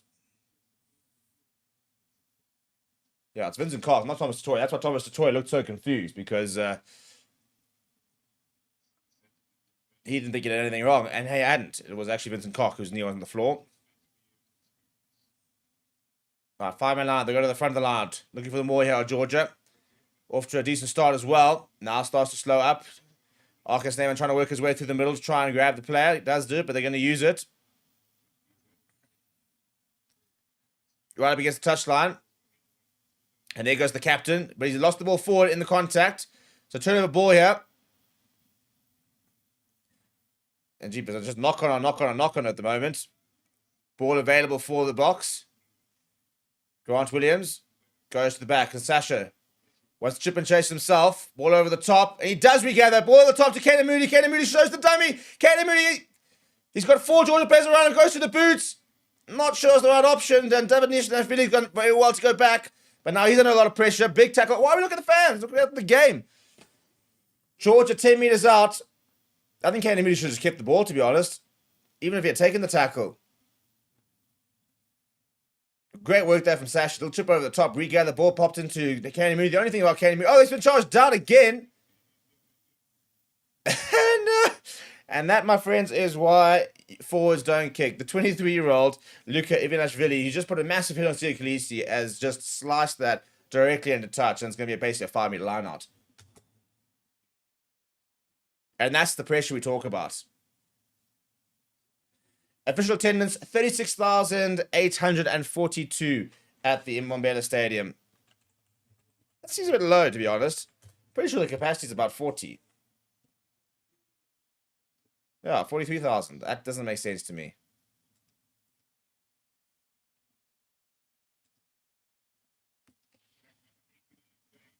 Oh, jeepers. That smacked him in the face.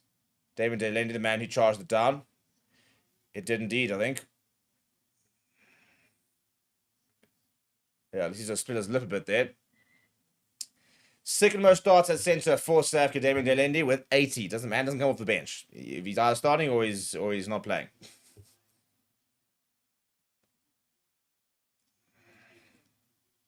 Another super chat from Kieran say, come on, Bokke, be more clinical. Agreed. Agreed. Front of the line out there. And it's been stolen once again. Mongi Manambi is once again struggling with lineouts. And Juanis van der Merwe didn't put a foot wrong and scored 2 tries. Yeah, back of Moors. So there could be a bit of a fight on for this hooker position.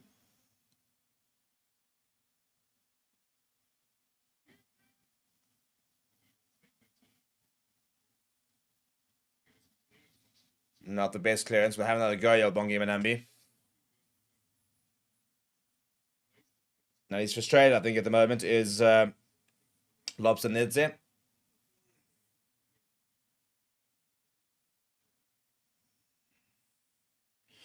Well, there goes Damon Willemse on for Apelele Fassi, and Sash Famagomazoo's gone off as well for Andre Pollard.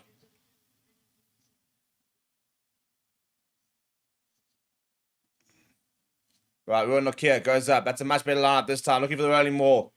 And we've got a bit of a run as the Rolling Moore. In fact, hasn't even had time to get it. It's available for Grant Williams. Damien Lindy takes contact.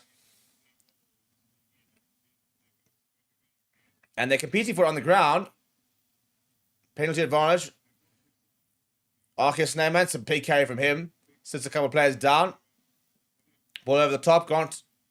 Oh, that's good hands almost, but now Damien Willemse has to go back up and try and clean up. And a lot of pressure here. Damien Willemse going backwards. Will surely go back for the penalty. And be interested to see what they take. The lineouts at the moment, as Christian Ross said, the lineouts are jokes since Bonnie came on. Struggling at line time. Surely at this stage you go for a scrum. Maybe look at the tap and go, maybe. Pollard saying, let's go for the scrum. Yep, they have called for the scrum. When in doubt, When in doubt, South African proverb. Take the scrum.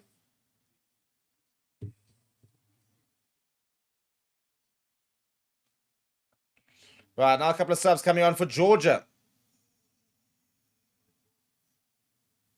Oh, these are some big boys as well. Goodness me. So Kavatse comes on. The replacement hooker. Georgie Tretrasvili, the loose head. And I think that's Demiri Epimidza who's coming in the number 19 jersey. These Georgians are big, eh? I'll tell you what, if they can keep producing players of this size and up the skill level a bit, they're going to have quite a team on their hands.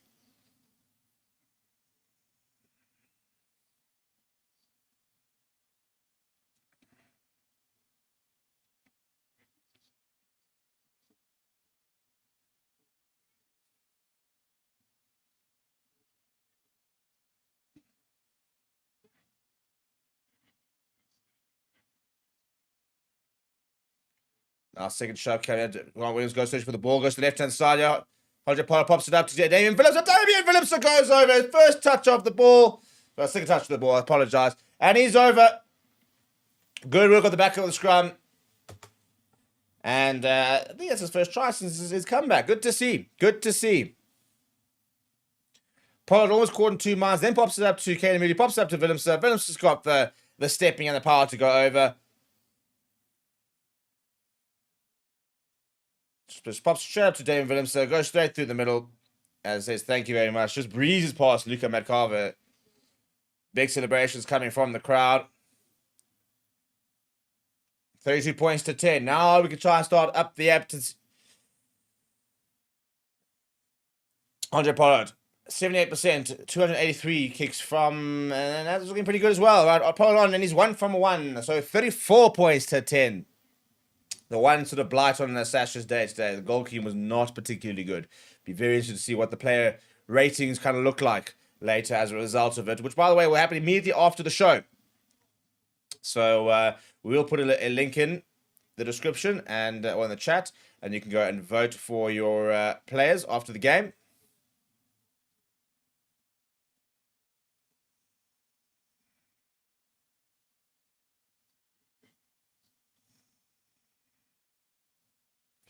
Right, to the left-hand side once again. Ruan Nokia is going to be underneath this one. Takes it well.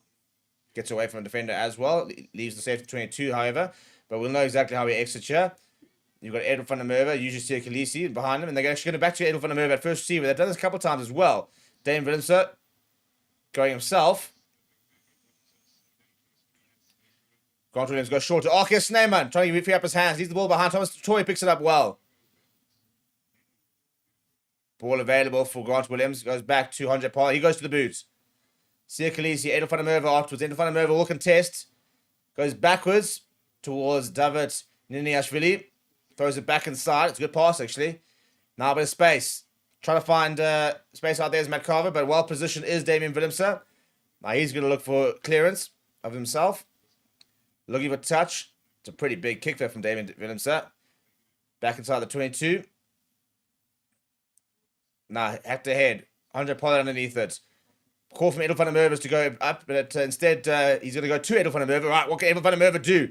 Long pass out wide. Caden Moody with a bit of space. Caden Moody puts the hammer down. Chips back inside, and this should be marked. Not sure again it was the right decision to take to go to the boot. Well, maybe go to the boot, but maybe not chip it up. Just put in the grabber.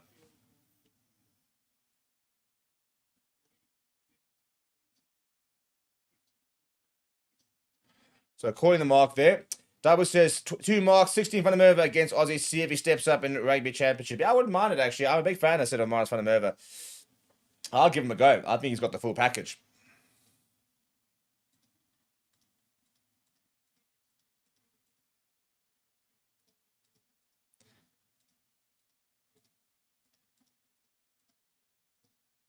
And here he goes. The last replacement on the field for South Africa. Faf de Klerk comes in place of Grant Williams. We had another very good game.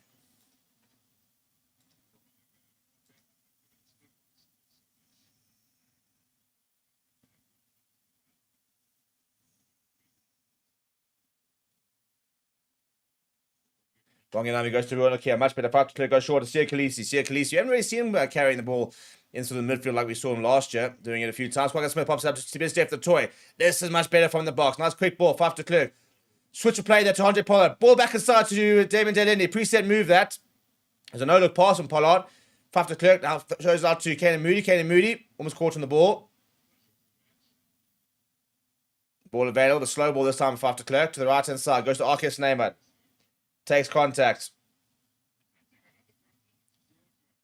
Well, they've turned it over. I tell you what, it's a pretty impressive... I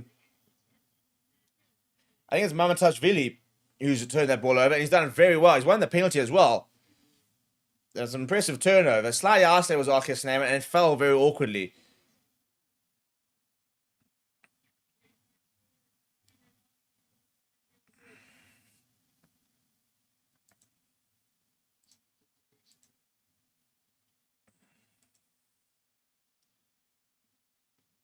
And I'll give a touch now, and they will find touch.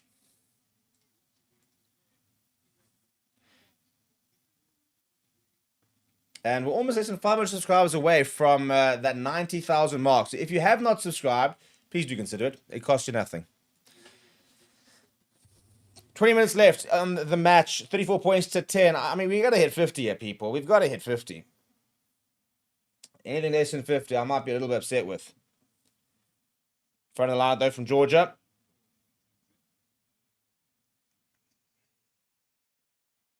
Moores have been good from Georgia, in fairness. They've been very good. Now, Ruan Kia trying to stop him more by himself, but he's actually got straight through the middle. I think he's actually done it as well.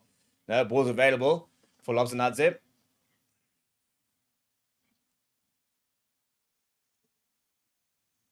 That's a nice big hit coming from Bongi Minambi. And straight over goes Quagga Smith to counter rack, but penalty. Going off their feet against Quagga Smith is the call.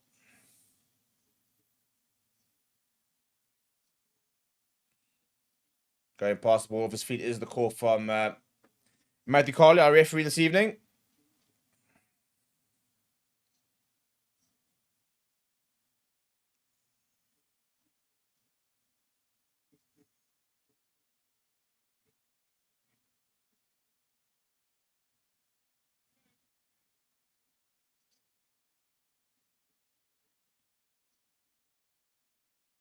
Brings a lot of energy onto the park when he comes on, does Quagga Smith. Gets around, lots of carries. Obviously very good at the breakdown as well. One of the best bench players in the world. Front of the line, though, once again going for the rolling Moyo. Georgian's gone straight down. Matthew Carley doesn't have an arm up yet. And Quagga Smith is over the ball, trying to have a go. Told to leave it. Big carry. That's another good carry coming from Sajanidze. Well, Thomas Totoya has turned that ball over, and Arcus Neymar gets the offload away to... Oh, that's a great offload as well. Curly Arns with a bit of space. Good hands there from Faf de Klerk as well. Faf de Klerk looking for options. Pops it short to Ruan Kia. Trying to get his hands free. Can't. Ball available for Faf de Klerk. Pep and go himself. Pops it up to Vincent Koch. Vincent Koch looking for options. Decides to go himself. Good tempo this. And then the ball comes loose, but Faf de Klerk dives on it. And I think he's actually managed to win it on the ground. No, balls of actually the Georgia side. Now McCarver goes to the boot. And that ball is not going to... Yeah, it's going to beat Damien Willemse to get to touch. Frustrating. I mean, I think that even that, a bit of a half break, looking to keep the ball alive, and maybe just not making the right decisions. So decision making is something we're going to have to just work on. And I think it'll be interesting to see what Rusty Erasmus has to say in the post-match press conference, because we've had moments, but we're just not gelling at the moment. It's just not quite coming together consistently enough, I think, for our liking. And this isn't good, though. Vassal lobs the Nadze. And Lobson has been one of their best players today, actually. I remember watching him in the 2021 test as well. He had a good game.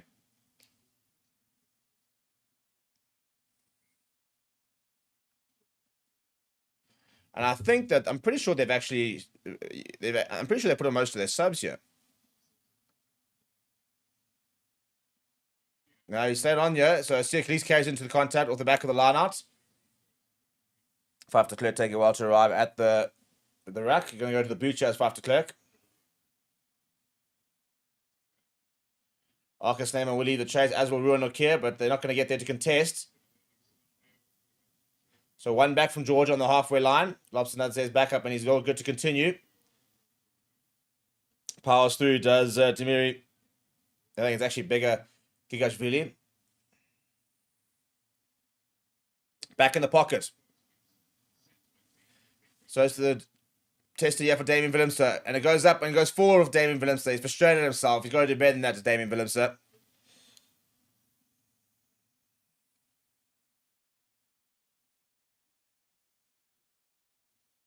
Just too many errors here. And that's the problem, is that errors become almost contagious. He gets it completely wrong there as Damien Willemse. Hits the shoulder, actually. And you can see the frustration with himself. Usually very reliable under the high ball.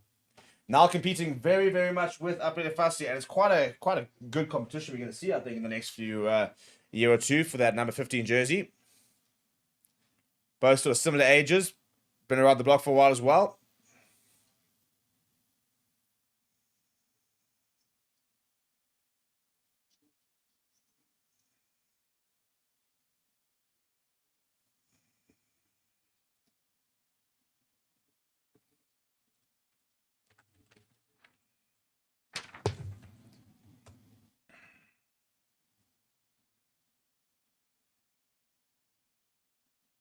Come on, big scrum here, boys. Try and win this back.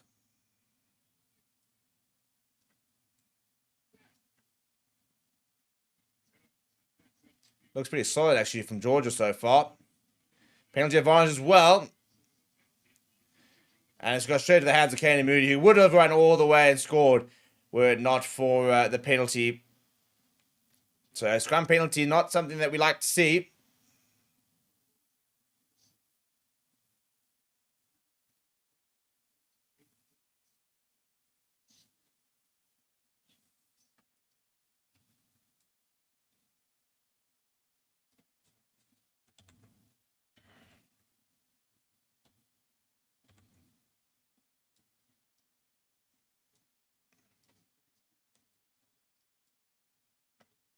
It's a good scrum. It's a very good scrum from Georgia, but we've got to do better than that.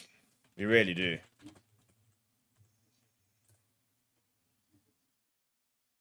I think the big thing is that we play like this, we're not going to be able to beat teams like the All Blacks.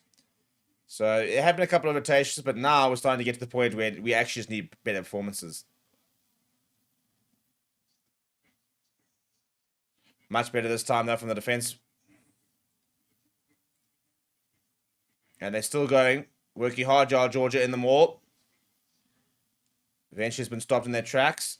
And turned overboard. And you can see what it means. Look at Bongi Emanami, the big celebration there. I think they're very aware of the fact that they're actually under a little bit of pressure here. Not like to lose the game or anything, but they know that they're struggling to really get into the game. So, small turnovers, try and just change the momentum a little bit. I talked about the fact you want to try and get to 50 points. Well, we've got less than 40 minutes on the clock to try and score 3 tries, so we're going to try and do that. So, that becomes unlikely all of a sudden.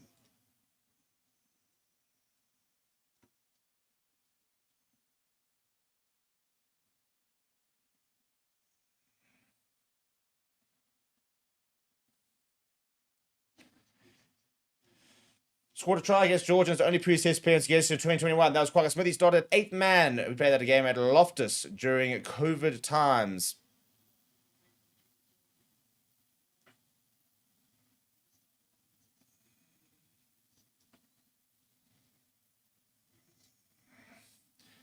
Supposed to be our warm-up for the British Irish Lions. We got that first test and then didn't manage to get the second test in. This was all very frustrating. But that entire thing, that whole Save the Lions was just one big stuff up after another one. It's very frustrating. All right, tickets to all those games as well. Tough times. But anyway, we move. Now we've got a packed out in Mbombela Stadium watching Springboks versus Georgia. And the Boks have got a scrum on the 5-meter line. Ball's available there for Faf de Klerk. Goes back to Andre Pollard. Long pass out wide. Over the top of Damien Williams. It's not a good pass from Pollard. And Williams is going to have to try and clean up here. He just launches this downfield. Not his best kick either. It's not... Actually, not bad from Damien Williams, sir. It's an awful pass from Pollard. It could have ended really badly.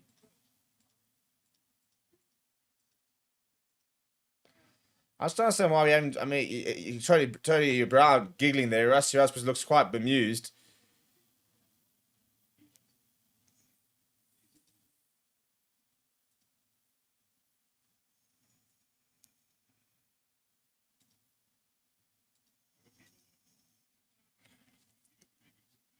I'm surprised that there's 36,000 when it's a 42,000 seater stadium and there seems to be very few seats open. So I'm a bit confused about that whole thing, unless the 42,000 is a lie. Anyway, good line that from Georgia. Nice big tackle coming from PSF the Toy. Bongi Minami over that ball, but the ball's available for Lobs and needs it.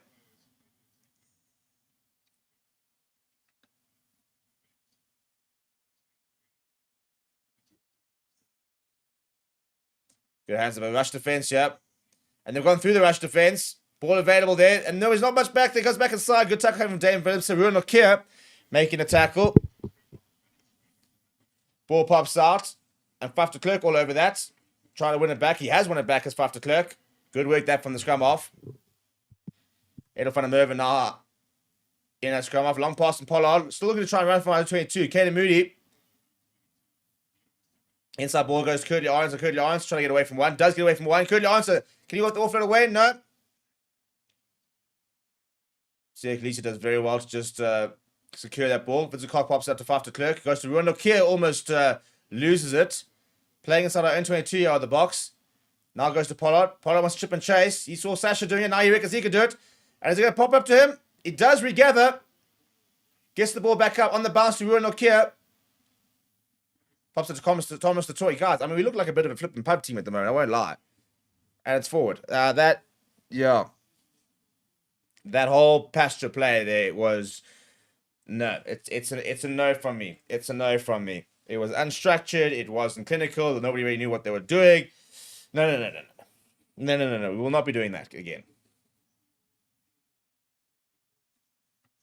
Ronald here just slipping and then trying to pop the pass up to Thomas the Toy. It doesn't how the Thomas Toy had to go, like almost sort of try and step back to try and make it look as if it wasn't forward. Yeah, just stop forcing the issue, guys. Just be patient. Earn the right to play expansively. I think that's the big problem at the moment. We're not earning the right to play the way we want to.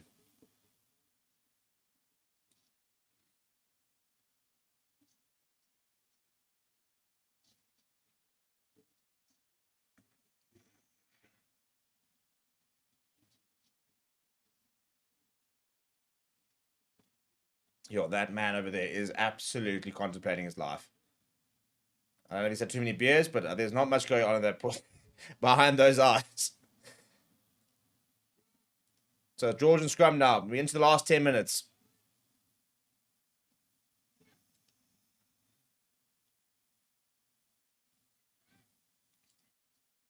So the right hand side, Lobson needs it. Matt cuts a good tackle there from Faf de Klerk, and PSF the Toys there to try and contest for the ball. Georgia do scramble well and manage to get it.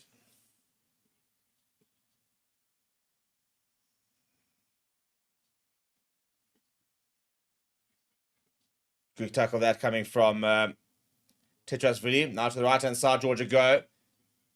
Another good tackle coming from Faf de Klerk. Such a good defender as Faf de Klerk, but does very well. I managed to spin the tackle as well. Does Jalagonia. Straight to the hands of Sikalisi's lurking. PSF the Toys on the ball. Doesn't get the reward from the referee. Lobster needs to goes back. Not too many options, so Matt Carver just goes to the boot.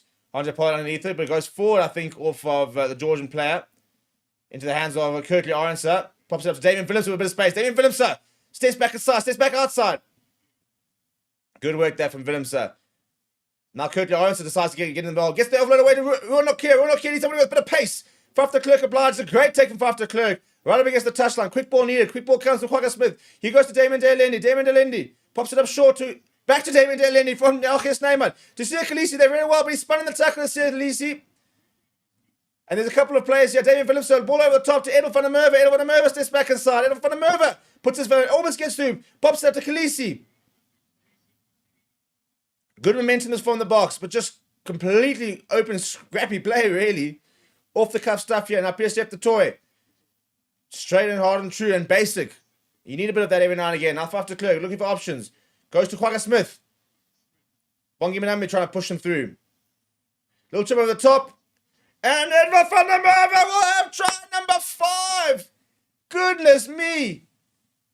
The call obviously came from him because Faf de Klerk didn't even think, just chipped it over the top. Nobody at home. Edward van der Merwe goes over, waits for the ball to just start bouncing around and then pops it down. And Edward van der Merwe now has 5 international tries in 3 tests.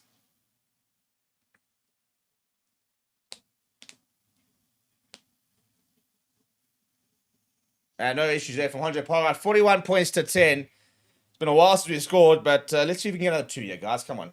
Let's try and score off the kickoff and have another one. Realistically, just one more try is probably what's on the cards here if we can get going here. But a good little kick over the top from Faf de Klerk. I mean, the funny thing is, the 41 points we scored, take away the 2 more tries, there have been some really nice tries in there and some really good pieces of innovation.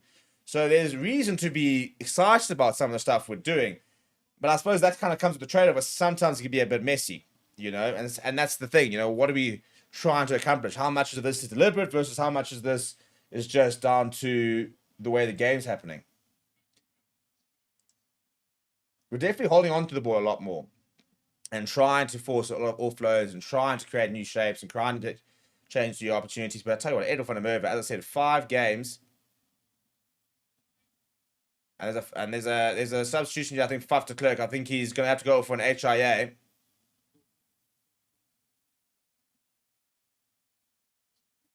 So Grant Williams back on the park. So Faf de Klerk will go off for an HIA. And you can see that's just on the scrum from the gum guard that just picks up the impact.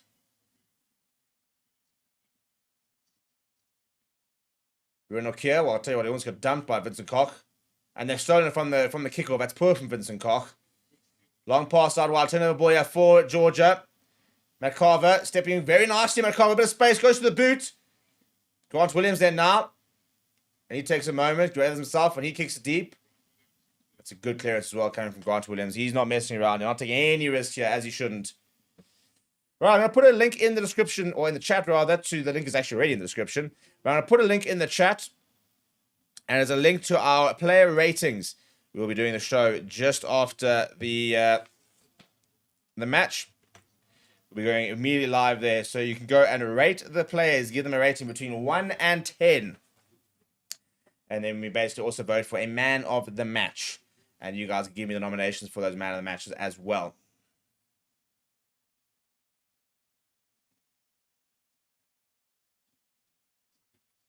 And we're still in the line out there. Grant Williams right against the touchline, throws it back and far, but apparently had a foot in touch.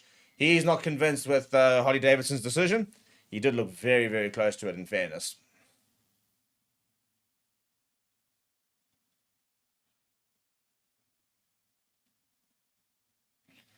It was a good win that from Peter Stave the Toy.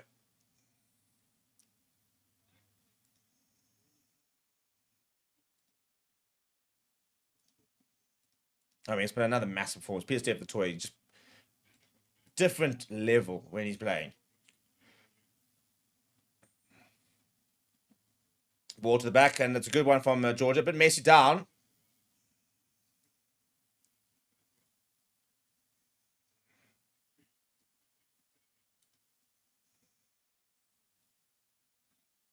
And ball bubbles, and Quagga Smith almost gets onto it, but then loses it forward. And now we'll go back for the scrum. Big counter coming, and then just not be able to hold on to Quagga Smith. It's been a bit messy in the second half at times.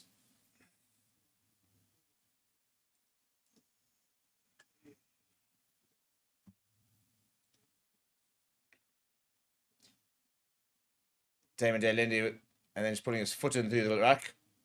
I mean, I don't think that should be allowed, to be fair. Everyone does it. I don't think it should be allowed, but yeah.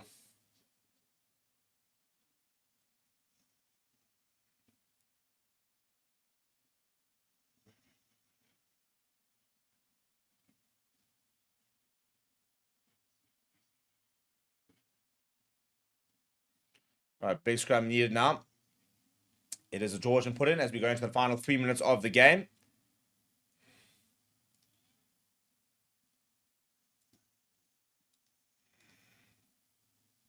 It is a big scrum. And the ball is somewhere. Well, eventually somebody gets up with it. And it's Jalagonia, actually, who's come away with it. He's going to go the full distance here is Lobzanadze. Goes to the boost. Damon Williams underneath it. Does well, looking to run himself as Damon Williams. Sees a bit of space. Ball flows to Kirtley Arons as well. Pollard to Kane Moody. Kane Moody seeing a bit of space himself. Off first to Sia Khaleesi. Grant Williams goes to Bongi Manambi. He's nailed, but pops it up to Vincent Koch. Always looking to keep the ball alive at the moment of the box. It's a marked change from previous box, and that's a good little turnaround there. Not the best pass there from Andre Pollard. But Williams pops it up on the ground to Ruan Nokia. Still goes Ruan Nokia.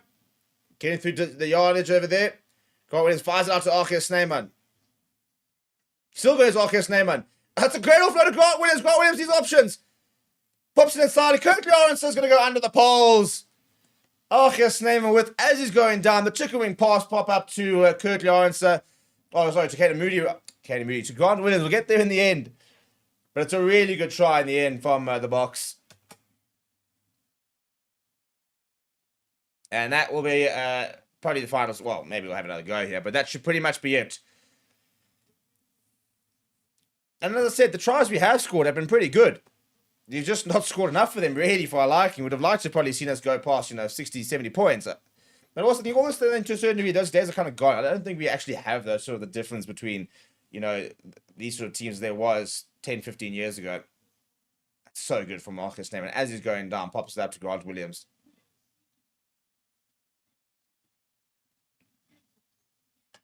And Kirtley Arons, he's got a terrific try scoring record, adds to it. He's seen Edel van der Merwe score 5 and 3. He's getting a bit worried about his try scoring record.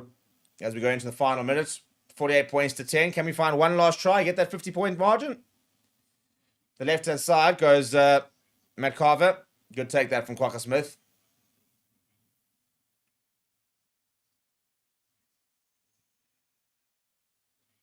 And so once again, the offload, Grant Williams comes and wraps around. Grant Williams almost gets through a half a gap. But ripped in the tackle, actually, or on the ground there. Turnover Boyer for Georgia.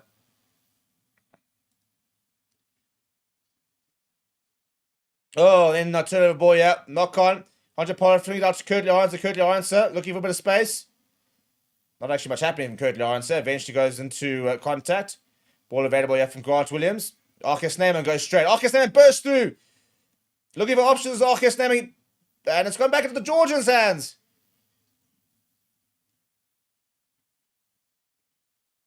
And then lost forward from Georgia. Turnover Boyer from the box. Will they want to have another go or will we just kick it out? That answers that question. We're going to have another go here. Quacker Smith is calling for it. Got plenty of pace. Quacker Smith gets the offload away to Kane Moody. Kane Moody to Edel van der Merwe. Now Edel van der Merwe puts his head down on a hat trick. Is Edel van der Merwe. Brought down inside the 22. Sia Khaleesi is there. Ball available for Kane Moody. To Damien Delendi arriving. Pop a short to Vincent Koch to Andre Pollard. Andre Pollard's going to go over himself. And the Springboks finish with 3 tries in the last 10 minutes to get to that 50-point margin. That is brilliant work. Such good work in those tries there. To put the cherry on top. And in the end, it was always going to be very comfortable, but in the end, it's some great tries. And we're seeing a very, very different style of rugby being played by the Boks at the moment. Whether it's going to be the right style long term, whether it will be the same kind of thing when we play against the All Blacks, I don't know. But what we are seeing is the Boks just throwing the ball around at this stage and being very, very happy to do it. And I'm all for it. I'm in for it. Fair enough. Fair play. Why not at the end of the day? If we can do it well, we can do it well. Andre Pollard now will pop over the extras. It'll be 55 points to 10 will be the final score. People, thank you very much for watching with me. We're going to go straight into our player ratings show. You can come and join that. This live stream will basically direct you immediately there. So you don't actually have to do anything. You'll be directed straight there. And you can go onto the website and vote for the players.